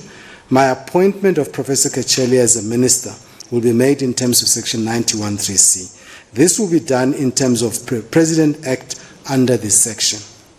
53, I chose to appoint Professor Cachalia in particular because of his in-depth knowledge of and experience in the security cluster. He served as member of the executive. He explains that I don't need to read to the court. Then he says 54, Professor Cachalia is, however, available only after his retirement from his current position on 31 July 2025. In order to ensure continuity of the portfolio of the Minister of Police, as I assign the powers and functions of this portfolio to Minister Mantashe for the period until Professor Cachalia becomes available to assume these powers and functions. I refer in this regard to Annexure AA6, being my President Act appointing Minister Mantashe as Acting Minister of Police for this purpose. You'll find that at page 161. I don't need to take the quote there. Then he says, upon his appointment as Minister, Professor Cachalia will be assigned Minister Mchunu's powers and functions as Acting Minister of Police, given Minister Mchunu's absence. And then 56, I acknowledge that the appointment of Professor Cachalia as the Acting Minister of Police pending the outcome of the investigation by the Commission of Inquiry has cost implications. The expenditure of additional resources for the appointment of a person from outside Cabinet could, however, only be avoided by assigning Minister Mchunu's powers and functions to an existing minister or to appoint a deputy minister as a minister to enable such assignment. So he took that into account. I'll skip 57 for the moment because that is where the controversy arises, and take the court to page 99, paragraph 102. He says, I have explained above my reasons for the appointment of Professor Cachalia as the Acting Minister of Police, as well as the provisions empowering me to do so. As I have addressed, Professor Cachalia will be appointed as a minister in terms of Section 91(3)(c) of the Constitution, and then assign the powers and functions of the Minister of Police to enable him to act in this position.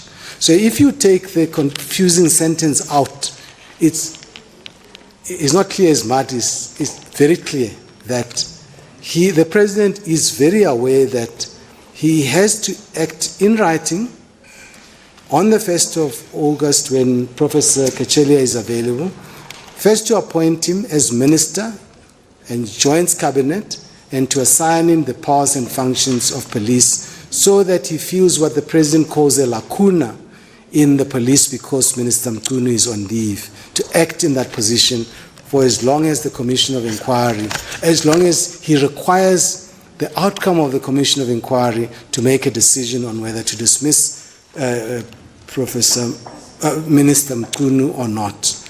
And the fate of Professor Cachalia obviously depends on the President. He might think he has performed so well, he must stay there. Minister Mchunu comes back but gets water and sanitation or some other portfolio. All of that is in the discretion of the minister. Minister Mchunu is an adaptable minister. He's served in various portfolios. It's a serious matter that I'm making. At paragraph 57 then, to the controversial sentence, he says, I have outlined above the reasons why, given the nature and seriousness of the allegations against Mr. Mchunu, I have elected to appoint an acting Minister of Police from outside Cabinet, as I'm entitled to, and I've mentioned the sections. But he invites the court, he invites the reader of this affidavit, when you read 57, to read back. And reading back, you see the clarity that I just submitted. And after that, he carries on. Furthermore, Professor Cachalia is meant to hold this position for the duration of the Commission of Inquiry, which is intended to complete its work with the urgency that it deserves and in a maximum of 6 months. It was based on these considerations that, mindful of the expenditure associated with the appointment of Professor Cachalia, I deemed this expenditure justifiable in the circumstances to maintain the legitimacy and integrity of the criminal justice system. I'm advised that this is a judgment that falls in the heartland of executive functions. It involves a value judgment balancing competing interests over which reasonable people may differ. The parties here show you that, but that reasonable people may differ is not a basis for this court to interfere. So the point, really, the simple point is, in the first instance, when the court asks itself, can Professor Cachalia take up a position on the 1st of August under the Constitution? If objectively he can, there's nothing to invalidate because he is not in that position yet. The announcement of the president is nothing more than I've identified this person to be the one who's going to act as the Minister of Police. But the appointment itself, which is the act which is taken under the Constitution, has not yet happened. If it doesn't happen, this all is academic. If it happens on the 1st, it happens consistently with the Constitution. This, with respect, is the worst of the challenge, must rank as the worst of the challenges. Because former President Zuma knows how you appoint ministers. You do so by President Act, because Section 101 of the Constitution says so. He knows the empowering provisions, and he can read the affidavit, and it's very clear. Other than with great respect to my learned friend, you don't read an affidavit that way. You don't read one sentence and say, even when the paragraph invites you to read back, you just read one sentence and say, well, this is the height of irrationality. It's not. Thank you, thank you. Justice Majid. Just on this question of the appointment of Professor Cachalia, Mr. Maneche, is there room to read Section 91.3, Section 91.2, the President appoints the Deputy President and Minister and assigns their powers and functions as one continuous act. In other words, you appoint the Minister and immediately assign the functions, because Mr. Mpofu argues the alternative to that is a Minister without portfolio, which is unknown in our system, he says. Is there room for that argument? No, there's nothing in the Constitution which says that's one transaction. It's very conceivable that the President can appoint and then assign functions. There's nothing wrong in that. If he appoints Professor Cachalia, just for argument's sake, on the 1st of August, Minister of Police, can that happen sort of in one flourish, in one presidential act? In other words, he says, I hereby appoint Feroz so-and-so Cachalia as Minister of Police. Can he do that? In terms of Justice Majid, yes, he can. He can say, in the same presidential act, I appoint, sorry, I was just clarify something, not as Minister of Police, as acting minister. He can say, I appoint Professor Cachalia as Minister, and I will assign the powers of police, or I'll assign to him the powers of police, and he gets sworn in. But it'll be so in the way the question is put is a simultaneous act, but in effect it's sequential, even though it appears in one paper. It may be on the same day that he gives him the first appointment, and the same day he gives him the second appointment, the second assignment of functions and power. You see, that's what bothers me. You can't appoint an outsider as an acting minister. We know that. Yes, so yes. So how he purports to do this, or plans to do, let me not say purports, that sounds a bit harsh, plans to do this, is to appoint him a minister, and it must be thereafter appoint him an acting minister. Now, let's say the presidential acts are two of them, separated within an hour. 10 o'clock a minister, and at 11 o'clock an acting minister. Yes. That hour or so he's a minister without portfolio. Not so. I mean, they're not splitting hairs because this is important constitutional principles. So let's just pause for a moment. So we would submit that there's nothing in the Constitution which says there cannot be a moment in time when there is a minister without an assigned function. Because there may be instances where he's got an existing minister, existing cabinet minister, but he's considering reassigning that minister, but hasn't yet made the decision finally on which portfolio he's going to assign that minister. On the argument that you can never have any moment in time, fleeting moment, when a minister is without a function, it would mean for that moment that person is not a minister. So and that argument flows from this, that a minister, you can't have a minister without assigned functions. Well, portfolio is slightly misleading, because portfolio suggests you are it's police, but you could take away an aspect of the policing portfolio to give to someone else, like it happened with energy and electricity in that moment when they kind of. But generally, you don't have situations where a minister is sworn in and you don't know yet what the portfolio is. It doesn't happen. But I submit with respect that it would be the height of sophistry to say, legal sophistry to say, 10 minutes ago you were given the appointment to be minister.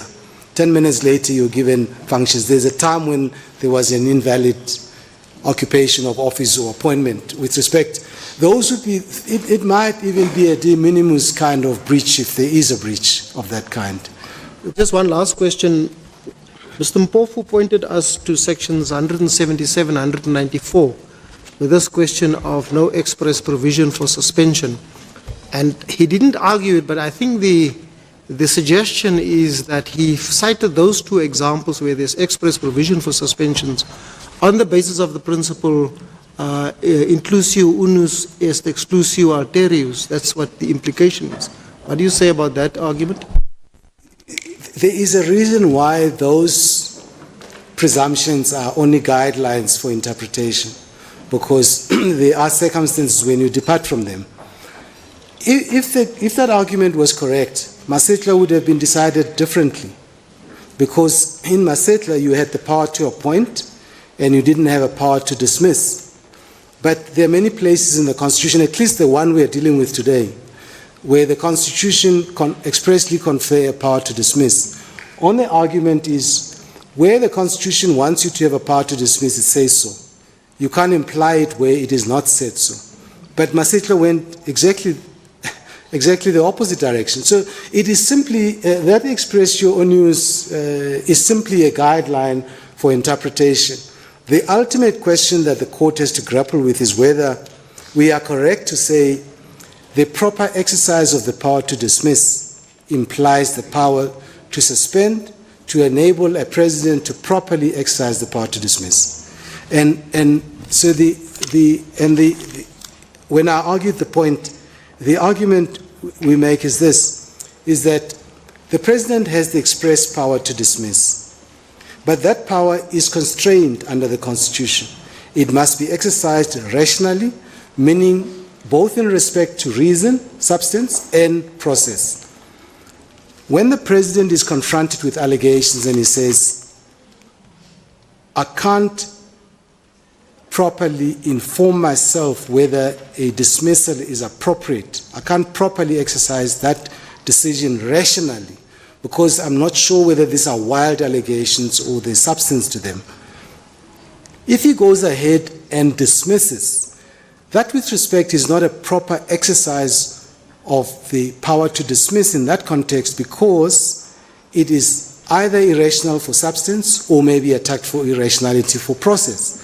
So for the president to properly exercise that power, he must have all the powers, implied powers that enable him to exercise that power consistently with the Constitution. And that means consistently with the requirement of rationality, the requirement that he can't do so in breach of the Bill of Rights. All of those constrain that power. We're not in a prerogative. My learned friend, Mr. Katz, is 100% correct. We agree with him. This court has said so. This is not a prerogative, it's a power subject to constitutional constraints. And when one reads the reach of that power, one reads it in the context of those constraints. And that is where this power is clearly so implied.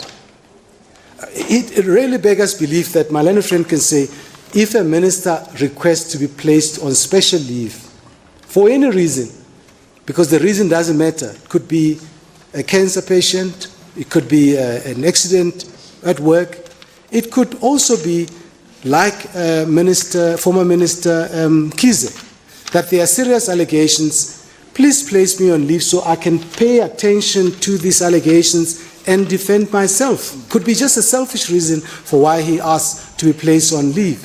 He says you can do it if he asks, but you can't do it if you offer it to him and he accepts and you place him on leave. That's, with respect, makes no sense. And that is in reality a concession that there is naturally a power that arises from the power to dismiss. And we've argued the power to assign and unassign powers as well as an additional point. Just one question from my side, Mr. Maneche. Mr. Mpofu this morning relying on Law Society, and in particular, I think paragraph 3 thereof, to the extent that he argued that public power must not only be exercised within constitutional bounds, but must also be exercised in the best interest of all our people.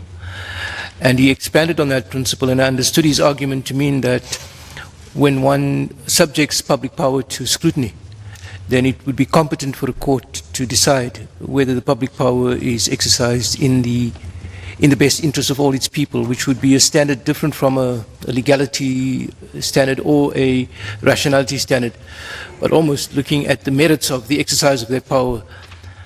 What do you say to that? Do you accept that that's a legal standard, or would you say that that may be aspirational in terms of the kind of value-laden society in which we live? Yeah, it's not a legal standard. Legality is sourced in the rule of law in Section 1C. We don't know where the public interest is sourced in as a standard. But the public interest criterion, could form part of the president's considerations when he makes the judgment call whether he must dismiss or not dismiss, for instance, in the present case. But when he's done so and he's challenged and he says, I did it in the public interest, the rationality standard will ask whether, in fact, there is a rational connection between that reason and what he's done. But it's not the court being invited to assess the exercise of the power and saying, just as a decision, first instance decision maker, is this decision in the public interest? No, that's taking over the power of the president and not assessing it for rationality. Something that's bothering me. I just need clarity. Minister Mchunu has been placed on special leave. He is still a member of parliament. Yes. Isn't it? Still enjoys the benefits. If, I don't know now, the maximum number of members of parliament is supposed to be 400. If that number is 400, inclusive of Minister Mchunu, and the president appoints Professor Cachalia on the 1st of August. Professor Cachalia is supposed to be a member of cabinet and a member of parliament, isn't it? Would he not be in excess? I'm not sure that sorry, let me just check that. Because I didn't read the constitution to require him to be a member of parliament also. For instance, when the late Minister Pravin Gordhan was appointed as a Minister of Finance, he was from outside of Parliament. He became a member of Parliament after his appointment. So why would this be different? Yes. So once you're appointed as a minister from outside, you become a member of cabinet, and we know that members of cabinet are members of parliament. Yes. Can I just, so the section 91(3)(c) says he may select no more than 2 ministers from outside the assembly. And presumably he can appoint me. I'm not a member of any political party. I'm not sure how I would become a member of the National Assembly, but he may appoint you, but there must be a vacancy inside the House for you to be a member. Otherwise, there's going to be an excess somewhere, somehow. Yes. Well, and if Minister Mchunu is still there, then that is the problem. Let's assume that to be the case. I'm not certain about the legal position, and I don't want, perhaps my learned friends here will assist me. Let's assume that to be the position. That would not be a national executive problem. It's a parliament issue to resolve. Because it is parliament that decides whether Minister Mchunu must carry on as member of parliament despite the allegations, or what happens to him. That's an issue that is not put squarely at the at the President's responsibility under Section 91, he appoints from outside Parliament. Presumably he'll engage his party, and some other person might choose to resign from Parliament. And if we've seen it, especially with this political party that's These people doing this. Otherwise, we'll ask you to leave the courtroom. Yes. What I'm saying, Justice Mchunu, is that it would be a Parliament issue, but there's probably scope for how political parties resolve this. We've seen parties remove people so that, as Justice Mchunu raised with Minister Gordhan, so space is made for that person to take up their position and then become a minister. There's also a possibility that those instances happen when the President has exhausted the 91(3)(c) situation, because that's limited to 2 ministers. If I recall, Minister Patel was also a minister appointed under this section. And there are many, truly, these facts are not before the court, so I'm not able to deal with them directly. But what I'm suggesting is it wouldn't impugn the appointment under 91(3)(c), because all that allows the President to do is to appoint from outside. If he hasn't exceeded the maximum, he's entitled to do so.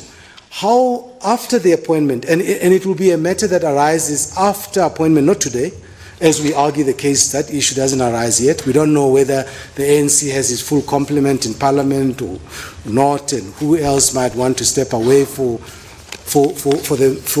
Professor Cachalia to take up position. We just don't know.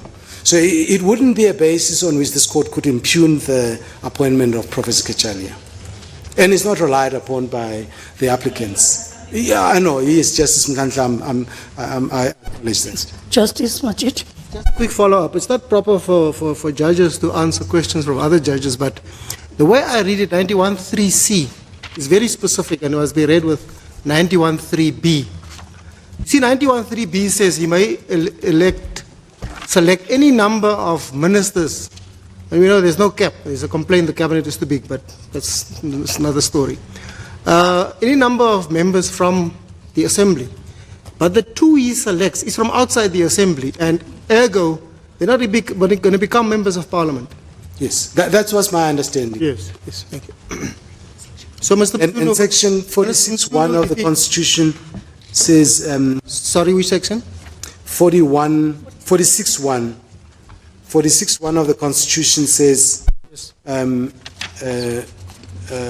National Assembly consists of no fewer than 350 and no more than 400 women and men elected as members in terms of an electoral system. So if you're not elected, you can't become a member. So that would seem to be the answer. Yes, thank you. Thank you. I knew that my resourceful team would come to my rescue. Managed. Mr. Wadan. I was hoping for a question on the Commission of Inquiry. Well, there's none. There's none. Mr. Madonsela. Let me just make sure that I don't leave things for Mr. Madonsela here.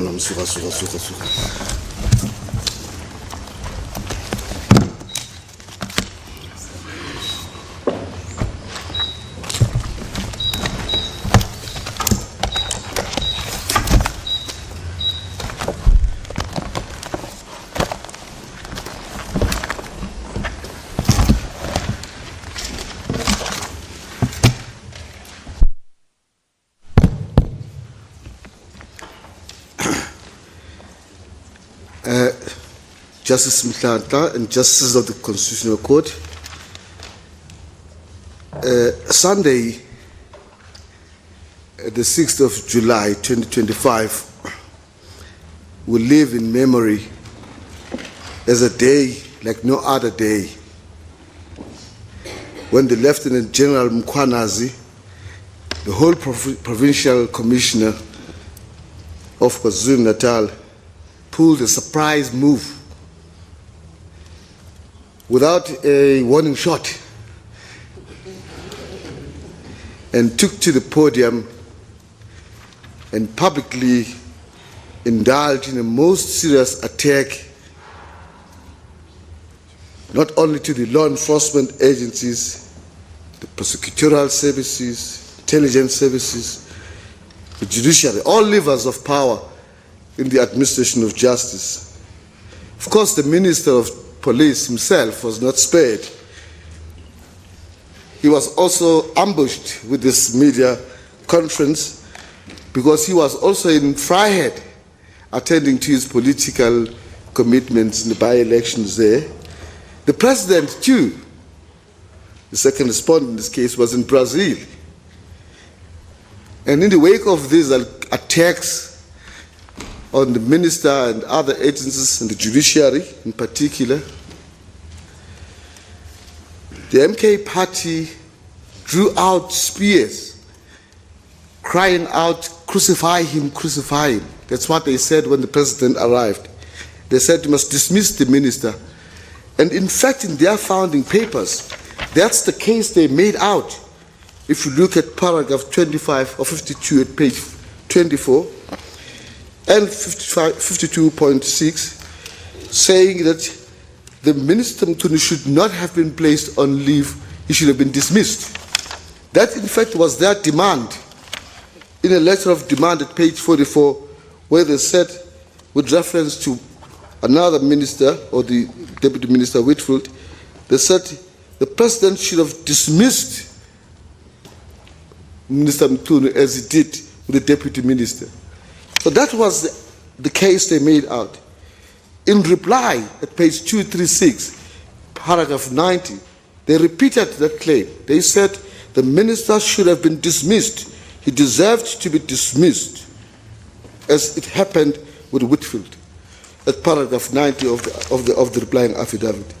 It was in this context that the President, after consultation with the Minister Mchunu, and you'll find this in the answering affidavit at page 172, paragraph 12, where the minister says that I was consulted by the President about this, and he confronted me about the allegations were made by General Mkhwanazi, and I denied wrongful conduct on my part.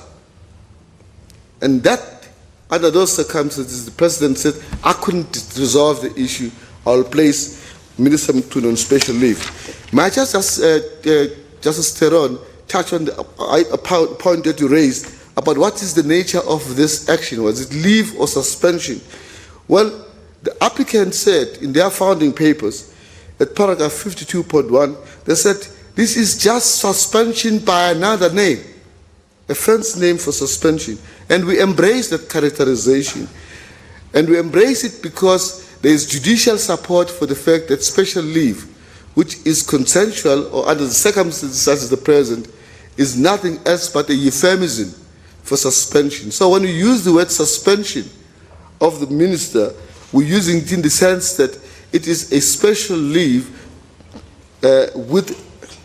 which is a euphemism for suspension. And Minister Mchunu, at paragraph 13 of his answering affidavit at page 173, accepted the decision to be placed on special leave. So it's consensual.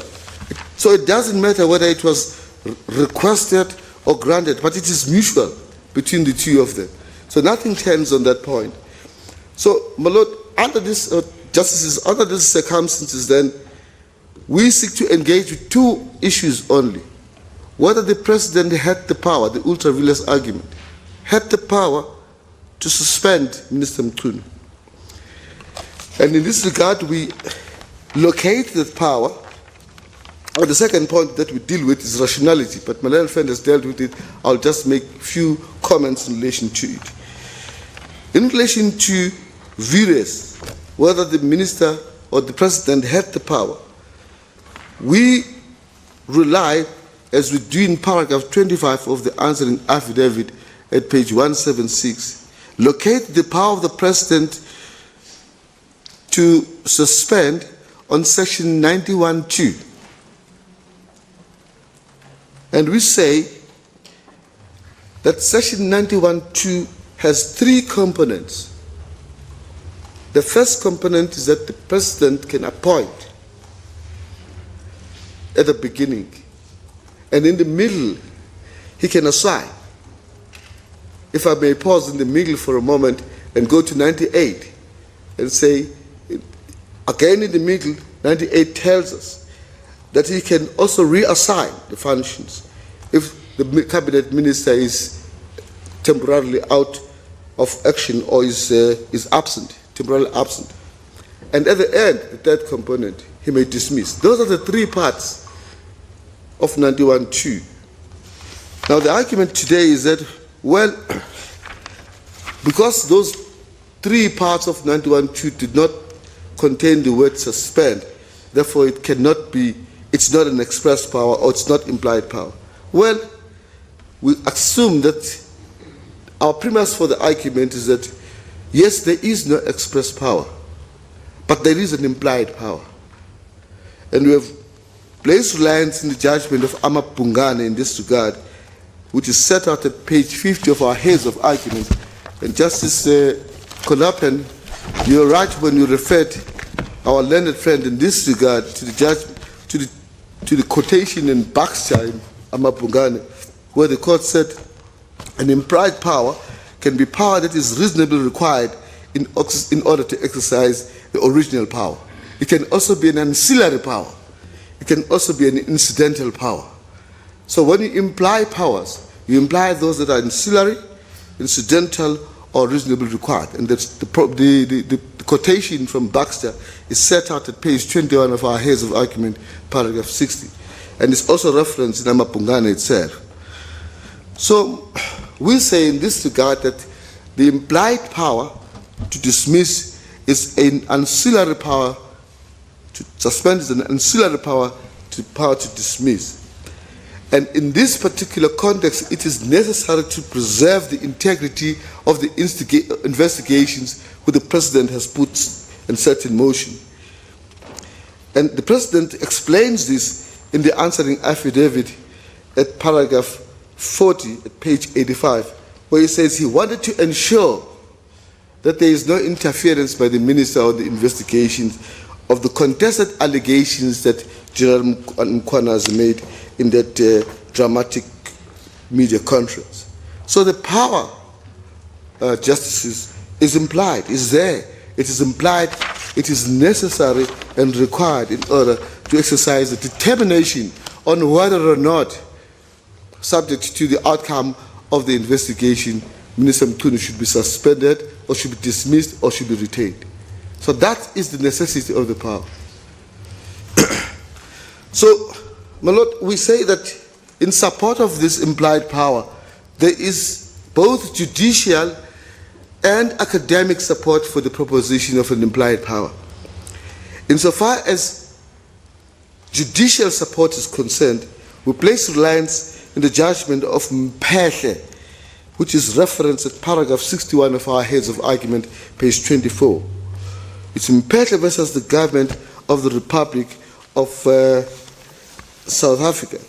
Now, my learned friend says, well, this judgment is not on point for the reasons I'll deal with in a moment, but here is the reasoning of the judgment. Here is the reasoning of the judgment at page 930 of the judgment itself. Now, this is a case involving the Premier of the Eastern Cape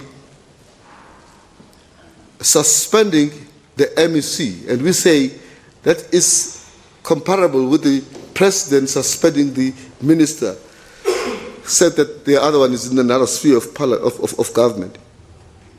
In relation to the issue of suspension, the judgment says, judgment of Heath, I agree with the principles referred to by Madlanga. Mr. Madlanga was then counsel and is now the commission in the Madlanga Commission. But then he says, however, the Constitution itself already makes provision for the termination of membership of a member of the Executive Council, which is much more far-reaching than a suspension, and effect must be given to the Constitution as far as the power is concerned. In other words, it says there is power to terminate, but there is no power to suspend.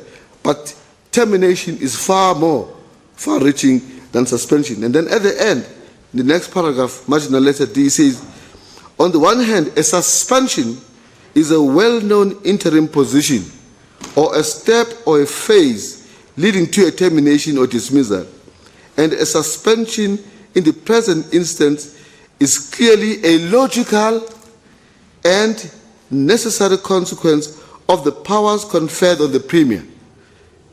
The logic of the greater, including the lesser, therefore applies. In other words, it says, if you have got the powers that are greater to dismiss or terminate, that includes the power that is far lesser, the power to suspend. There is authority for that proposition. So my learned friend says, well, the problem is that the Constitution as it now stands, it gives it in chapter 5, delineates instances where the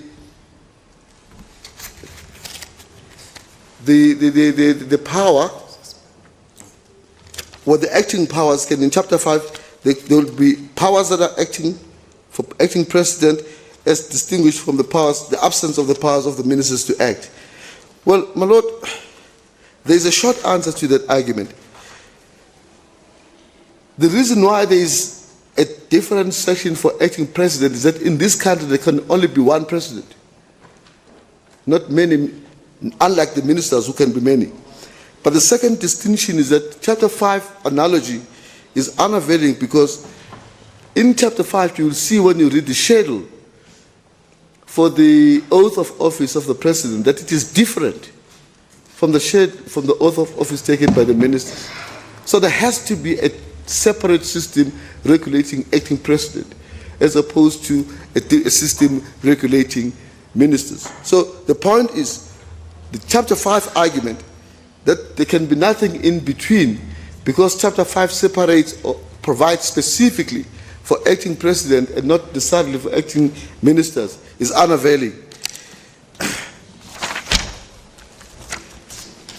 So, my lord, apart from the judicial support, there is also academic support for the proposition that the power to suspend a minister is inherent or ancillary to the power to dismiss. You'll find this in Clausa, in chapter 18, at page 29, which is referenced paragraph 60 of our heads of argument, where the learned authors of Clausa say that the power to suspend is an incident of the power to dismiss. So we both have academic as well as judicial support for the proposition that the power to suspend is there in section 91(2). But there is another reason why the power is there, and it's section 98 of the Constitution, which says that the power to assign functions of one cabinet member to another during the latter's absence is implied by the president. So, Justices, you will see that section 98 says, during the absence of one of the cabinet members, the president may assign a function to another cabinet member. Now, the fact that he can assign in the absence of another cabinet member means that there is implied provision that he can create a vacancy and excuse a minister from being present in order to assign another minister. Especially dealing with a particular scenario where that minister is temporarily absent, not because he is not around or he's been reassigned to another post, simply because he's temporarily absent. So if the power to assign a minister during the temporary absence of another minister is catered for in section 98, that implies that he has the power to create a situation, to allow a minister to be away for purposes of reassignment of another minister. So it is an implied power set out in section 98. So on those two provisions, we say that there is clear authority for the proposition that the power to suspend is implied from both section 98, 91(2), as well as buttressed by section 98, which provides for the power to assign during the temporary absence of a cabinet member.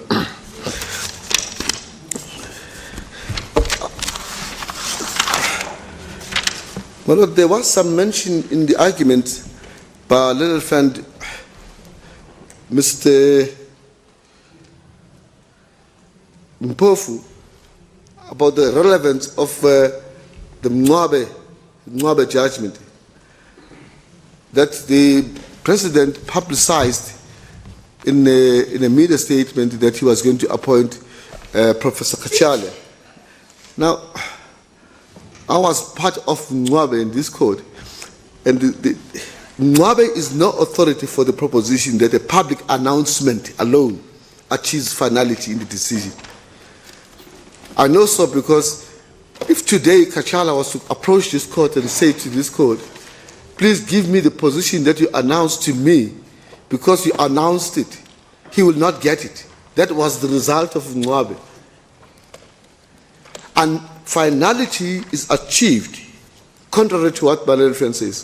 Finality is achieved, and this is set out in paragraph 56 of the judgment, not after public notification, but after personal notification, through a minute by the President, concluded and entered in terms of Section 101 of the Constitution. So Mwabe does not assist them to say that there is a problem with the appointment of Professor Cachalia.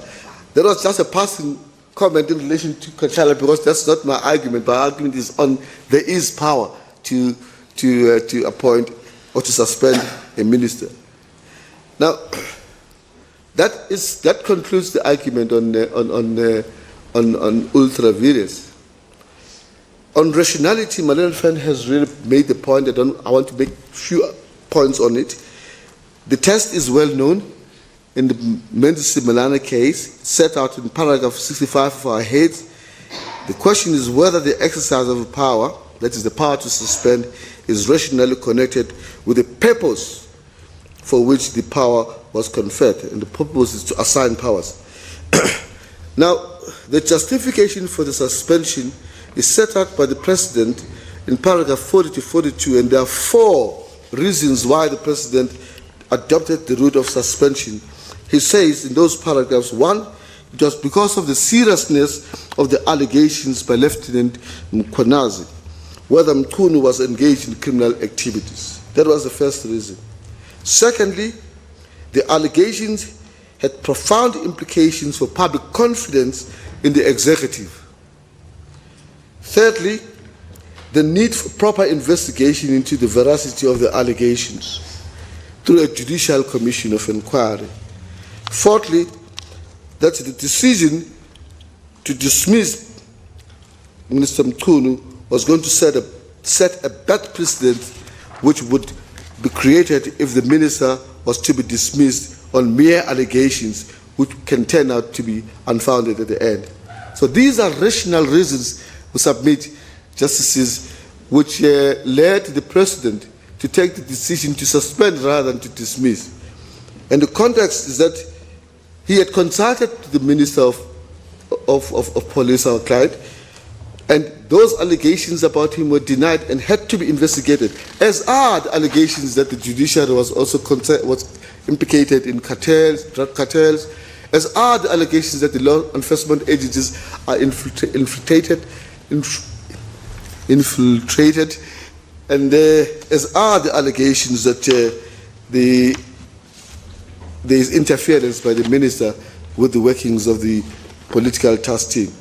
So the rationality, my lord, the rationality threshold is met in the reasons advanced by the President, and the rationality is not really about the questions which the other applicants are raising, whether it is appropriate to take that decision, whether it is reasonable to take that decision, whether there are other available options, and we have set out why those considerations do not apply here.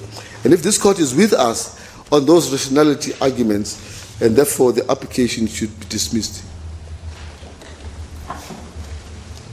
Mr. Matunsela, any questions? Looks like there are no questions for you, Mr. Matunsela. Thank you. I suspect you should run before colleagues change their mind. Mr. Mpofu, tell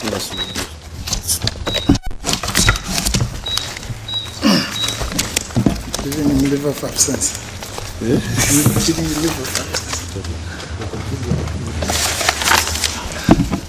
Thank you,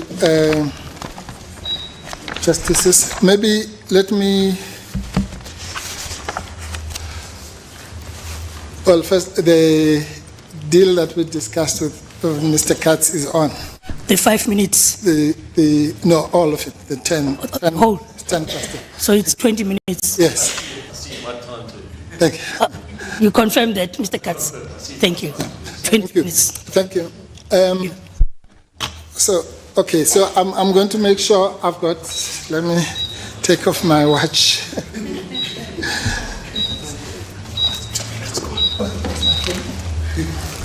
Oh, there you are. Thanks. Yeah. So that at least by the time that 20 minutes elapses, I must have said everything I want to say. Let me do this, Justices. I'm going to resist the temptation to start with the point that was donated by Mr. Matonsela based on Mwabe, tempting as it might be, because I want to approach my argument differently this time in reply. We, and when I say we, I mean respectfully, I'm including the court, discussed in detail the issue of implied power, and vires and all that. But in my respectful submission, we did not deal with the sufficiently. So with the leave of the court, I'll start with rationality this time, so that even if I run out of time, then on implied powers and res, then the issue of implied power is what I said in response to Justice Rogers, which is that there's a clear overlap between the so-called necessity test and the rationality test in the manner that I've explained.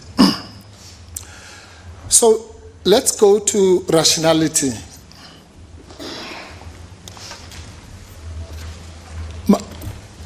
And as I say, whenever I deal with this, let's also keep in mind this question of necessity. So what do we have here? Mr. Manager is really telling us this, that the decision to place on leave of absence is rational or rationally connected and linked to the stated purpose. Remember, what is the stated purpose? The generous one that I'm going to grant them. The stated purpose is that this is leave of absence, suspension, call it whatever, pending the outcome of the commission. Right? Now, I'm going to demonstrate the fallacy of that argument to show that there is no rational connection conceivable between the leave of absence and the outcome of the commission. We have evidence, live evidence, that this president will, irrespective of the outcome of a commission,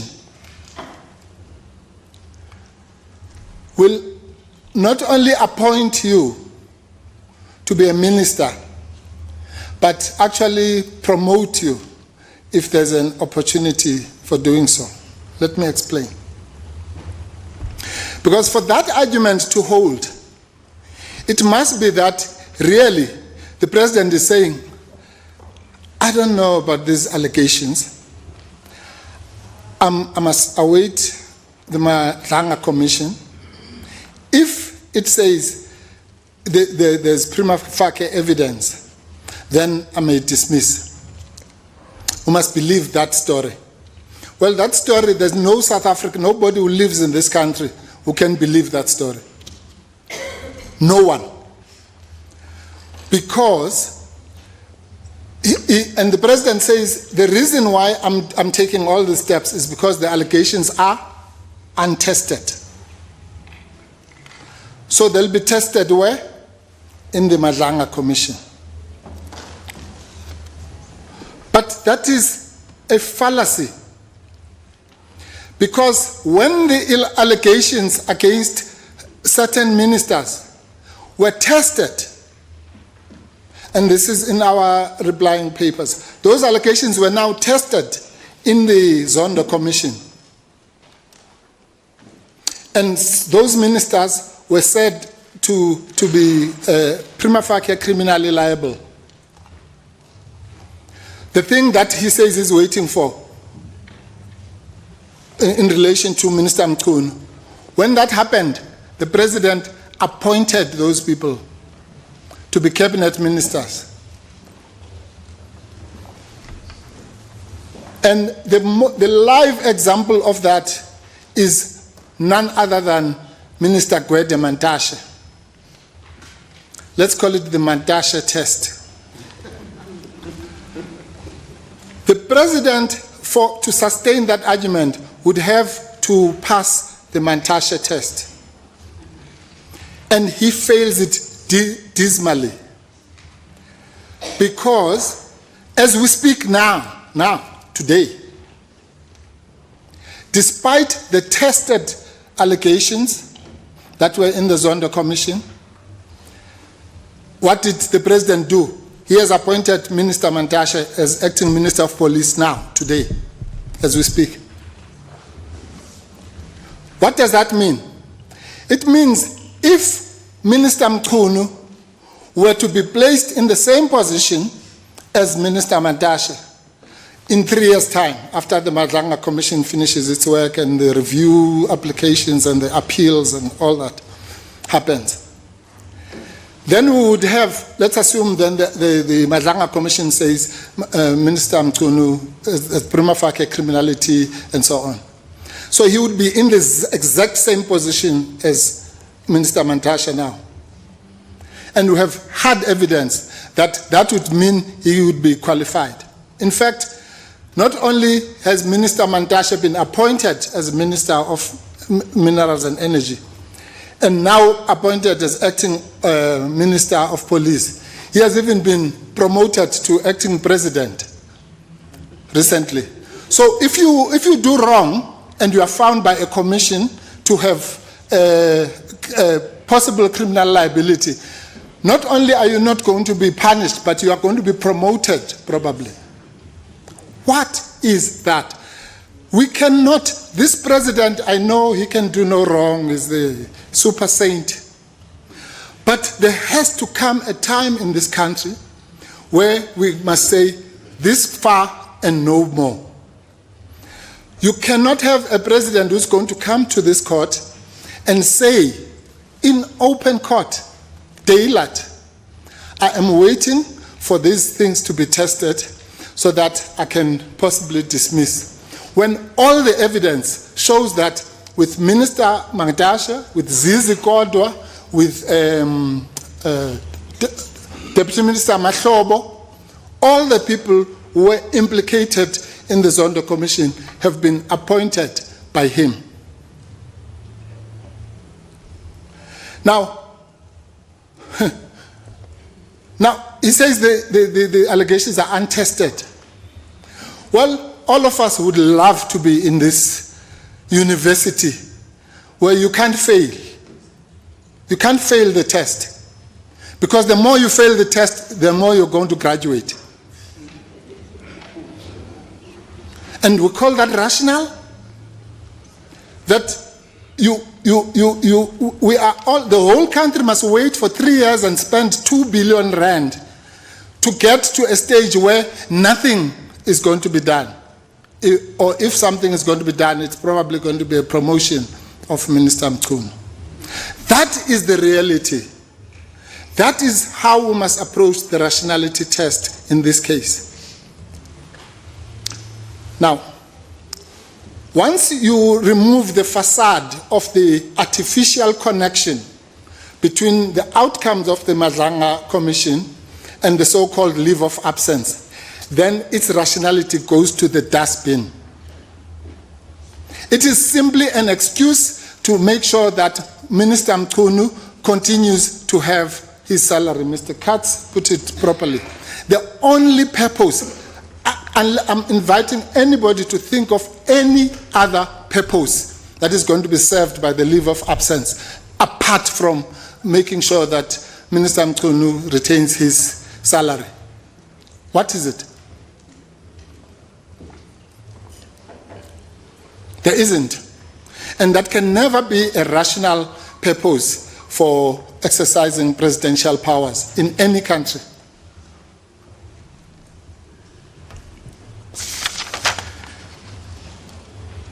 Now, Mr. Mainache tells us about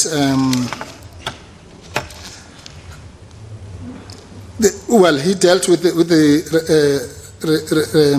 rationality. I think one of the justices asked the question about the dismissal or non-dismissal. Let me put it like this.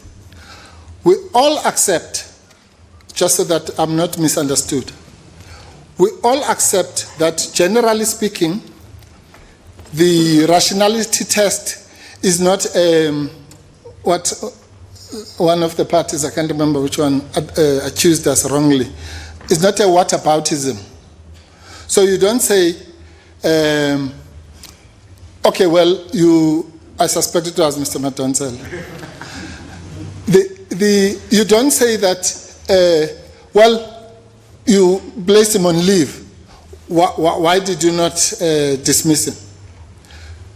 In general, you don't do that because it has been said many times in pharmaceuticals, in Albert, in all the cases.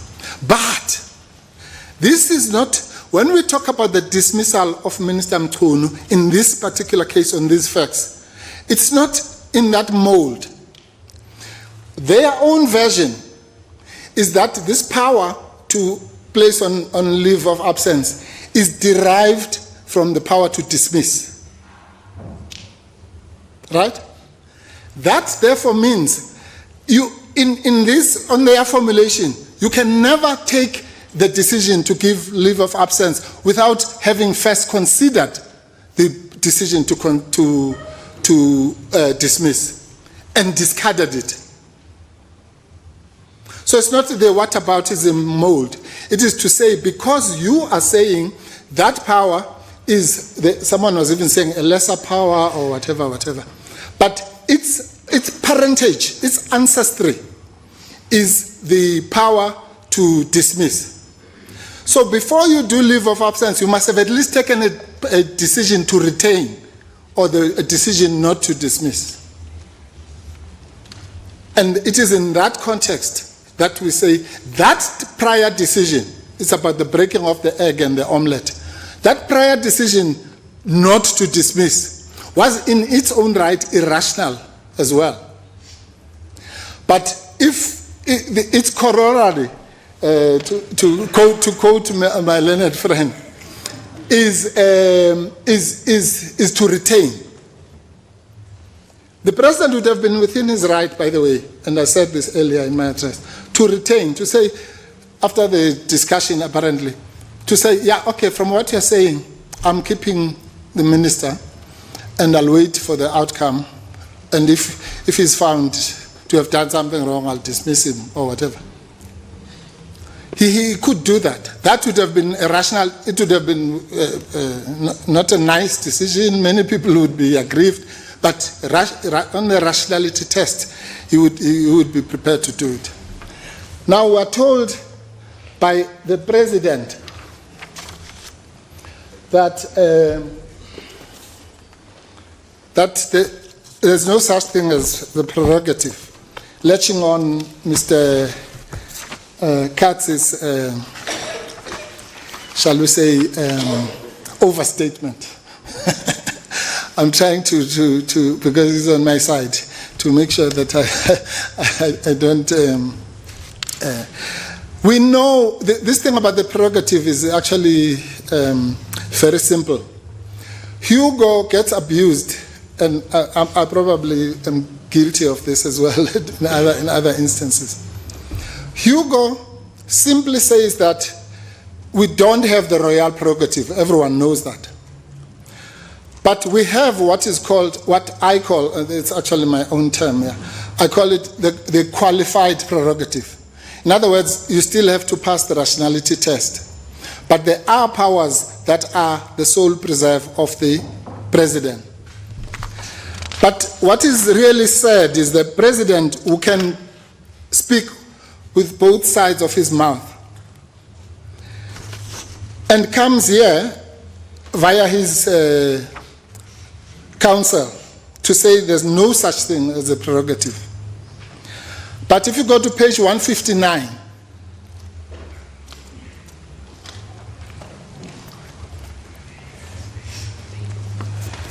that's the annexure, annexure AAA5.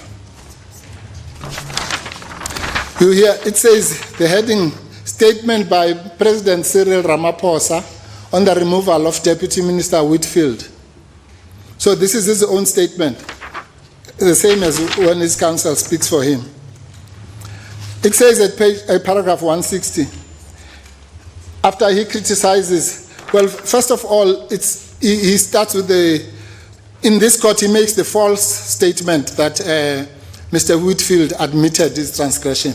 That's false. There's no nice way of putting it. Because distorting the facts and what have you. So if they admitted guilt, what is it that they were distorting? But that's not even the point. The point is that he says at paragraph 1234 on page 60, given all these circumstances, there is consequently no reasonable grounds for Mr. Steenhuisen and the Democratic Alliance to issue ultimatums and threats when the president exercises his constitutional prerogative and responsibility. This is the person an hour ago who said there's no prerogative. And then further down, it says, it is unprecedented, this is now President Ramaphosa speaking, it is unprecedented in the history of our democracy that the exercise by the president of his constitutional prerogative and responsibility with respect to a clear violation of the rules and so on and so on. So when it suits the president, there is a prerogative. When the shoe pinches, there's no such thing. And just for the sake of completion, page 259, there's an interview done by the spokesperson of President, who was in the position of Mr. Maineche, also speaking for the president. He says at 259, he's asked by Ms. Naledi Moleo of Newsroom. I think the big question is what do you call the straw broke the camel's back? Was it Friday when the minister filling out account before the portfolio committee and so on? It says, well, the people can opine and when the president can exercise his prerogative and when can the president exercise his decision.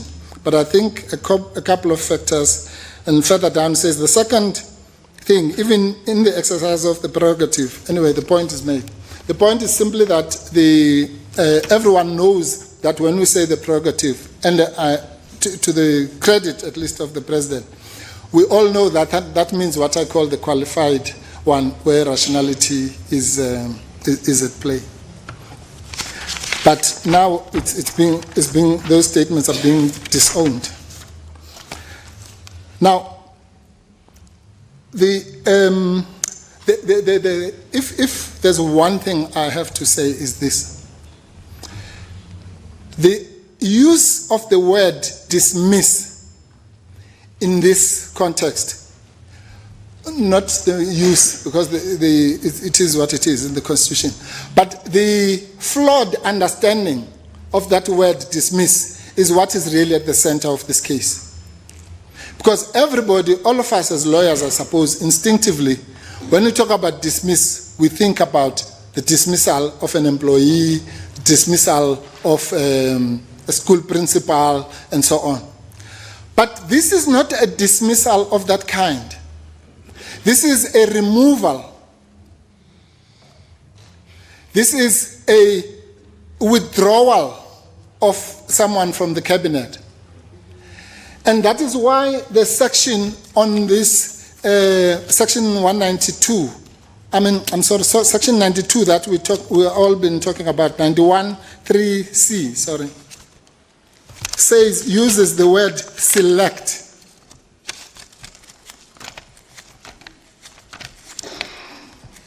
Right? So, the power to appoint, obviously, that's the formality. But this language is used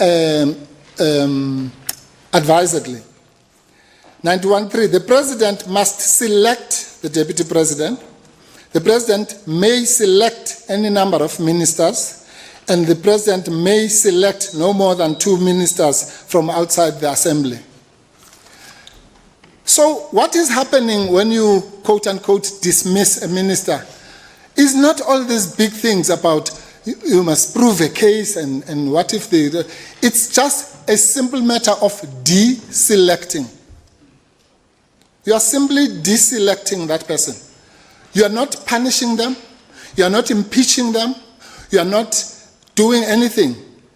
Just as when you select them, they don't say, well, there should have been an advert in the newspaper, and there should have been a shortlisting and an interview.